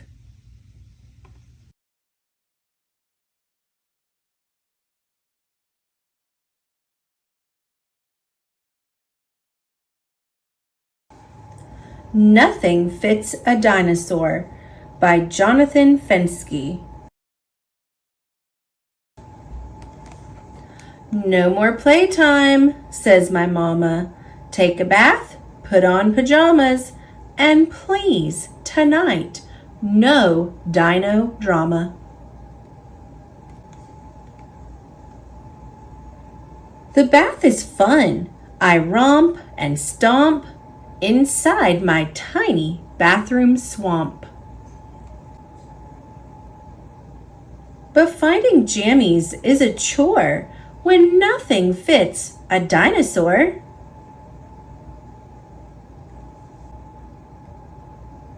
These claws would tear a shirt in two. This cozy quilt will have to do.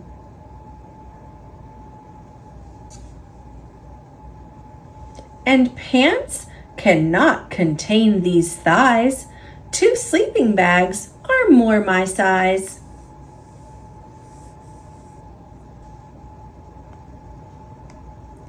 What kind of socks will warm these toes?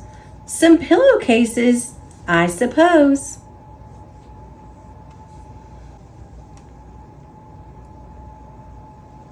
Why stop there? My feet could use a decent pair of stomping shoes. But these will barely fit a mouse.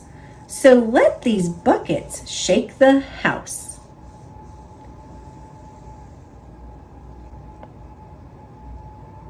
And now my noggin needs a hat. A lampshade will take care of that. Did I forget my underwear? I have a tail, I hang it there.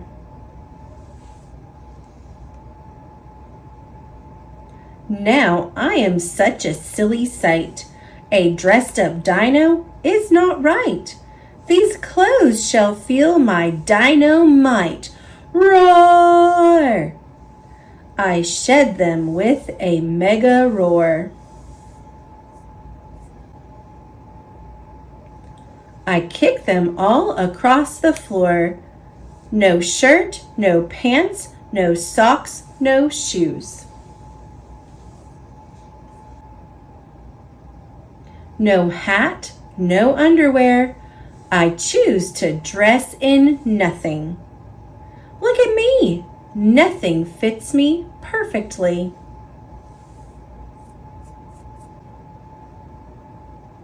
Watch me romp and stomp and roar, a naked, happy dinosaur.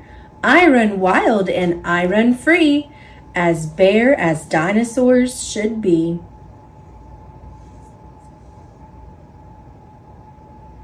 Till Mamasaurus roars at me, no more playtime, that is it. I better find some clothes that fit.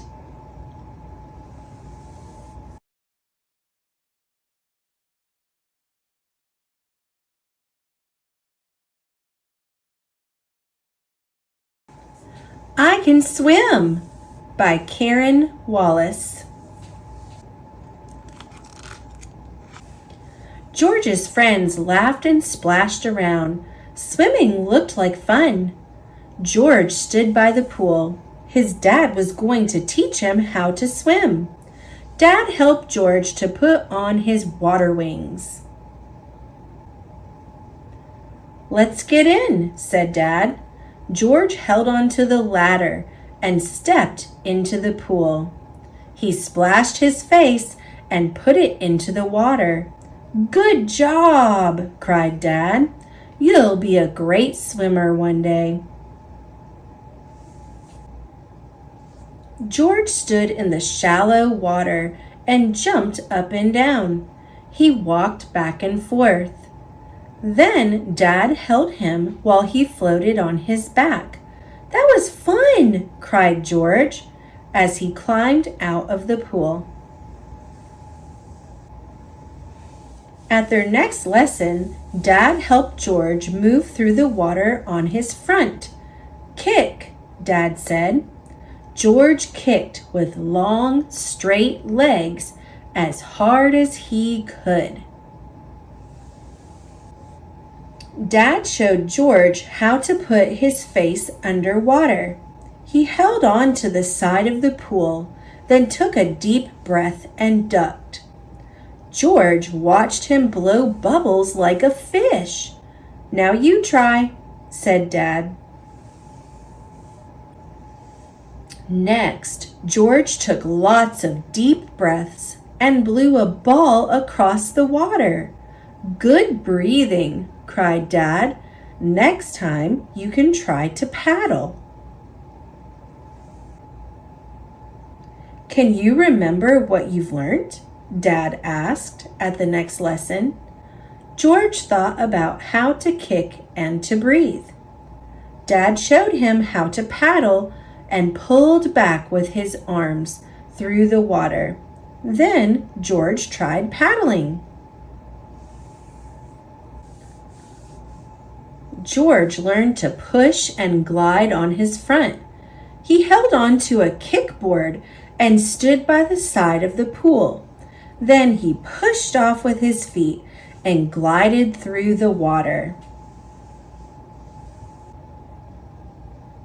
Let's take some air out of your water wings, said Dad. George tried floating like a starfish. First, he took a deep breath. Then he lay on his back. He spread his arms and his legs out wide. Then George pushed off from the side on his back. He glided across the water. Push harder this time, said Dad. You'll glide even farther. George pushed off as hard as he could. Each time George went to the pool, he practiced his new skills. One day, Dad said, "It's time to take off your water wings." George tried to paddle without any water wings. Soon, he could use his arms to pull through the water. Now, hold out your kickboard, said Dad, and kick your legs. George tried. Try not to splash, said Dad. You'll go even faster. George tried hard. Soon he could swim across the pool without using the kickboard. Mom came to the pool to watch George. "I've got a surprise for you," said George. He swam across the pool to her. "I can swim!" shouted George. Mom cheered and clapped.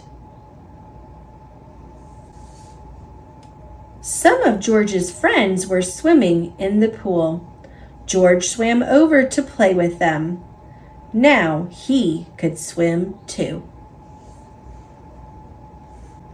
Picture word list: water wings, ball, ladder, paddle, kick, kickboard, fish, starfish.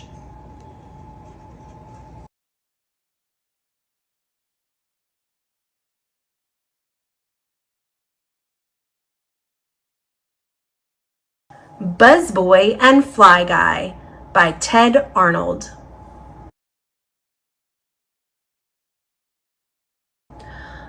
A boy had a pet fly named Fly Guy. Fly Guy could say the boy's name, Buzz.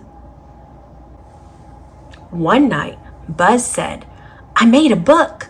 We are the superheroes." Heroes? "Yes," said Buzz. "I'll read it to you. The Amazing Adventures of Buzzboy and Fly Guy by me, Buzz." Chapter 1.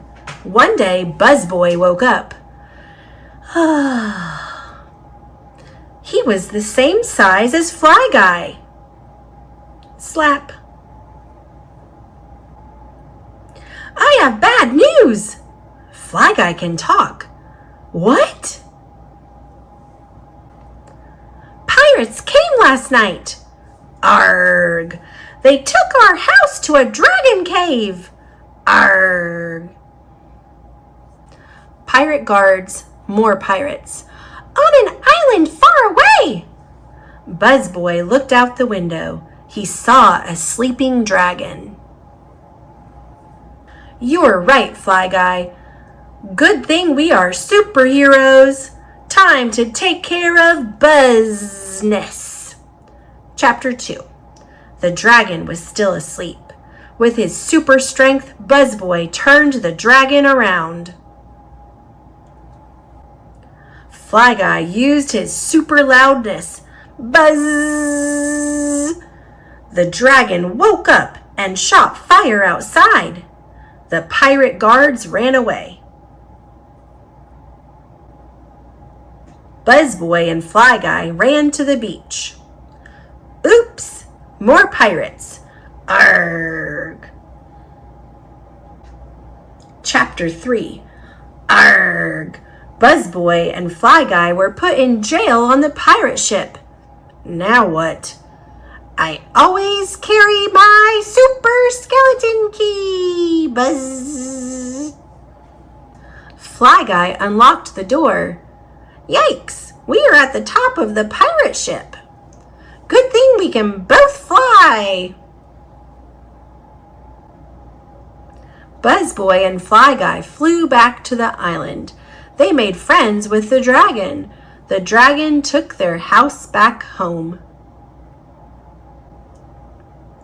Buzzboy and Fly Guy let the dragon join their team. Dragon Dude. The end, said Buzz. Fly Guy said, Heroes! Superheroes, said Buzz. Want to read it again? Yes!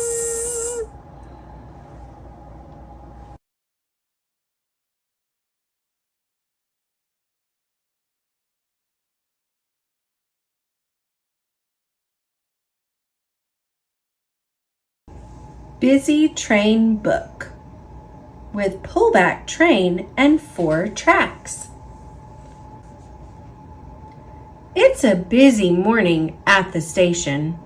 A train guard blows his whistle. Peep! Follow the red train as it travels along the tracks until it arrives at the zoo.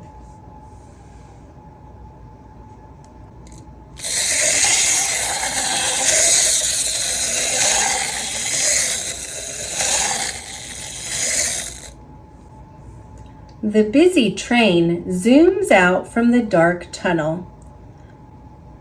Past some cows, beside a forest, over a bridge. The busy train went past some goats. Can you spot them? And around some people having a picnic.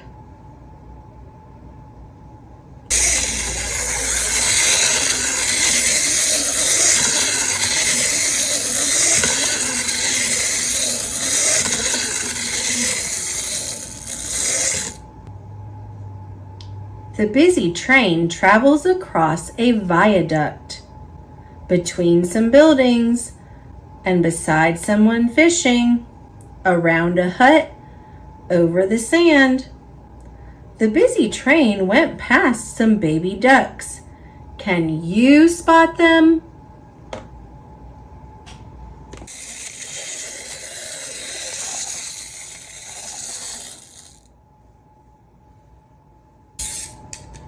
The busy train goes along the track, past a field of sunflowers, near a farmer on his tractor, around some people picking fruit, and beside some old houses. The busy train went past a scarecrow. Can you spot it?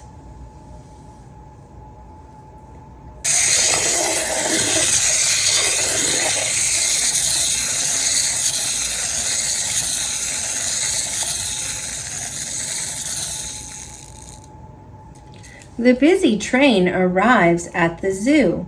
It goes behind the gorillas, past 2 giraffes, around the penguin pool, and reaches the station.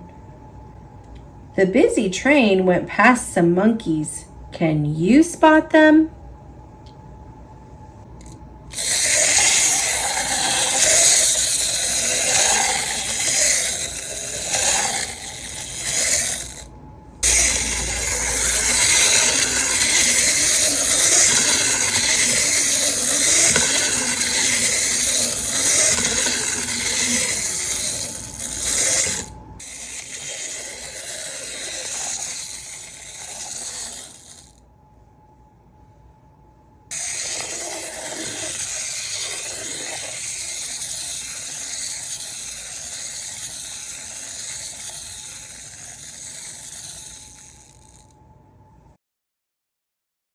Okay, what is this, William?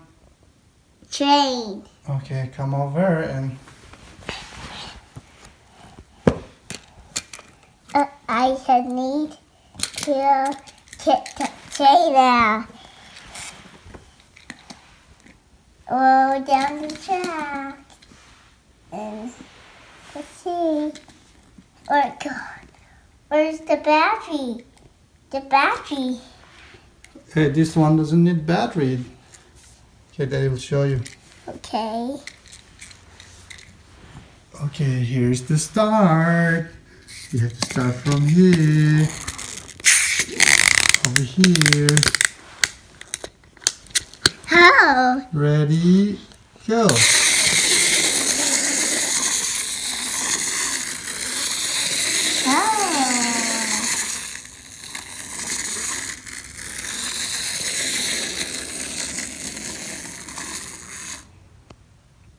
Okay, let's try the next one. Okay. Yeah. Let's try the next one. Yeah. Yeah. It's Where's the perfect. start? Oh look, Daddy will show you where's the start is. You have to start from here. It's the start here. Okay. Ready, set, go.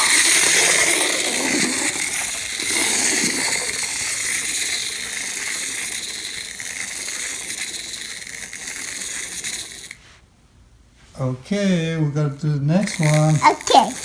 Yeah.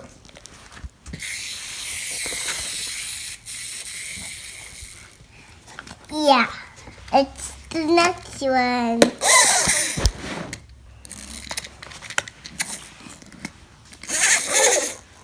Okay, let's flip the page.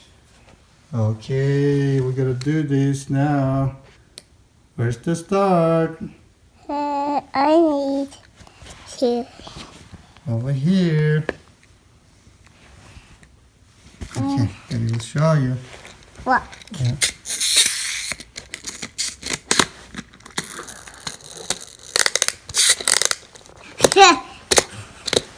Choo-choo.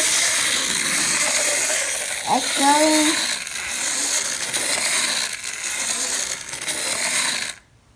Okay, let's try the next one. Go.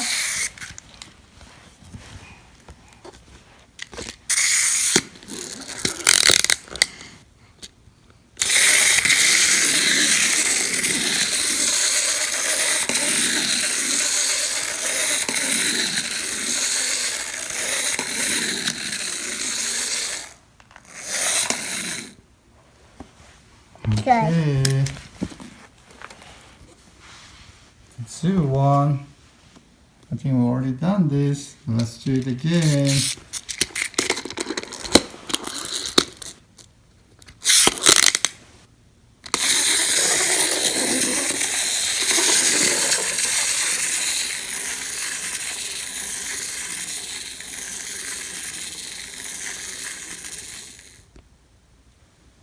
I think we're all done. Where's, Yeah, look, it's all done. oh, Yeah. There's no more. Yeah. Okay, let's do one more time and then. Okay, let's do this one more time and then we're done, okay? oh, sure, of course. 1, 2.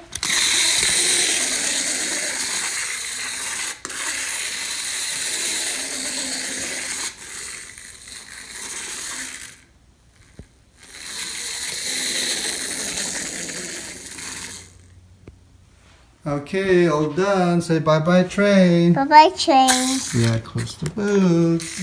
And put this back away. Yeah, put it back. And Okay, say bye-bye. train. bye-bye.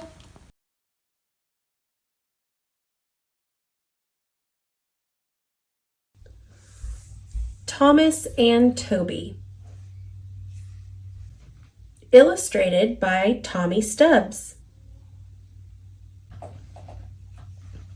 One sunny morning, Thomas the tank engine was happily chugging along his branch line. Being a really useful engine, Thomas had many responsibilities, and it was important that he stayed right on time. Pulling Annie and Clarabelle, Thomas started toward the quarry for his first delivery of the day. Thomas was especially careful on one part of his branch line because it ran beside a long stretch of road. Peep, peep! He'd whistle hello to anyone who might be near so they'd have plenty of time to get out of the way. This late summer morning, as Thomas chugged around a bend, he noticed a policeman standing by the next crossing. Thomas had been close friends with the old constable, who'd recently retired. This must be the new constable, thought Thomas, and he greeted the policeman with a friendly peep peep. But the new constable's reply was far from friendly. Thomas had startled him, and he stopped Thomas in his tracks. My very first day, and already there's trouble? Just who are you, and where do you think you are going? Asked the red-faced policeman. Thomas did his best to explain, but the policeman was not in a mood to listen to an engine. No cow catcher? Not a single side plate in sight? You shouldn't travel near these public roads. It's too dangerous, he exclaimed as he inspected Thomas. This cannot continue. I must speak with the person in charge. Thomas told him that Sir Topham Hatt, the head of the railway, was on vacation. There was nothing Thomas could say to calm the policeman, and nothing to do until Sir Topham Hatt returned. Troublemaker, muttered the policeman as Thomas chugged sadly away.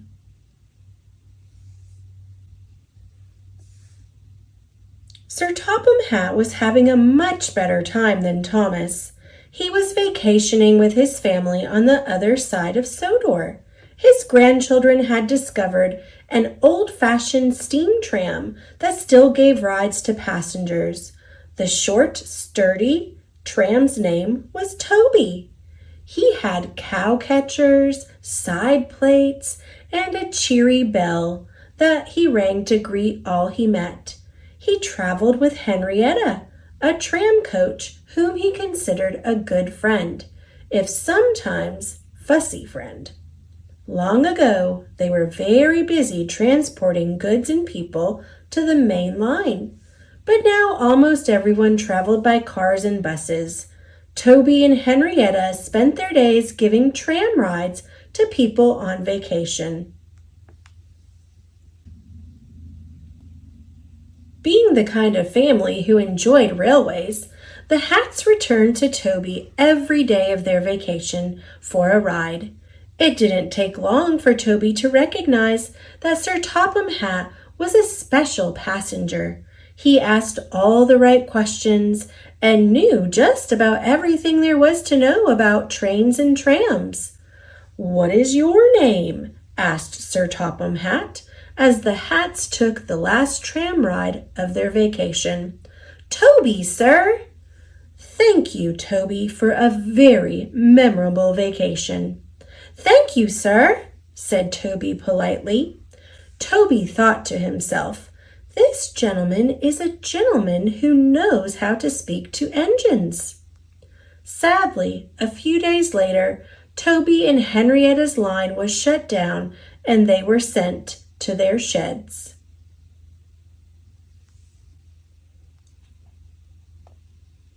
When Sir Topham Hatt returned from vacation, he was informed immediately about Thomas's trouble with the new constable. He remembered Toby. He knew that underneath the chipped paint and rusty spots was a very useful tram engine who could handle the quarry line and the prickly policeman. And there were plenty of other things to keep Thomas occupied as well. Soon, Toby and Henrietta arrived, and they took to their new jobs very quickly. Toby was especially good at making the trucks behave. Thomas noticed this right away, and he was very impressed. He knew firsthand how troublesome those trucks could be. In no time, Thomas and Toby became good friends. James, however, was not at all impressed with Toby. He often met Toby and Henrietta at the junction. Every time he saw them, he made a crack about how dirty they were or how slow they moved. One day, Toby had had enough. Whoosh! Toby cried, blowing out a great burst of steam. Why must you always be so mean? Oh, bother, replied James. I don't have time right now for dirty, slow engines like you. Really splendid, fast engines like myself have lots to do. Off he sped to his next stop, leaving Toby in a cloud of steam. James continued on his route, picking up more and more trucks. He was still a bit cranky and very distracted. As he was traveling down Gordon's Hill, James was so busy thinking of things to say to Toby that he forgot to pin down his brakes. Faster, faster, he flew as the trucks bumped and pushed him down the steep hill, for they loved to go fast and make trouble. I've got to stop, screeched James as he pulled on the brakes. But it was no use. James could not slow down. Hooray! Cheered the trucks. And then, crash! James had finally stopped at the bottom of the hill. He'd run straight into 2 tar wagons. What a sticky, dirty mess! A short time later, the breakdown train and all available engines arrived to help with the cleanup. Toby immediately started getting the trucks under control. When he saw James, Toby couldn't resist having a little fun. Is that James? Toby asked innocently. It can't be. James is such a splendid, fast engine. James pretended he didn't hear Toby, and from that day on, James was a lot nicer. Toby knew just about everything when it came to moving trucks. He had many years of experience and a very patient nature. So Sir Topham Hatt asked Toby to coach Mavis, a new diesel engine at the Farquhar quarry. Like most new engines, especially diesels, Mavis thought she knew it all, or at least more than that old-fashioned tram did. She quickly grew bored with moving the trucks at the quarry. More than anything, she wanted to be on the line. One wet but very busy day, Toby asked Mavis to bring the trucks to the line. Mavis was thrilled. Take it slow, he warned. Watch the wet rails, he suggested. Keep an eye on the trucks, he reminded. But Mavis was too excited to pay attention to Toby. As soon as she started on her way, though, she wished she'd listened more closely. The trucks realized she was new at this. The cold autumn rain made the rails extra slick, so they bumped and pushed, and before she knew it, Mavis was stalled right in the middle of a busy crossing. Soon there were many angry people who needed to get by. Mavis didn't know what to do, and the trucks just laughed at her. She knew that Toby would be angry, and he was.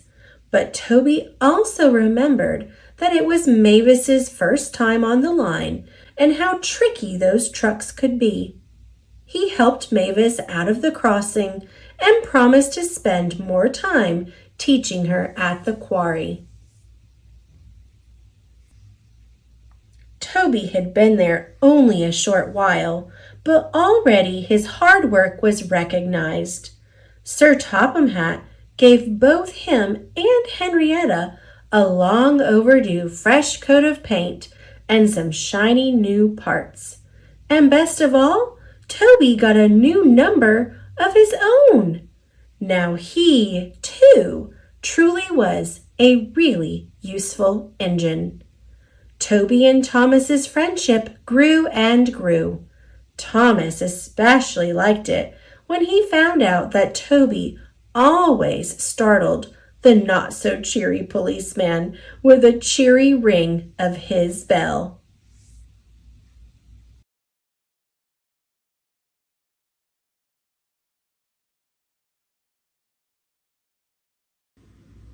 Star Wars. This is Luke. Written by Nate Malici, art by Tomato Farm. This is Luke. Luke lives on a sandy planet. But Luke is bored. Luke wants to leave the sandy planet. Luke meets two droids. The tall one is C-3PO. The short one is R2-D2. They have a secret message. R2-D2 shows Luke the secret message. It is from Princess Leia. She needs help. Luke wants to help the princess. He meets Obi-Wan. Obi-Wan is a Jedi Knight. He will train Luke.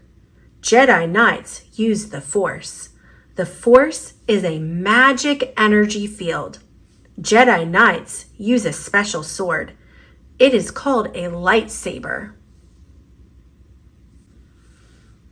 Luke leaves the sandy planet. He finds Princess Leia. She is trapped on the Death Star. Luke and Leia escape. The Death Star is a space station. It can destroy planets. Luke and R2-D2 must stop the Death Star. Luke flies his X-Wing fighter. Luke uses the Force. He destroys the Death Star. Luke travels to a snowy planet. A snow monster traps Luke. Luke uses the Force to reach his lightsaber. Luke uses his lightsaber. He stops the snow monster. Giant at walkers stomp across the snowy planet. Luke uses his lightsaber to stop them too. Luke goes to a swamp planet to find Yoda. Yoda is a Jedi Master. Yoda is strong in the Force. Yoda is a good teacher, and Luke is a good student. Yoda teaches Luke how to be a Jedi Knight. Princess Leia, C-3PO, and Chewie are in trouble. Luke leaves the swamp planet. He must help his friends. Luke fights Darth Vader. Darth Vader was a great Jedi Knight, but he turned to the dark side. Now Darth Vader is evil. He wants Luke to join the dark side. Luke does not want to join the dark side. Luke faces more villains. He escapes from Jabba the Hutt. He fights Boba Fett. Luke also makes new friends. He travels to a forest moon. He meets the Ewoks. Ewoks are small and furry. They help Luke and his friends. Luke meets Darth Vader again. Luke is trapped. Darth Vader takes Luke to the evil Emperor. He wants Luke to join the dark side too. Luke fights Darth Vader for the last time. Luke does not give in to fear or anger. He will never join the dark side. Luke is not bored anymore. He is a brave hero. Luke is a great Jedi Knight.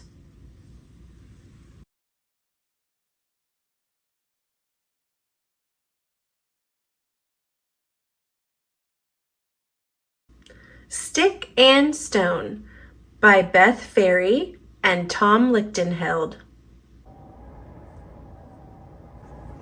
Stick, stone, lonely, alone. A 0, a 1. Alone is no fun. Stick, stone. Along comes pine cone. Makes fun of stone. Won't leave him alone. Vanish, says Stick. His word does the trick. Stone whispers, "Gee, you stuck up for me."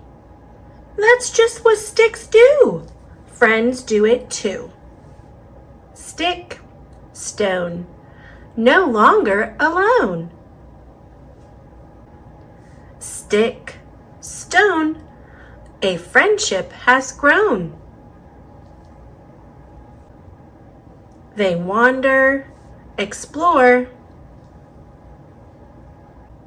lays by the shore. Then thunder and rain, boom, a loud hurricane. Stick is windblown, there goes pine cone. Hold on, calls out stone. Again, he's alone. Search day. Stick, stick, stick. And search night. No stick in sight. What's this? A huge puddle? Stick stuck in the muddle. Help! Stone rescues him quick. Cowabunga! Kersploosh! You rock, Stone, says Stick. That's just what stones do. Best friendship rocks too. Stick, stone, together again. Stick, stone, a perfect 10. To the end. Sorry I needled you so much.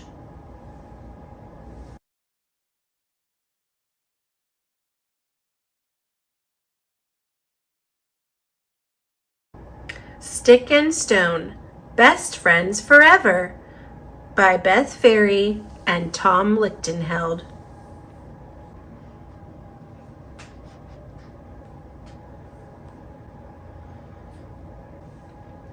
Stick, stone, I'll catch you. A friendship full grown. Together they'll venture into the unknown. Stick's on a search for maple or birch. He can't wait to see his family tree. Mom? Am I a spruce, a willow, an oak? Where did I live before my branch broke? Stick is excited. Stone, quite delighted. I see a tree. I love a good quest. Quests are the best. They wander, explore, through forests galore. Through valleys and creeks, and high mountain peaks. But Stick doesn't see his family tree. I think it was big. I think it was tall. Stone giggles. Stick? That sounds like them all. The forest is vast. The forest is deep. Soon they are lost in shadows that creep. They hear something scurry. Come on, Stick, let's hurry. Was that a bear? Was it a snake? It might be a monster. This was a mistake. We'll never be found. Stick? What's that sound? Who? Stone looks at Stick. Stick looks at Stone. They both slowly turn, then scream, "It's Pinecone!" Are you guys okay? Come on, home's this way. Stick, Stone, no longer alone. Stick, Stone, saved by Pinecone. Now homeward bound, now safe and sound. I guess I won't find my family tree. Stick, replies Stone, your family's me. You're right, whispers Stick. You're right next to me. You always have been. And I always will be. And I truly don't care if you're oak or you're pine. I'm your best friend, and you'll always be mine. The end.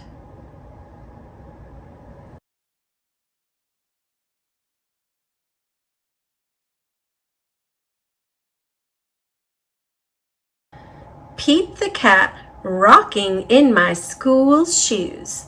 Art by James Dean, creator of Pete the Cat. Story by Eric Litwin. Here comes Pete, strolling down the street, rocking red shoes on his 4 furry feet. Pete is going to school, and he sings this song. I'm rocking in my school shoes. I'm rocking in my school shoes. I'm rocking in my school shoes. Pete is sitting at his desk when his teacher says, "Come on, Pete, down that hall to a room with books on every wall." Where is Pete going? The library. Pete has never been to the library before. Does Pete worry? Goodness no! He finds his favorite book and sings his song. I'm reading in my school shoes.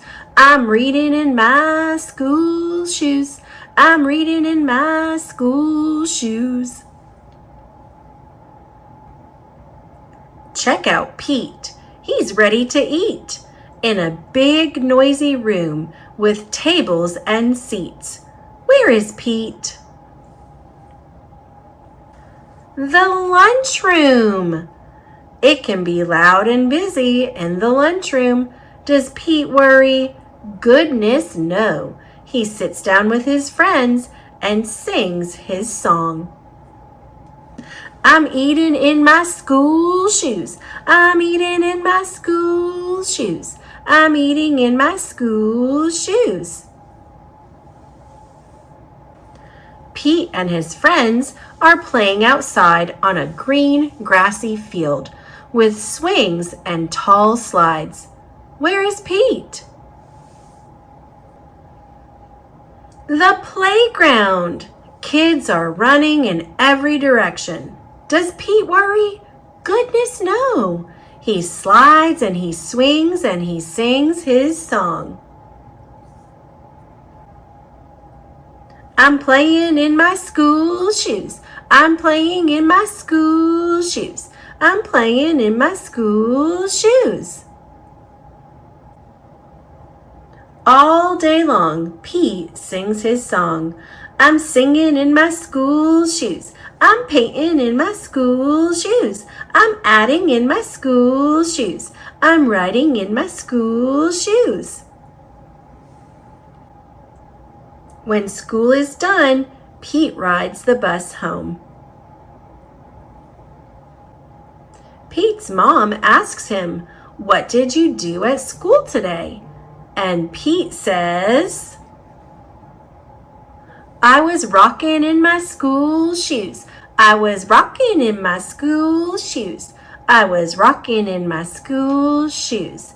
And I will do it again tomorrow. Because it's all good.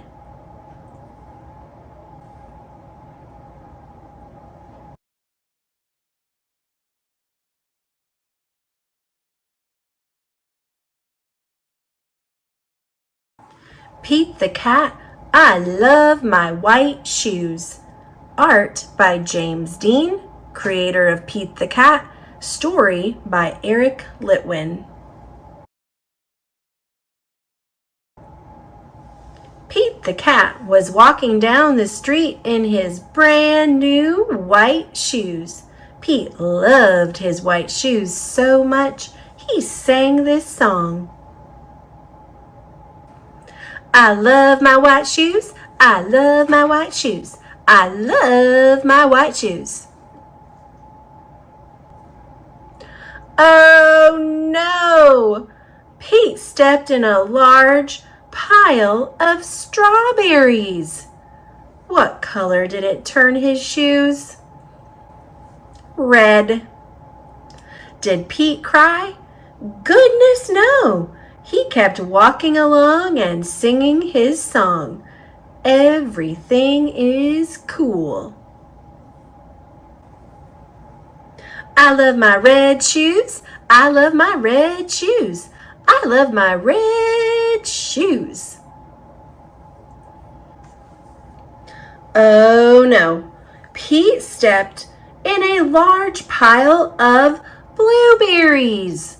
What color did it turn his shoes? Blue! Did Pete cry? Goodness, no. He kept walking along and singing his song. Awesome! I love my blue shoes. I love my blue shoes. I love my blue shoes. Oh no! Pete stepped in a large puddle of mud. What color did it turn his shoes? Brown. Did Pete cry? Goodness, no. He kept walking along and singing his song. Groovy. I love my brown shoes. I love my brown shoes. I love my brown shoes. Oh no! Pete stepped in a bucket of water, and all the brown and all the blue and all the red were washed away. What color were his shoes again? White! But now they were wet. Did Pete cry? Goodness, no! He kept walking along and singing his song, rock and roll. I love my wet shoes. I love my wet shoes. I love my wet shoes. Squeak, squeak, squeak. The moral of Pete's story is, no matter what you step in, keep walking along and singing your song. Because it's all good.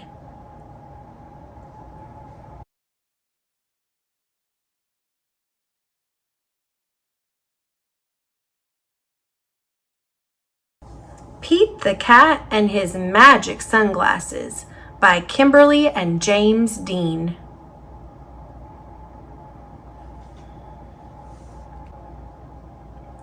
Pete the Cat did not feel happy.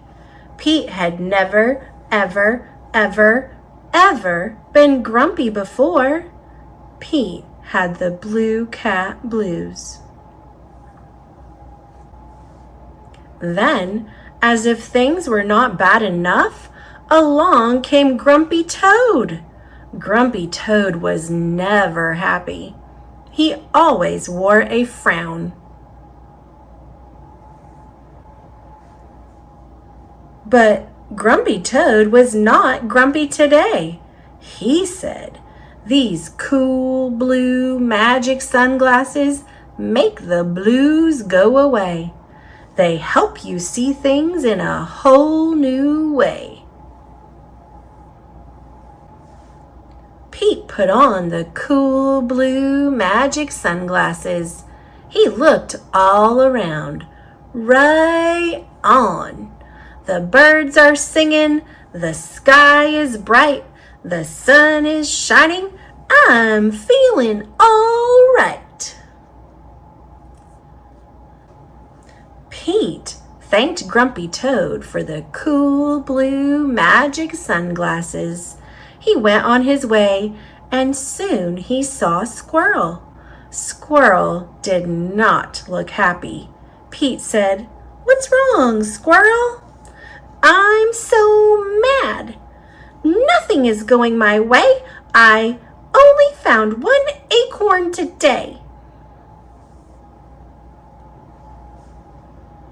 Pete said, "Try these cool blue magic sunglasses. They help you see things in a whole new way." Squirrel put on the cool blue magic sunglasses and looked all around. "Awesome! The birds are singing, the sky is bright, the sun is shining. I'm feeling all right."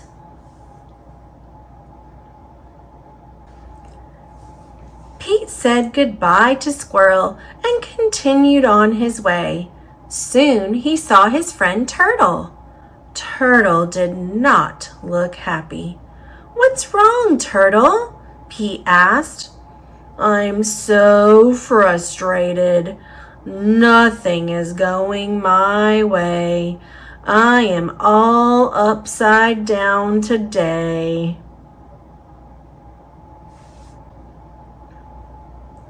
Pete said, "Try these cool blue magic sunglasses. They help you see things in a whole new way." Turtle put on the cool blue magic sunglasses and looked all around. Far out, the birds are singing, the sky is bright, the sun is shining. I'm feeling all right. Pete kept rolling along until he saw Alligator. Alligator did not look happy. "What's wrong, Alligator?" Pete asked. "I'm so sad. Nothing is going my way. No one wants to play with me today." Pete said, Try these cool blue magic sunglasses. They help you see things in a whole new way.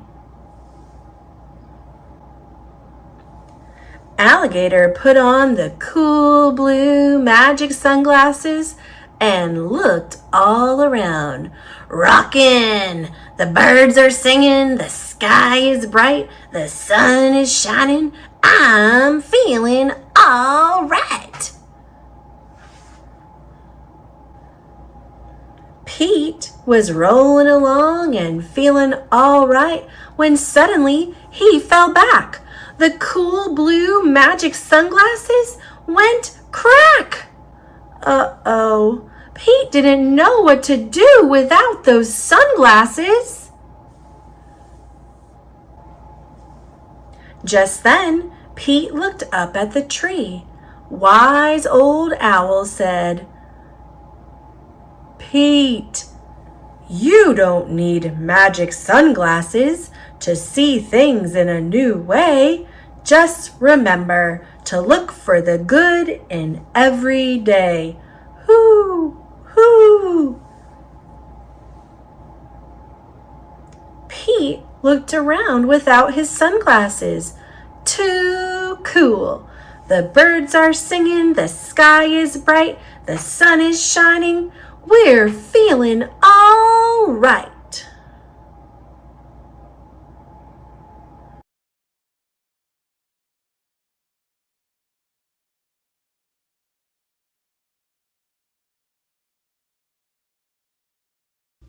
Pete the Cat and the Bedtime Blues by Kimberly and James Dean.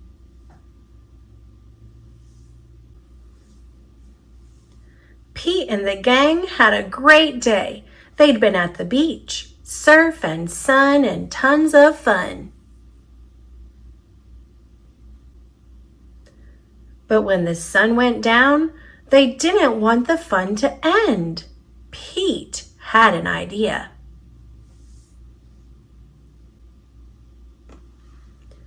Hey, how about a sleepover?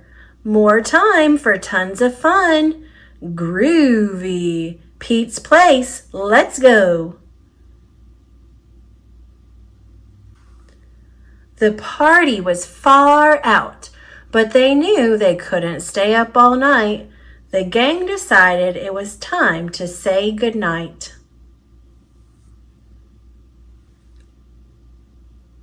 On went the pajamas and out went the light. Good night, Gus. Good night, Alligator. Good night, Toad. Good night, Pete.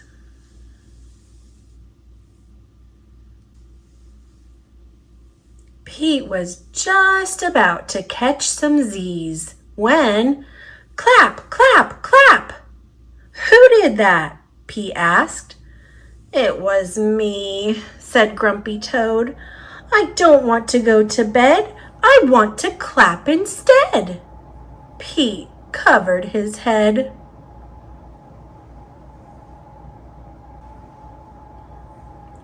This cool cat needs to go to bed. Good night, Gus. Good night, Alligator. Good night, Toad. Good night, Pete. Time to sleep. Pete tried again to catch some Z's when, rat-a-tat-tat. Who did that? Pete asked. It was me, said Gus the platypus. I don't want to go to bed. I want to jam instead. Pete covered his head. This cool cat needs to go to bed. Time to sleep. Good night, Gus. Good night, Alligator. Good night, Toad. Good night, Pete. Pete closed his eyes to catch some Z's when he heard munch, munch, munch. Pete had a hunch it was Alligator. He was always up for eating. What could Pete do?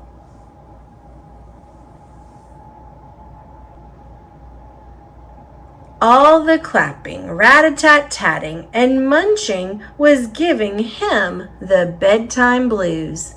Pete had a groovy idea.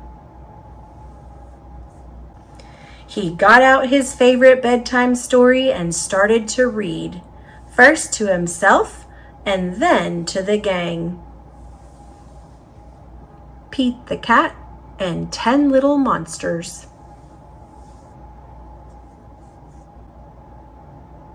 Pete noticed it was finally quiet. No more clapping, no more rat-a-tat-tatting, and no more munching.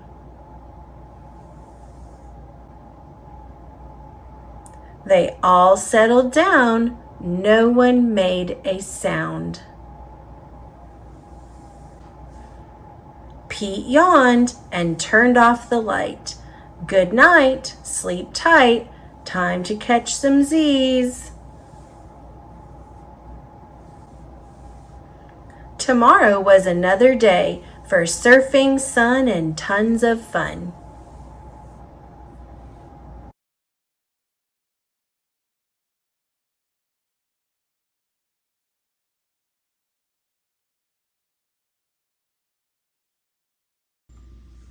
Pete the Cat and the Itsy Bitsy Spider by James Dean. One day, while playing outside with his friends, Pete the Cat spotted something cool. "Look!" shouted Pete. "Wow, it's so small," said Gus. "It's an itsy bitsy spider," said Callie. The itsy bitsy spider climbed up the water spout.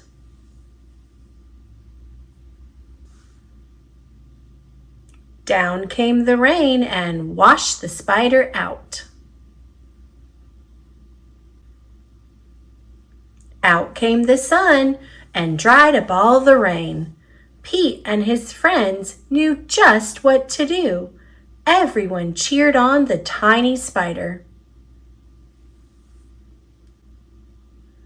Pete the Cat said, "Try again, itsy bitsy spider." So the itsy bitsy spider climbed up the water spout. Down came the rain and washed the spider out. Out came the sun and dried up all the rain. Pete said, "Don't give up yet." They all cheered louder this time. Again, the itsy bitsy spider climbed up the water spout. Down came the rain, and Pete and his friends shouted, "Go, itsy bitsy spider! Go, itsy bitsy spider! Don't give up! Believe you can!" And the itsy bitsy spider kept climbing up the water spout. Everyone celebrated, and the spider took a bow. With the help of some friends, the itsy bitsy spider never gave up, even when the odds were against her.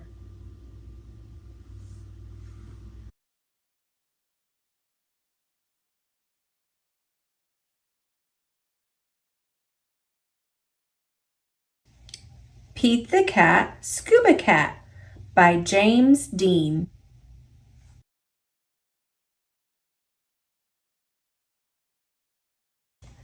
Pete the Cat is excited. He is going scuba diving.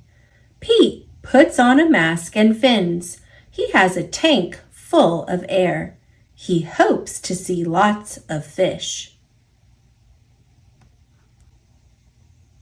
"If you are lucky, you might see a seahorse," says Captain Joe. "A seahorse?" says Pete. "I can't wait. I never saw one before." Their ridges look like a horse's mane, says Captain Joe. Groovy, says Pete. Pete jumps into the water. Splash. Down, down, down he goes. Up, up, up go the bubbles. Pete looks for a seahorse. He sees a swordfish. Pete swims out of its way. Pete waves to a stingray. It has a long, skinny tail. That's not a seahorse, thinks Pete. Pete looks high and low for the seahorse. Then he feels a tickle. Pete sees a school of fish. They all look alike, except for one.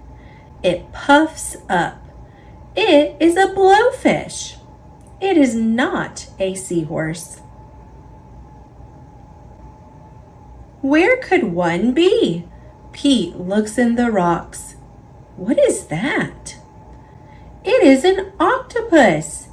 It has 8 legs. It is not a seahorse. Pete feels a tickle. What could it be? Pete turns. He sees a cave. Is there a seahorse inside? Pete sees a crab with claws. A seahorse does not have claws, Pete thinks. The cave is getting darker. Pete feels a tickle. Then he sees an eel. Pete swims past it. It is too long to be a seahorse. Oh no, it is too dark to see. How will Pete get out? Pete sees a jellyfish. It glows in the dark. Pete is almost out of the cave. He sees an angelfish. It is very colorful. Pete is out of the cave.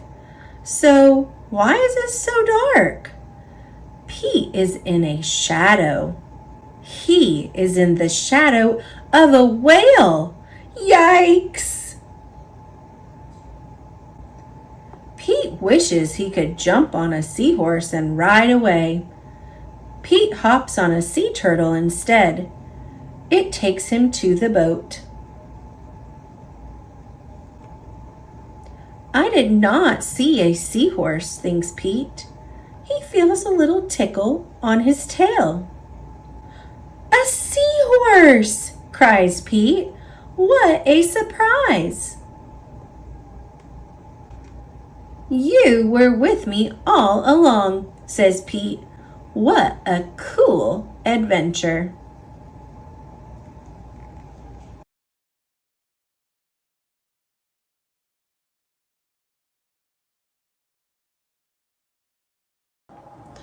Pete the Cat and the New Guy, written by Kimberly and James Dean.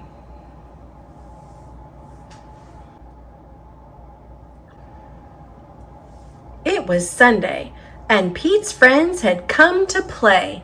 They were rocking to a new song when, beep, beep, beep, there was a noise coming from across the street. Wise Old Owl had a view from his tree. Pete said, "Hey, Owl, what do you see?" Owl said, "All I see are green shoes and a red hat." Pete answered, "Sounds like my kind of cat." Pete could not imagine who this new guy could be. I really hope it's a new friend for me. On Monday, Pete wanted to say hi, but he was feeling kind of shy. So he just rode by and by and by and by until finally Pete got to meet the new guy. Pete said, "I've never met anyone quite like you. You seem like a duck and like a beaver too." The new guy said to Pete, "Hi, my name is Gus. Glad to meet you. I'm a platypus." Pete said, "You're not like me, and I am not like you, but I think being different is really very cool." On Tuesday, Pete and Gus took a walk down the street. They came to Squirrel, who was playing in a tree. "Hi, Gus," said Squirrel. "Climbing is easy. Try and see." Gus gave the tree a try, but the branch was way too high. "I wish I could climb like you, but climbing is something I just can't do." Pete said, "Don't be sad, don't be blue. There is something everyone can do." On Wednesday, Pete and Gus took a walk down the street. They came to Pete's friend, Grumpy Toad, who said, "Come play. Leapfrog with me. Jumping is easy. Try and see." Gus jumped and leaped, but he couldn't get over Toad or Pete. "I wish I could jump like you, but jumping is something I just can't do." Pete said, "Don't be sad, don't be blue. There is something everyone can do." On Thursday, Pete and Gus took a walk down the street. Soon they saw Octopus, who said, "Come juggle with me. Juggling is easy. Try and see." "I wish I could juggle like you, but juggling is something I just can't do." Pete said, "Don't be sad, don't be blue. There is something everyone can do." On Friday, Pete and Gus took a walk down the street. Gus said, "I can't juggle or jump or climb a tree. It's no fun around here for me."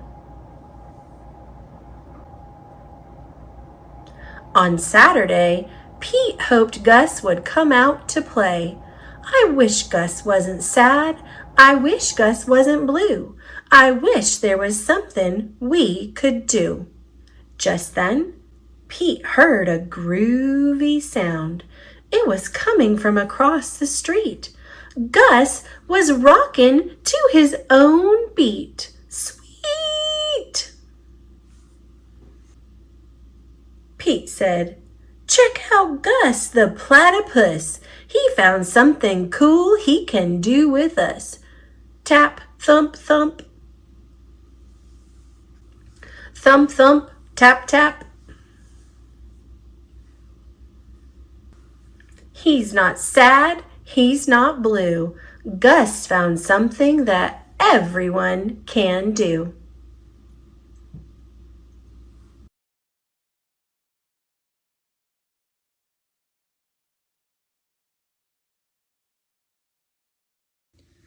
Percy's Chocolate Crunch and other Thomas the Tank Engine stories.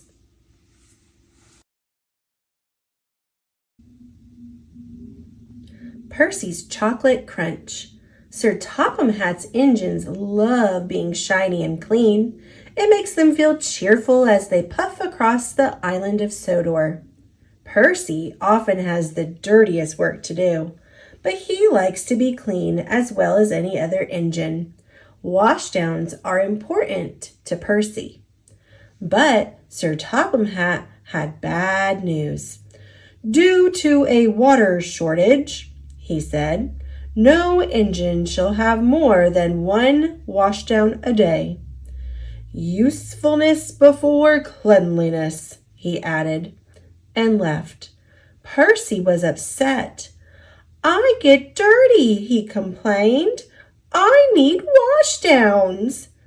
Gordon only does it to feel important. I am important, Gordon sniffed.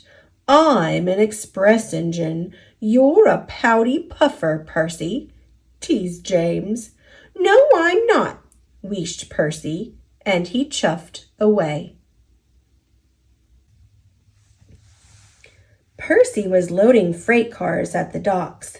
He was trying extra hard to stay clean, but the troublesome trucks were being naughty. As Percy pushed them under the coal chute, they sang out, On, on, on, they cried. Percy found himself under the chute, and coal dust flew everywhere. Oh no, coughed Percy. I'm filthy. Percy felt awful, but he knew he had to carry on. On the way to Callan Station, the troublesome trucks teased Percy even more. Clickety-clack, don't look back, dirty Percy's on our track. Be quiet, Percy snapped. When Percy arrived at Callan Station, he was very upset. From now on, I am only doing work where I won't get dirty. Harold the helicopter was at Callan Station picking up medical supplies. Hello, Percy, he called, and he took off, blowing cinders and ashes everywhere. Not again, cried Percy. I want a washdown. Usefulness before cleanliness, reminded his driver.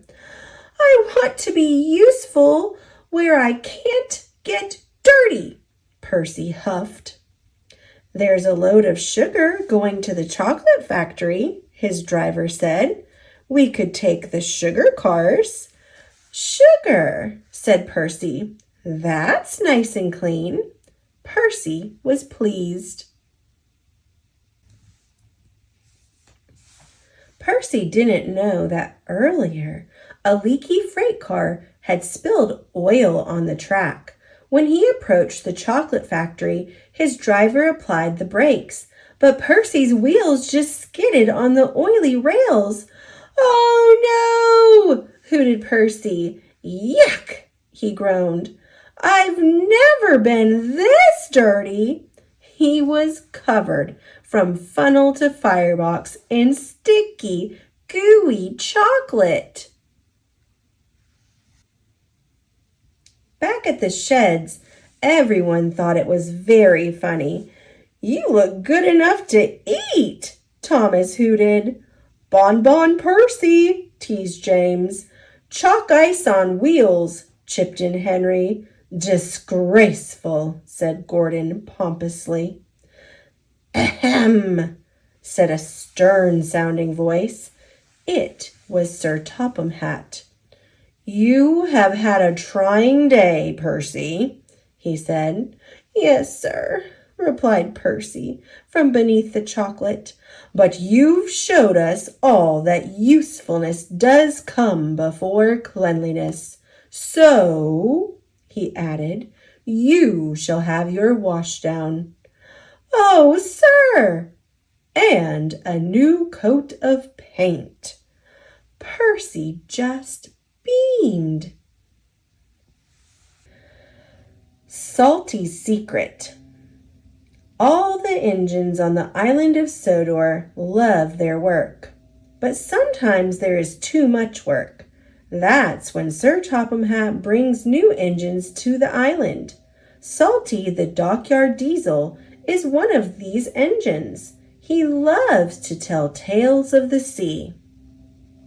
We heaved until the old freighter finally caught the tide. Arr, it's good to be useful. Salty is excited about coming to the island of Sodor. Islands are surrounded by the sea. Salty loves the sea. Soon Salty arrived at his new job. Ahoy, mateys! Salty, pride of the seven seas. I'm a new diesel, and I'm here to give you some help." Bill and Ben didn't think they needed any help, especially from a diesel. "Welcome to Center Island Quarry," Mavis said proudly. Salty looked all around. Everywhere he looked, he saw nothing but rocks. "A quarry?" he cried. "There must be some mistake. I'm a dockyard diesel." "You're a quarry diesel now," Mavis said, and she explained that they had to complete an important job for Sir Topham Hatt. Salty was sad that he wouldn't be working by the sea, but he knew what it meant to be a really useful engine, and he set to work at once. "Ah, well," Salty said, "at least there be trucks." "You'd better mind them," Mavis said. "They can be a bother." "He won't last 5 minutes," said Bill. "Those trucks will trip him up soon enough," said Ben. But to Bill and Ben's surprise, the trucks seemed to give Salty no trouble at all. "Yo ho ho and a bucket of prawns, the tiller spins and the captain yawns. Yo ho ho and a bucket of prawns, the tiller spins," sang Salty, "and the captain yawns," sang the trucks. Thanks to Salty, Sir Topham Hatt's important job was almost done. Bill and Ben were surprised and a little jealous. "Here comes Mr. Show-Off," groused Ben. "You have to admit he's got a knack with those trucks," said Mavis. "Driver says he'll bore the bolts off us with his stories," huffed Bill. But Salty didn't say a word. He didn't come near the shed. Mavis was worried. She rolled alongside and asked him what he was doing on his own. "Oh, I thought I might catch a bit of a sea breeze." "You really do miss the sea, don't you?" asked Mavis. "Aye," said Salty, "I do." But Salty knew the quarry work was important. The next day he tried to show Bill and Ben his secret with the trucks. "I like working to a musical rhythm," he said, "and so do the trucks. Why don't you give it a try, me hearties? Here we go, here we go, here we go. No, we don't, no, we don't, no, we don't." But try as they might, Bill and Ben could not move the trucks the way Salty could. Later that day, Sir Topham Hatt came to the quarry. He was surprised to see the job had been completed. "Well done," said Sir Topham Hatt. "It was Salty," said Mavis. "We couldn't have done it without him." "Then I've got a bigger job for you, Salty." "Aye, aye, sir. What kind of quarry is it?" "Quarry?" said Sir Topham Hatt. "I'm sending you to Brendam Docks." "The docks!" Salty exclaimed. "The docks are hard by the sea." "Oh, thank you, sir," he said. "This reminds me of a time in Bimini," and Salty was telling stories again. Salty loves Brendam Docks. He gets more work done than any 3 engines and feels really useful. And only the trucks know his secret. "Yo ho ho and a bucket of prawns, the tiller spins and the captain yawns." A bad day for Harold the helicopter. Harold the helicopter loves flying. Up in the bright blue sky over the island of Sodor, he looks out for anyone in distress. Sometimes he delivers the mail. This makes Percy very cross. "The mail run is done. Is there any more? I can deliver it for you in a jiff. That's what friends are for." Delivering the mail is an engine's job," said Percy grumpily. Percy has many jobs, but carrying the mail is his favorite. It makes him feel really useful. The next morning, Percy was happily pulling the mail train. "Must be on time, must be on time," he chuffed. But up ahead, there was trouble with the signal box. It was broken. The signal engineers did not know how long it would take to fix. Percy had to stop. It's not safe for engines to run without signals, but Percy was very upset. "I'm going to be late," he cried, "and it's not even my fault." Sir Topham Hatt was in his office enjoying his toast and marmalade when he heard the news. "Percy is stuck at a broken signal? Then Harold must take the mail." Poor Percy was still waiting and still upset. The last time he was held up, the mail was given to Harold. "It made me feel like a really useless engine," he sighed. "Well, the mail must arrive on time," said his driver. Just then they heard a familiar sound coming from above. "Hello," said Harold. "Sir Topham Hatt says you need my help. That's what friends are for." "Oh, no," cried Percy. But Sir Topham Hatt had made up his mind. There was nothing Percy could do. Percy's driver helped load the mailbags into Harold's cargo net. "Maybe we should take the mailbags a few at a time," said Harold's pilot. "They're very heavy."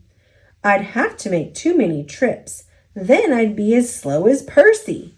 And so they loaded all the mail into Harold's net at once, and the engineer continued to work on the signal. Just as they finished loading, a signal engineer cried out. "It's fixed," he said. "Wait, Harold!" shouted Percy. "I'm ready to go!" But it was too late. Harold had already taken off. Percy watched the mail disappear. He was upset.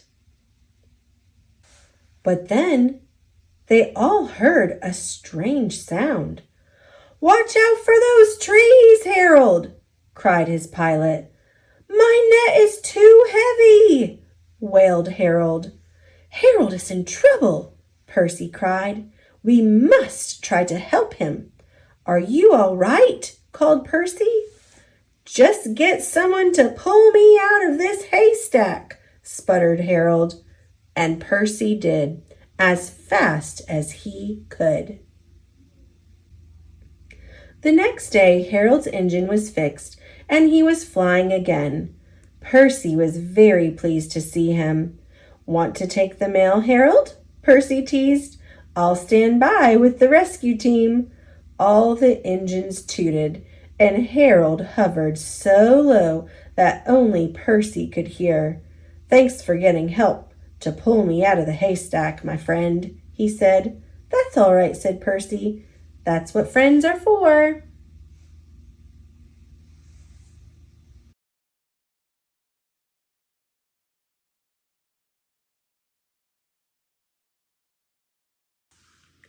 How Full is Your Bucket for Kids? Written by Tom Rath and Mary Reckmeyer. Illustrated by Maury J. Manning. Felix was putting one of the last blocks on his tower when his little sister came in. "I want to build with you," she said. Felix scowled. "Go away. You're too little." "I'm big. Stay back. You'll knock it over." "I can be very careful." "Go play with your baby toys, Anna." Felix. Thwack! "Grandpa!" Grandpa shook his head. "Felix, You just dipped from your sister's bucket. Like everyone else, Anna has an invisible bucket. When it's empty, she feels bad. But when it's full, she feels great. Didn't you ever notice your own bucket? Invisible bucket? Sometimes Felix couldn't quite tell when his grandfather was joking. But the next morning when Felix woke up, there it was, a small gray bucket floating above his head. When Felix came down to have breakfast, his mom was in a hurry. I've got a meeting this morning and it's almost time to go. Anna, sit still. Felix slipped and choco wheats scattered across the floor. Felix, yelled his mom, you should have used the stool to reach that. Felix could feel his bucket tip and big invisible drips spill out. Drip, drip. Ha ha, Anna laughed as she crunched the cereal with her shoe. Drip. Get the broom and clean that up before you miss the bus, scolded Mom. With the school bus honking, Felix quickly swept up the choco wheats and grabbed the last blueberry muffin. But before he could even take one bite, Buster jumped up and grabbed the muffin from his hand. Drip. Hey, look at Felix's new backpack. My baby brother has one just like it. Drip. Psst, Felix. Psst. Drip. Watch out, shrimp. Drip. It was still morning, and Felix's bucket felt almost empty. As he watched his classmates walk into the room, he secretly hoped they would trip and fall. That's what it feels like when you have an empty bucket. Felix slumped into his seat and waited for something else bad to happen. Mrs. Bumblenickel walked slowly up to his desk and handed him a paper. He could hardly bear to look. Felix, you wrote a wonderful story. Would you please share it with the class? Felix grinned and felt a big drop land right in his bucket. Drop. The class grew quiet. They laughed at all the right places and oohed at the scary parts. When Felix finally read the end, everyone clapped, even Emily, who sat next to him and didn't usually like dinosaurs. Felix felt a whole shower of drops land in his bucket. Maybe the day wouldn't be so bad after all. The Gigantosaurus Who Wanted a Pet by me, Felix. Drop, plop, plink, drop. Drop, drop. Team captains today are Veronica and Felix. Nice cow. It's a dog. Well, nice colors there, Felix. Cool laser ant backpack, Felix. By afternoon, Felix's bucket was nearly full. At recess, when he looked around, Felix suddenly realized that his grandpa was right. Everyone else had a bucket too. Let me help you. Drop, drop. Here's your baseball. Catch. Thanks, dude. Drop, drop. Hi, I'm Felix. first day? Yes, I'm a mirror. Drop, drop. The strange thing was that for every drop he helped put in someone else's bucket, he felt another drop in his own bucket. When Felix burst in the door after school, he shouted, "You were right, Grandpa! I do have a bucket, and I understand how it works." Then he saw Anna's torn doll. "Bad dog!" he almost scolded. But then he thought, dogs might have invisible buckets too. "Your doll will be okay, Anna," said Felix. "Mom will fix her." Wah! "Until then, do you want to help me build the tallest building in the world with my blocks?" And so they did.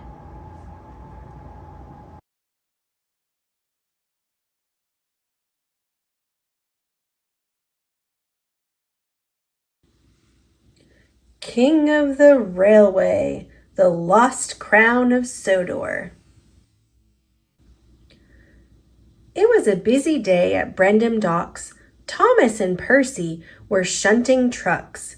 One of the trucks bashed into Percy's buffer and tipped over. A crate fell out and split open. "Look!" peeped Percy. "It's a metal man, a robot." "Silly," Cranky grumbled. "It's a suit of armor, like a knight used to wear." "Cranky's right," said Sir Topham Hatt. "In the old days, the island of Sodor was ruled by kings. The most beloved was King Godred. He lived in Ulfstead Castle and wore a golden crown. The crown disappeared long ago." Sir Topham Hatt said that the ruins of Ulfstead Castle could be seen on the Earl of Sodor's estate.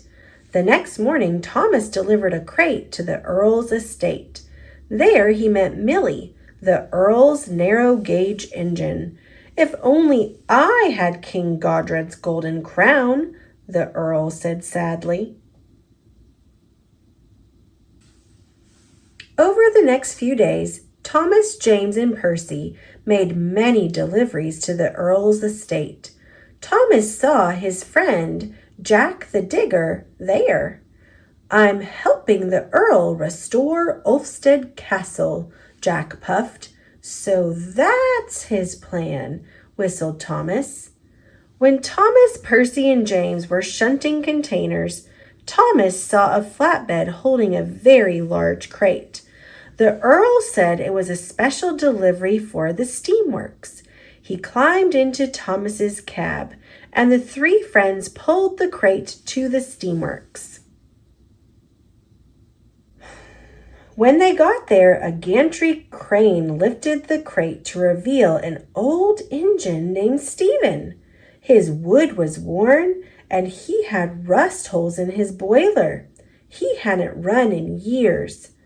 "Surprise!" the old engine peeped. Victor said that he'd have Stephen fixed up in no time. The Earl told Thomas he had a special job for Stephen, but it's best not to say anything. "I won't say a word," said Thomas. "I promise." Victor worked quickly. Soon Stephen was good as new. "You look really useful again," Thomas peeped. Stephen had told the engines about his early days. "I worked so fast, they called me the Rocket," he said. But what job would he do now? As the others rolled away to work, Thomas saw that Stephen looked sad. So Thomas broke his promise and told Stephen that the Earl had a special job for him. Stephen was very excited. Thomas, James, and Percy steamed to the Earl's estate. Inside the castle walls, they were amazed to see a giant platform on rails. The Earl called it the Traveler. You three will move the Traveler into place for the men. You must be careful to keep the platform stable. Meanwhile, Stephen wanted to know about his special job, so he rolled off to Brendam Docks. "There's no work here for an old engine like you," Cranky said. Next, Stephen went to Blue Mountain Quarry. "We can always use help," Luke peeped, but the trucks Stephen tried to pull were too heavy. He steamed and strained, but they wouldn't move. "When I worked in a mine, the trucks weren't this heavy," said Stephen. "Are there any mines around here?" Skarloey told him there was an old mine near the castle ruins. "I don't think anyone works there now," he said. Stephen found the entrance to the abandoned mine. He sighed. "There's no job on this island for me." Nearby, Thomas was working with the troublesome trucks. Suddenly, the trucks slipped loose and roared down the hill, right towards Stephen. Stephen had no choice but to push into the mine. His funnel hit the roof and fell off. Rocks crashed down behind him, sealing up the entrance. Stephen searched for a way out. He crept around dark bends and through empty tunnels, but the tracks just went in circles. The only thing he found was an old wooden crate. Thomas and Percy searched for Stephen at the entrance to the old mine. Thomas saw something familiar lying on the ground. It was Stephen's funnel. Thomas chuffed away to get Jack the Digger. Jack cleared the mine entrance and Thomas raced in. "Stephen! Stephen!" he peeped. Stephen heard Thomas, but he was too weak to move or even whistle. Finally, Thomas turned a corner and saw a welcome sight. Thomas pushed Stephen out of the mine. The Earl was there to greet them. "I found a big wooden chest in the mine," Stephen said. "Wonderful!" the Earl exclaimed. "But first we must get you ready for tomorrow. You are an engine with a special job to do." The next day, an excited crowd gathered around Ulfstead Castle. "Welcome, ladies and gentlemen, engines and coaches," said the Earl. "Let me introduce my special steam engine, Stephen. He and Millie will be happy to show you the grounds." Stephen's new funnel glittered like gold. It reminded Thomas of something. "Stephen found something I thought was lost forever," the Earl said. "King Godred's long-lost crown." Thomas realized what Stephen's funnel looked like. A crown. The engines cheered for Stephen. He wasn't the fastest or the strongest, but he was really useful. And today he was a king.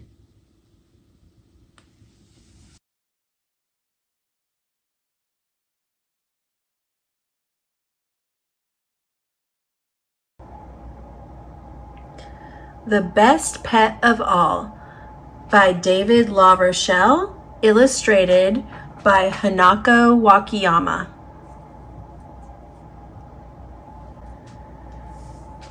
On Monday, I asked my mother if I could have a dog.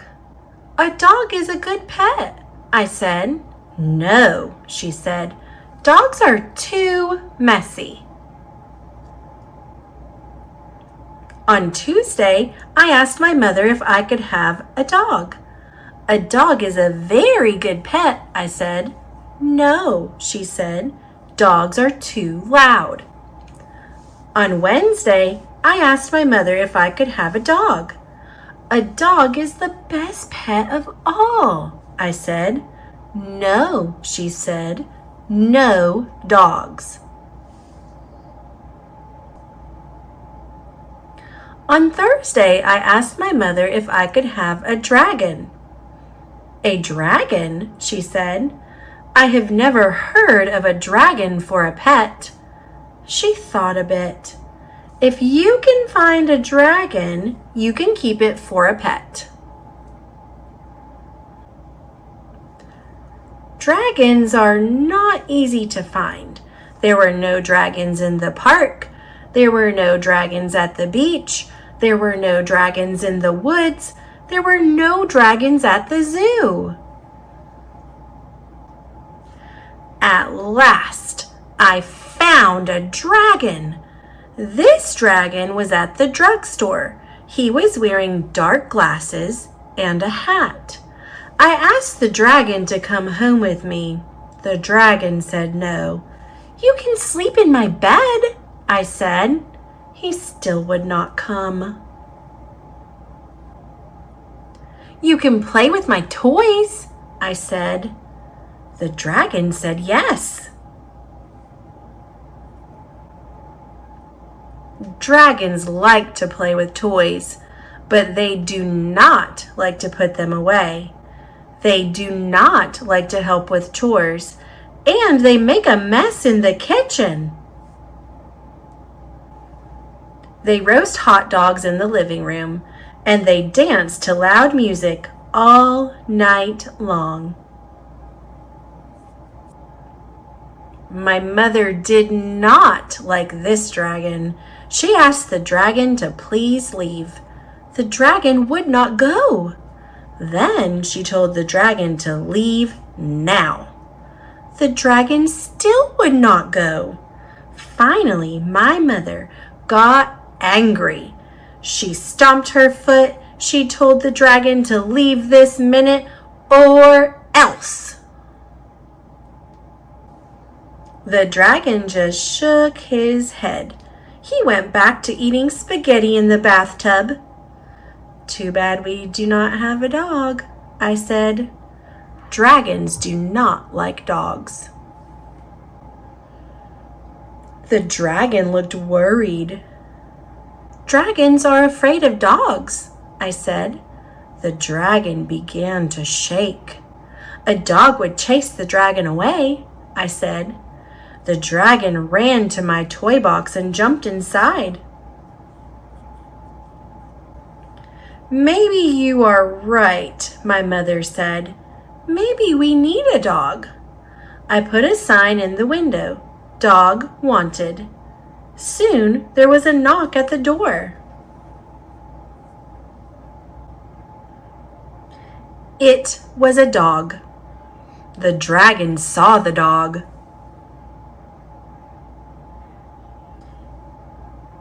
He grabbed his hat and ran out the door. Thank goodness we have a dog, said my mother. A dog is a good pet. My dog wagged its tail. Yes, I said.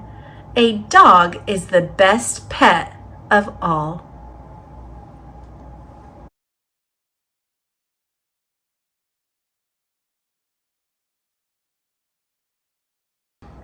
Gordon's new view. Gordon was big. Gordon was tall. Gordon liked his view from the yard. Gordon liked his view from the stations too. He could see people. People could see him. Gordon, you must go to the new station, said Sir Topham Hatt. Gordon rushed to the new station. He stopped inside. There was no view. Gordon could not see the people. They could not see him. The next day, Gordon was busy. he pulled the express. He rushed to the docks. He raced back to the new station. He was in a hurry, but his brakes were stuck. He could not slow down. Crash! Gordon crashed into the bumper. Smash! Gordon smashed into the wall. Now people could see him, but Gordon could not see them. His eyes were shut tight. The breakdown train pulled Gordon back. "Gordon, go to the works," said Sir Topham Hatt. When Gordon came back, he was fixed. The wall was fixed too. It had a new window. Gordon likes his new view. He can see people, and people can see him. Peep, peep.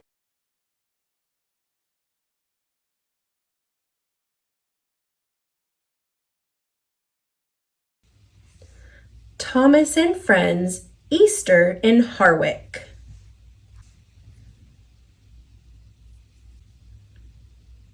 Based on the Railway series by the Reverend W. Awdry, illustrated by Richard Courtney. Spring was springing everywhere Thomas went. Each day there were more buds on the trees and more flowers bursting from the ground. Thomas's riders were enjoying spring too. Annie's and Clarabelle's windows were open for the first time in a long while. One morning Sir Topham Hatt came into the yard. "Thomas," he said, "I need Donald and Douglas for some heavy pulling at the harbor, and you will replace them in Harwick for a couple of days to keep things right on time up there." "Yes, sir," Thomas peeped. "That should be a fun adventure." Harwick is a town in the hilly countryside in the northernmost parts of Sodor. As Thomas traveled north, Annie and Clarabelle weren't carrying passengers, but were full of pretty straw baskets.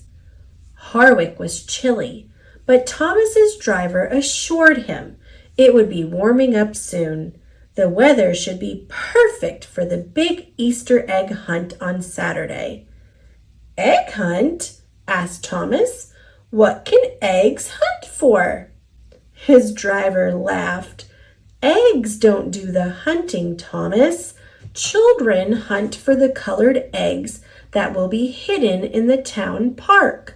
That's what the straw baskets are for, collecting eggs." As promised, each day was warmer as Thomas chugged up and down the tracks around Harwick. And each day, Thomas could see Terence working hard too. Terence's caterpillar treads helped him move around on the steep hills. In a tree near the tracks, Thomas could see a pair of birds busily building a nest out of twigs and grass. One day, Thomas saw that the birds had found a piece of red ribbon, which gave the nest a cheery bit of color. "Now that nest reminds me of James," thought Thomas. The day before the Easter egg hunt, Thomas saw Terence pulling a trailer full of eggs. The eggs had been dyed all the colors of the rainbow. Thomas had never seen eggs in so many colors. Thomas waited for Terence as he drove down the muddy road. As Terence easily turned the corner, he tooted a happy spring hello to Thomas.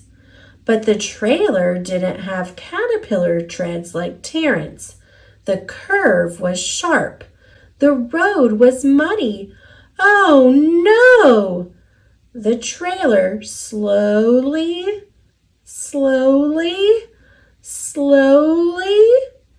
rolled onto its side. Hundreds of Easter eggs slipped off the trailer and rolled down the hill. They tumbled faster and faster down the grassy slope. Some eggs got stopped by flowers and thick clumps of grass. Some rolled to the edge of a stream. A few eggs made it all the way to the fence around Farmer Dalby's garden. "Oh no," cried Terence. "How are we ever going to get all of these eggs gathered and into town in time for the Easter egg hunt tomorrow?" And then, suddenly, Thomas smiled. "I think I have an idea," he said. The next morning, there were many children and their families at the town park. There was the big sign announcing the Easter egg hunt, but there were no baskets, and worse yet, there were no Easter eggs. Just then, Thomas pulled up. Sir Topham Hatt was laughing and smiling. "All aboard!" he cried. "All aboard for a quick trip to the new Easter egg hunt location." And everyone happily boarded Annie and Clarabelle, who had been decorated just for the special day.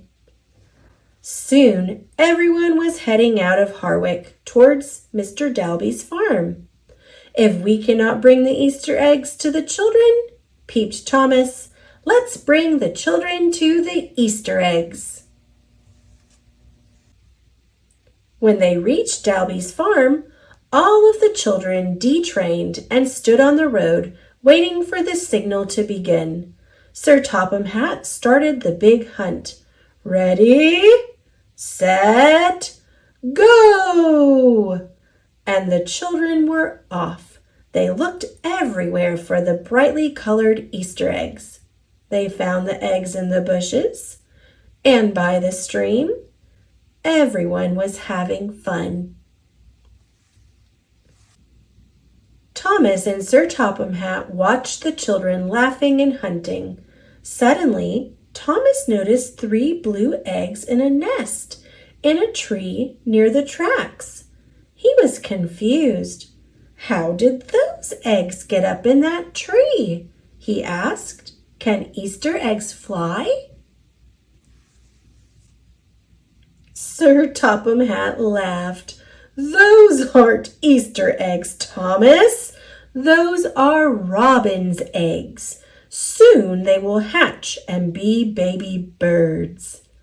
Thomas smiled and sighed. Warmer weather, smiling children, Easter eggs, and baby birds. I can't wait for the rest of spring.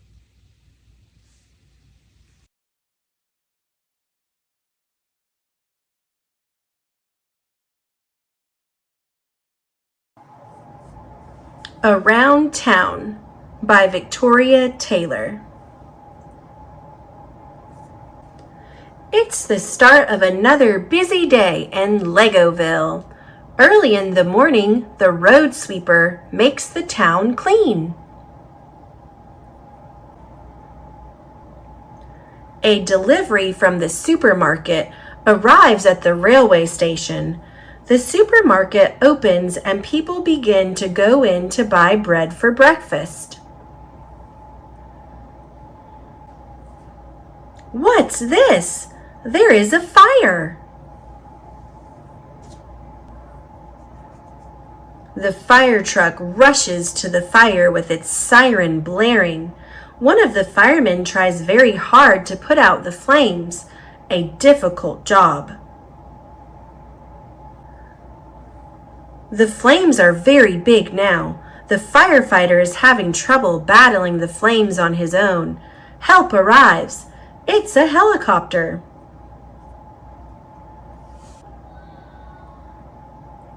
The helicopter uses a hose to spray water on the flames. It works. The firefighters have done a good job. Everything is safe now. Back in town, the builders are hard at work on the building site. They are building a new house. There is a big crane to lift heavy bricks into place. The builders always wear their hard hats while they work. A cement mixer is making cement. Cement is used to stick bricks together for building walls.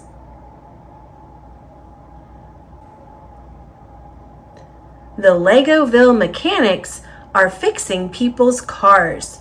This car has broken down, but the mechanics know what to do. There are lots of visitors at the zoo on this sunny day. The monkeys are showing off to the visitors by swinging around. It's lunchtime for the animals. The zookeepers take the right food to each animal. The Legoville police hear that someone has stolen a cake from the supermarket. The police rush into the supermarket to see if they can catch the thief. The police dog catches the thief. He could smell the cake. It has been another successful day in Legoville. Quiz. What helped the fire truck put out the fire? Did you guess helicopter? You're right. Question 2. What were the builders making? A house. Question 3. What is this man's job? He's a mechanic. And question 4. What did the thief steal? Do you know? A cake. Nice job.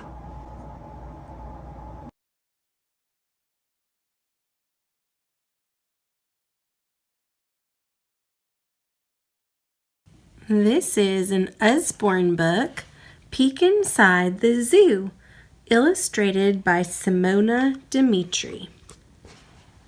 Peek inside the zoo to see what all the animals are up to.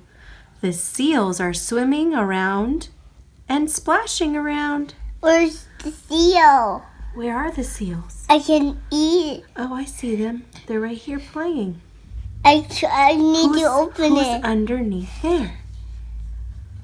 Baby panda. It's a baby panda. It's a panda. He's busy eating. It's a baby. Yeah, did you know he chews through hundreds of sticks of bamboo a day? Yeah. The lion is snoozing until his cubs wake him up to play. There's his cubs. Can you guess who lives in here? It's a mama and a baby. What are those animals? And a Grammy and a Nami. Oh, they're the giraffes. They're the tallest animals. Even the babies are much taller than you. Oh, look at this one. Look. One has spotted a juicy leaf. See, he's going after the leaf. She'll use her long tongue to pull it from the tree. Elephants love water. At the zoo, they have a shower every day. An elephant's nose is called a trunk. It can use it to suck up water and to squirt it out again. Who's been munching on these leaves? Who's under the leaf? A caterpillar. A caterpillar makes a little case called a chrysalis. It curls inside. Can you find the caterpillar inside the chrysalis? And turns into a butterfly. Look at this butterfly. It folds its pretty wings to rest in the shade. Open them up to see how it looks when it flutters away. Flutter, flutter, flutter. Good job. Penguins shuffle when they walk. They are birds that cannot fly, but when they dive into the water, splash, and flap their wings like flippers, they are super speedy swimmers. Who's swinging around behind the tire? Oh, it's monkeys. Their tails, let's see what their tails do. Help them balance as they swing and climb. Oh, look at the gorilla. Gorillas have very long, strong arms. What's this one hiding in her arms, William? Who is that? It's a baby. It's a little baby gorilla. The mama's holding him. A gorilla's foot is like a hand with a big toe that works like a thumb. So see right here? That's just like our thumb. They use it just like our thumbs to grab and hold things. Squawk, squawk, squawk. Parrots live in a group called a flock. He's eating, and Mommy said, wash her face, take a shower with Daddy. They call to each other to make sure their flock stays together. This little guy, he's eating a nut. He's a hungry parrot. It's using its strong beak to crack the nut open. At night, when the visitors are gone, most of the animals go to sleep, but one of them is still awake. Who's still awake? Do you see? Tigers doze in the day, and they go prowling after dark. There he is. He's still awake. Open the doors quietly to see who's sleeping in here. Who's in there? Aww. Shh. Don't wake the elephants. Sleep tight, baby and mommy elephant. Say night-night to him. Night-night, buddy. Yeah, they're sweet. Okay. Hi.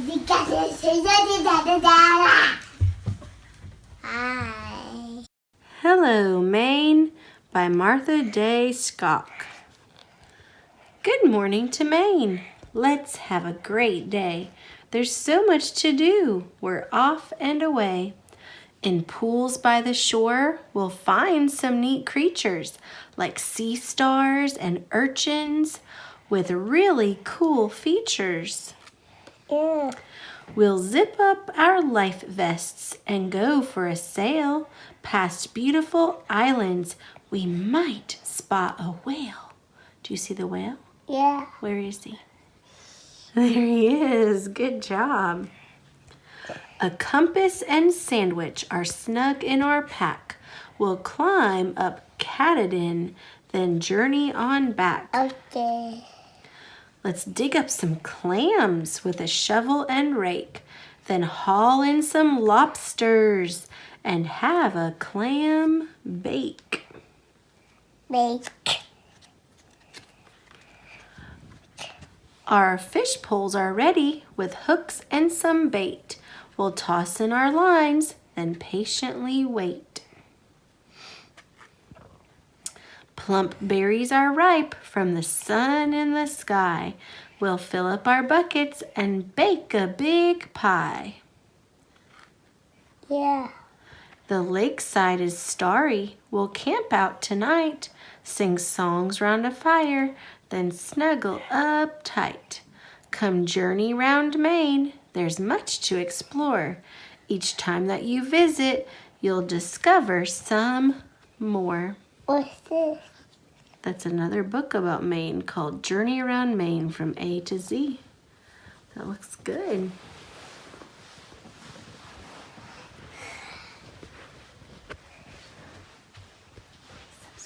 We just right. Thanks for watching. Night-night. If You Give a Pig a Pancake by Laura Numeroff, illustrated by Felicia Bond. If you give a pig a pancake, she'll want some syrup to go with it. You'll give her some of your favorite maple syrup. she'll probably get all sticky. Oh, So she'll want to take a bath. She'll ask you for some bubbles. When you give her the bubbles, she'll probably ask you for a toy. You'll have to find your rubber duck. The duck will remind her of the farm where she was born. She might feel homesick and want to visit her family. She'll want you to come too. She'll look through your closet for a suitcase. Then she'll look under your bed. When she's under the bed, she'll find your old tap shoes. She'll try them on. She'll probably need something special to wear with them. When she's all dressed, she'll ask for some music. You'll play your very best piano piece, and she'll start dancing. Then she'll want you to take her picture. So you'll have to get your camera. When she sees the picture, she'll ask you to take more. Then she'll want to send one to each of her friends. You'll have to give her some envelopes and stamps and take her to the mailbox. On the way, she'll see the tree in your backyard. She'll want to build a tree house. So you'll have to get her some wood, a hammer, and some nails. When the tree house is finished, she'll want to decorate it. She'll ask for wallpaper and glue. uh-oh. When she hangs the wallpaper, she'll get all sticky. Feeling sticky will remind her of your favorite maple syrup. She'll probably ask you for some. And chances are, if she asks you for some syrup, she'll want a pancake to go with it. The end. Freddie the Frog. Illustrated by Axel Scheffler. Freddie's a frog with goggly eyes. He's small and fat and loves catching flies. Right here. Yep. Okay. I want to. He leaps and jumps and has a good time squelching about in the muddy green slime. His friends join in. They have a big race, bouncing about all over the place. Then Freddie stops to take a short nap, paddling his feet, flippity-flap. It's right here. And when the stars come out and the moon is bright, what Freddie loves best is to croak through the night. The end.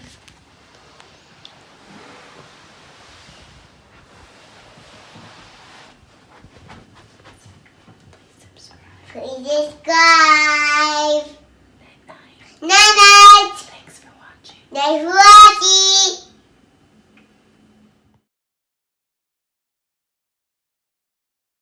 Swing, a Scanimation picture book. What's all the commotion? Kids in Motion. By, who's it by? Rufus Butler Cedar. Can you swing a baseball bat? Woom, whoosh, whack. Can you kick a soccer ball? Froom, boom, smack. Yep. Can you ride a bicycle? Spin, vrim, vroom. Can you run a relay? Zip, zoop, zoom. Can you cartwheel through the air? Hop, loop, whirl. Whoa. What? Can you spin around the ice? Slide, glide, twirl. Can you shoot a basketball? Dribble, jump, swoop. Can you swim across a pool? Splish, splash, floop. If you can cartwheel, shoot a basket, swing a bat, or kick a ball. If you can swim and spin around and ride a bike without a fall, then give yourself a great big cheer. A hip, hip, hip, hooray. A superstar is what you are. Now let's go out and play. Yep.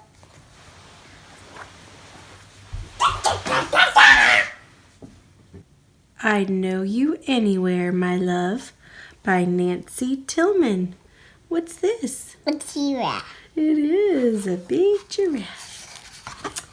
There are things about you quite unlike any other.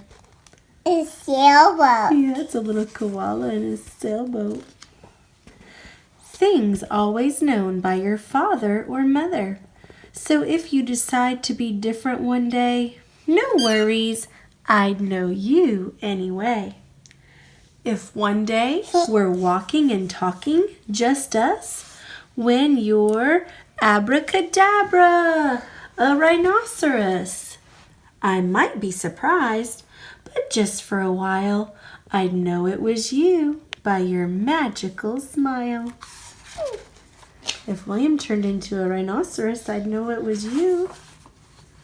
If early one morning you put on your socks and declare, listen and you'll find out. For today, I'm a little red fox. I'd say, my, that is quite a disguise. But I'd know you. It was you by the gleam in your eyes. If you were a camel, I'd know you by your grin. Yeah. Little pink pig, your chinny chin chin. It's the baby.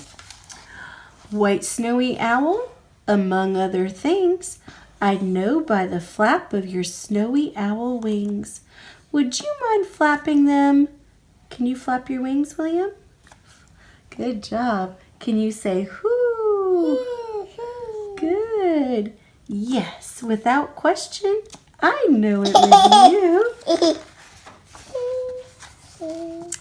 My eyes and my ears and my arms always know, from the top of your head to your tiniest toe. Wild spotted pony, easy my sweet, I know it was you by the sound of your feet. If you were a bear cub, is that William? Yeah. I'd know by your nose. He's fine. Yeah, he's riding a bicycle. That's so silly. Ringtail raccoon. Your clever tiptoes. I'd know by your toes. If that was William. Blue-footed booby. I'd know at first glance. It's a booby. Yeah, that's the booby bird. It's a booby bird. I'd know at first glance by your wonderful... The booby bird. It's got weird on water.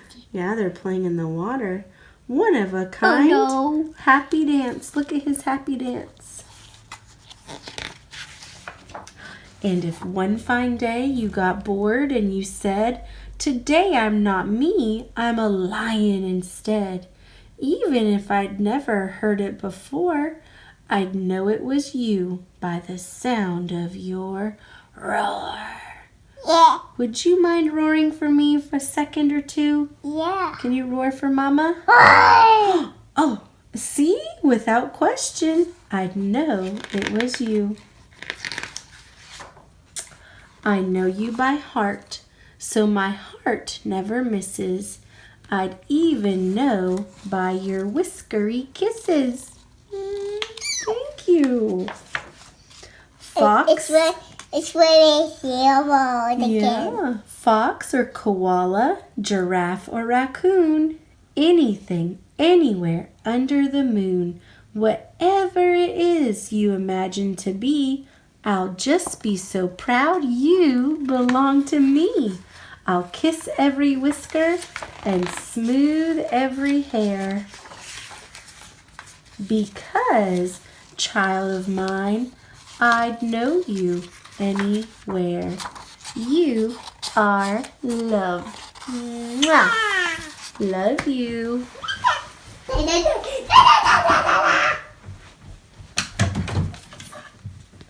Please subscribe. Hit that sky. Good night, little monsters, by Kara LaRue, illustrated by Brian Wan. Good night, Frankenbaby. Lay down your green head. Let's loosen your bolts and tuck you in bed. Good night, precious zombie. Enjoy your last snack. Know that we love you through gloom and back.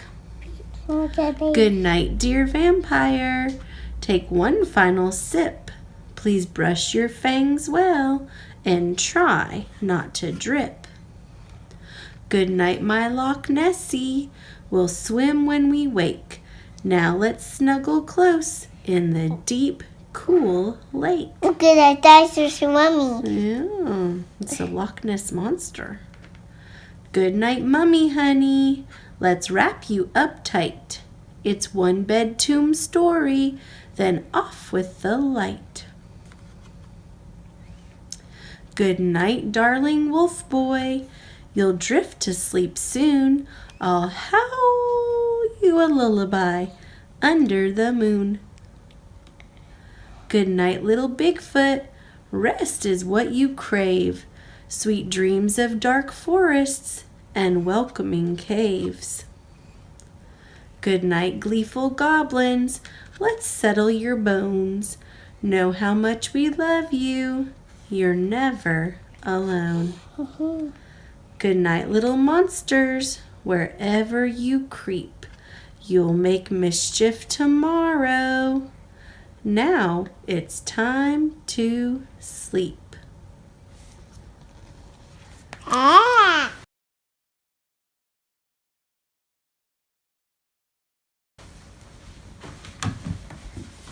Subscribe. Hit that sky. Night, kids. Night, kids. God Must Really Love Opposites by Rondi DeBoer, illustrated by Steve Haskamp. God must really love up and down. He created eagles to soar up high in the sky and then loop and swoop down low to the ground. Good job, God. I love up and down too. God must really love big and little. He created big, tall, towering trees to drop little tiny acorns all around the ground. Good job, God. I love big and little too. God must really love fast and slow. He created fast racing rabbits to run around slow, tired turtles. Good job, God. I love fast and slow too. God must really love cold and hot. He created cold, icy snowflakes in the winter and hot, cozy sunbeams in summer. Good job, God. I love cold and hot too. God must really love light and dark. He created the bright, shining day for me to play and the dark, black night for me to sleep. Good for you. Good night. Good job, God. I love light and dark too. Oh, yes, God must really love opposites. He created eagles soaring up and down, big trees with little acorns, fast rabbits and slow turtles, cold winters and hot summers, and the light of the day with the dark of the night. A whole, wide, wonderful world full of fun opposites. Good job, God. I love opposites too.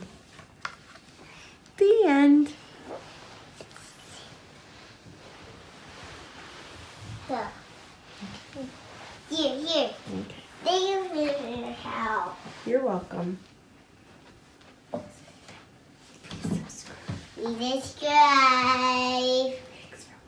Thanks for watching. Night night. Goodnight Tractor by Michelle Robinson and Nick East. The stars are out. It's time for bed. So say goodnight, What's this? my sleepyhead. What's this? That's a weather vane. What's this? And that's smoke coming from the house. What's this?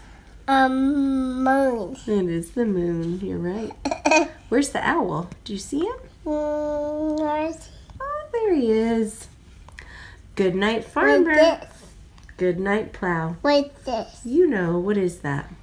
A combine tractor. It is a combine. Wow. Yeah. Good night, trailer. Good night, cow. Good night, dog. And good night, sheep. Good night, tractor. Time to sleep. What's this? That's the little boy's tractor. Says right where That's right. the combine with what? Good night, combine. Good night, truck.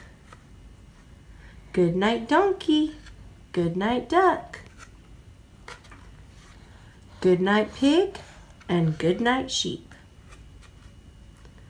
Good night, tractor. Time to sleep. Dog and donkey, duck and cow, combine, wagon, truck and plow. Oinks and brays and moos and baws, quacks and neighs and moon and stars. Good night all, now count the sheep. Good night, tractor, time to sleep. Yeah.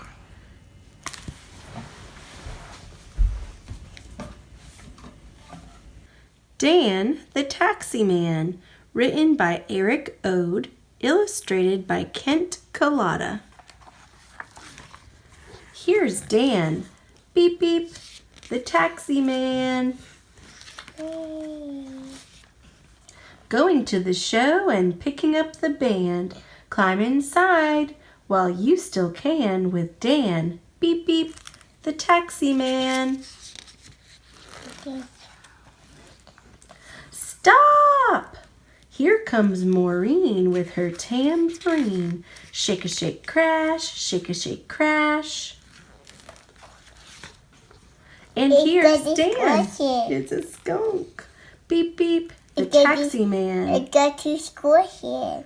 I think he's gonna be okay. Going to the show and picking up the band. Climb inside while you still can with Dan, beep beep, the taxi man. Stop!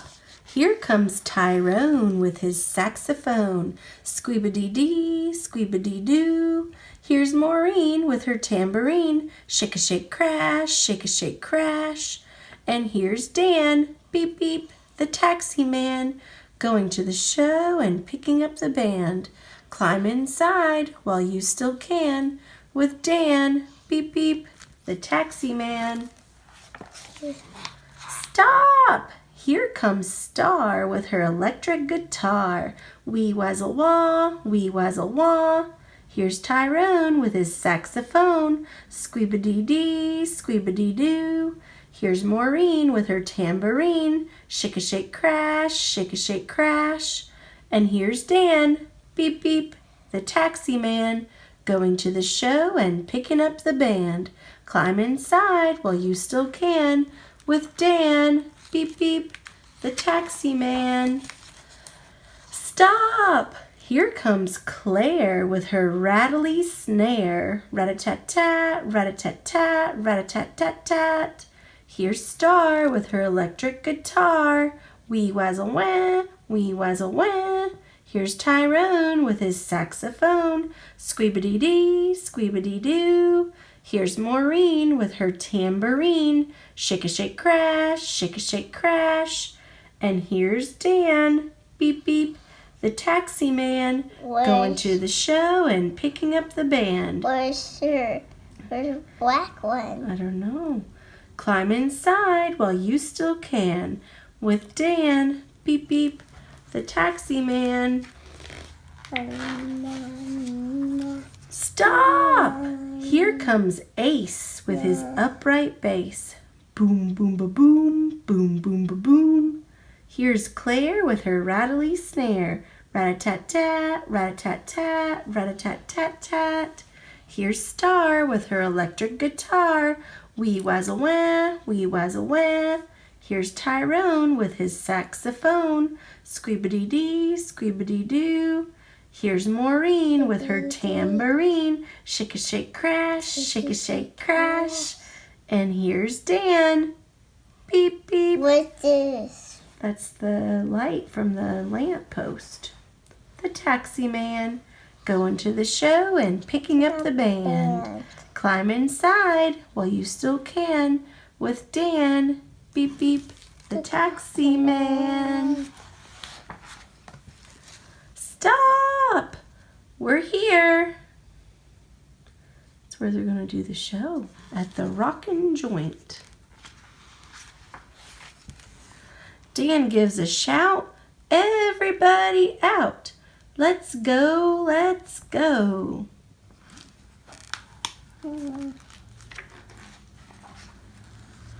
Up on the stage, it's time for the show. What a place. What a scene! There's Claire and Ace, and there's Maureen. There's Star and Tyrone. But something's wrong. There's something missing. Stop the song! Who's missing? Star looks around. I know what we need. I know what's missing. Yes, indeed. Let's see who's missing. It's Dan! Beep, beep. The taxi man.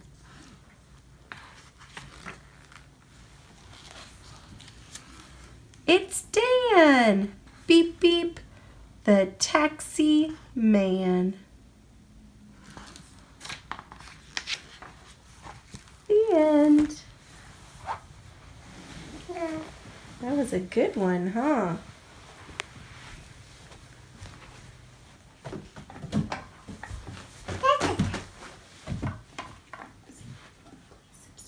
Please subscribe. Night night.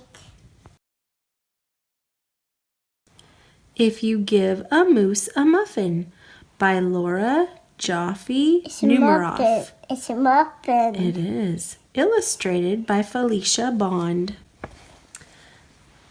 If you give a moose a muffin, he'll want some jam to go with it. So you'll bring out some of your mother's homemade blackberry jam. Oh.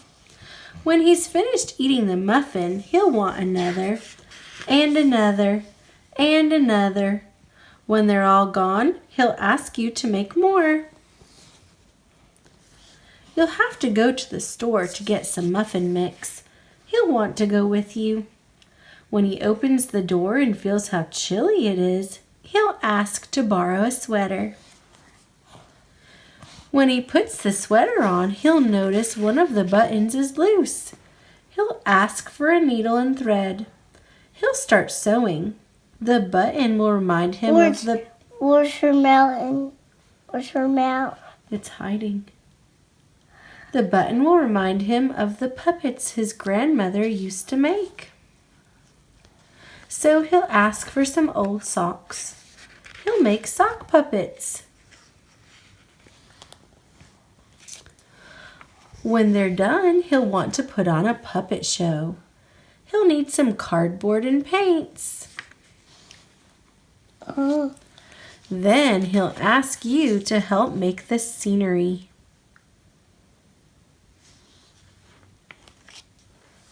When the scenery is finished, he'll get behind the couch, but his antlers will stick out.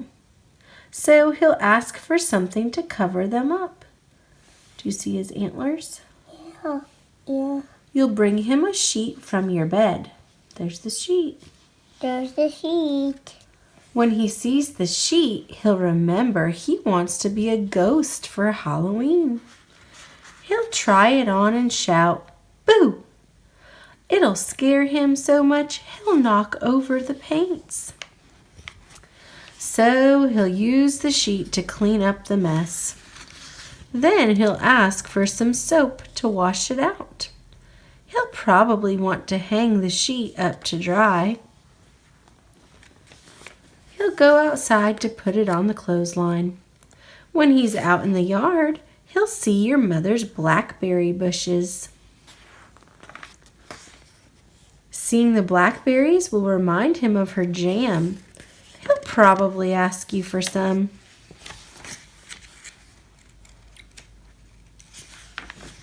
And chances are, if you give him the jam, he'll want a muffin to go with it. The end. Oh, dear. I get to tell you what it is. Please subscribe. Wherever you are, my love will find you. I wanted you more than you ever will know, so I sent love to follow wherever you go. It's high as you wish it. It's quick as an elf. You'll never outgrow it. It stretches itself. So climb any mountain, climb up to the sky. My love will find you. My love can fly. Make a big splash. Go out on a limb. My love will find you. My love can swim. It never gets lost, never fades, never ends. If you're working or playing or sitting with friends, you can dance till you're dizzy, paint till you're blue. There's no place, not one, that my love can't find you. And if someday you're lonely, or someday you're sad, or you strike out at baseball, or think you've been bad, just lift up your face, feel the wind in your hair. That's me, my sweet baby. My love is right there. In the green of the grass, in the smell of the sea, in the clouds floating by at the top of a tree, and the sound crickets make at the end of the day. You are loved. You are loved. You are loved, they all say. My love is so high and so wide and so deep. It's always right there, even when you're asleep. So The flamingo. Those are flamingos. So hold your head high and don't be afraid to march to the front of your own parade. If you're still my small babe or you're all the way grown, It's baby one. Yeah. My promise to you And the mom wanted, is you're never alone. You are my angel, my darling, my star, and my love will find you wherever you are. You are loved.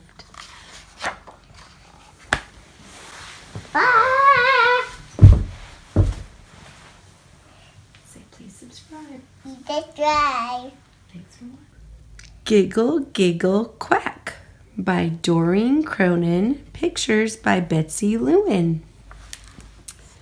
Farmer Brown was going on vacation. He left his brother, Bob, in charge of the animals. I wrote everything down for you. Just follow my instructions and everything will be fine. But keep an eye on Duck. He's trouble. Farmer Brown thought he heard giggles and snickers as he drove away, but he couldn't be sure. Bob gave Duck a good long stare and went inside. He read the first note. Tuesday night is pizza night, not the frozen kind. That's his hair. The hens prefer anchovies. Giggle, giggle, cluck. 29 minutes later, there was hot pizza in the barn. Bob checked on the animals before he went to bed. Everything was just fine. Wednesday is bath day for the pigs. Wash them with my favorite bubble bath and dry them off with my good towels. Remember, they have very sensitive skin. Giggle, giggle, oink. Bob had all the pigs washed in no time. Farmer Brown called home on Wednesday night to check in. Did you feed the animals like I wrote in the note, he asked. Done, replied Bob, counting 7 empty pizza boxes. Did you see my note about the pigs? All taken care of, said Bob proudly. Are you keeping a very close eye on Duck? He asked. Bob gave Duck a good long stare. Duck was too busy sharpening his pencil to notice. Just keep him in the house, ordered Farmer Brown. He's a bad influence on the cows. Giggle, giggle, moo. Giggle, oink. Giggle, quack. Thursday night is movie night. It's the cow's turn to pick. Giggle, giggle, moo. The duck. Yeah, the duck is busy writing silly notes. Bob was in the kitchen popping corn. Just as the animals settled in to watch the sound of music, the phone rang. The only thing Farmer Brown heard on the other end was giggle, giggle, quack, giggle, moo, giggle, oink. Uh-oh. Duck! Screamed Farmer Brown. It's for you, Bob.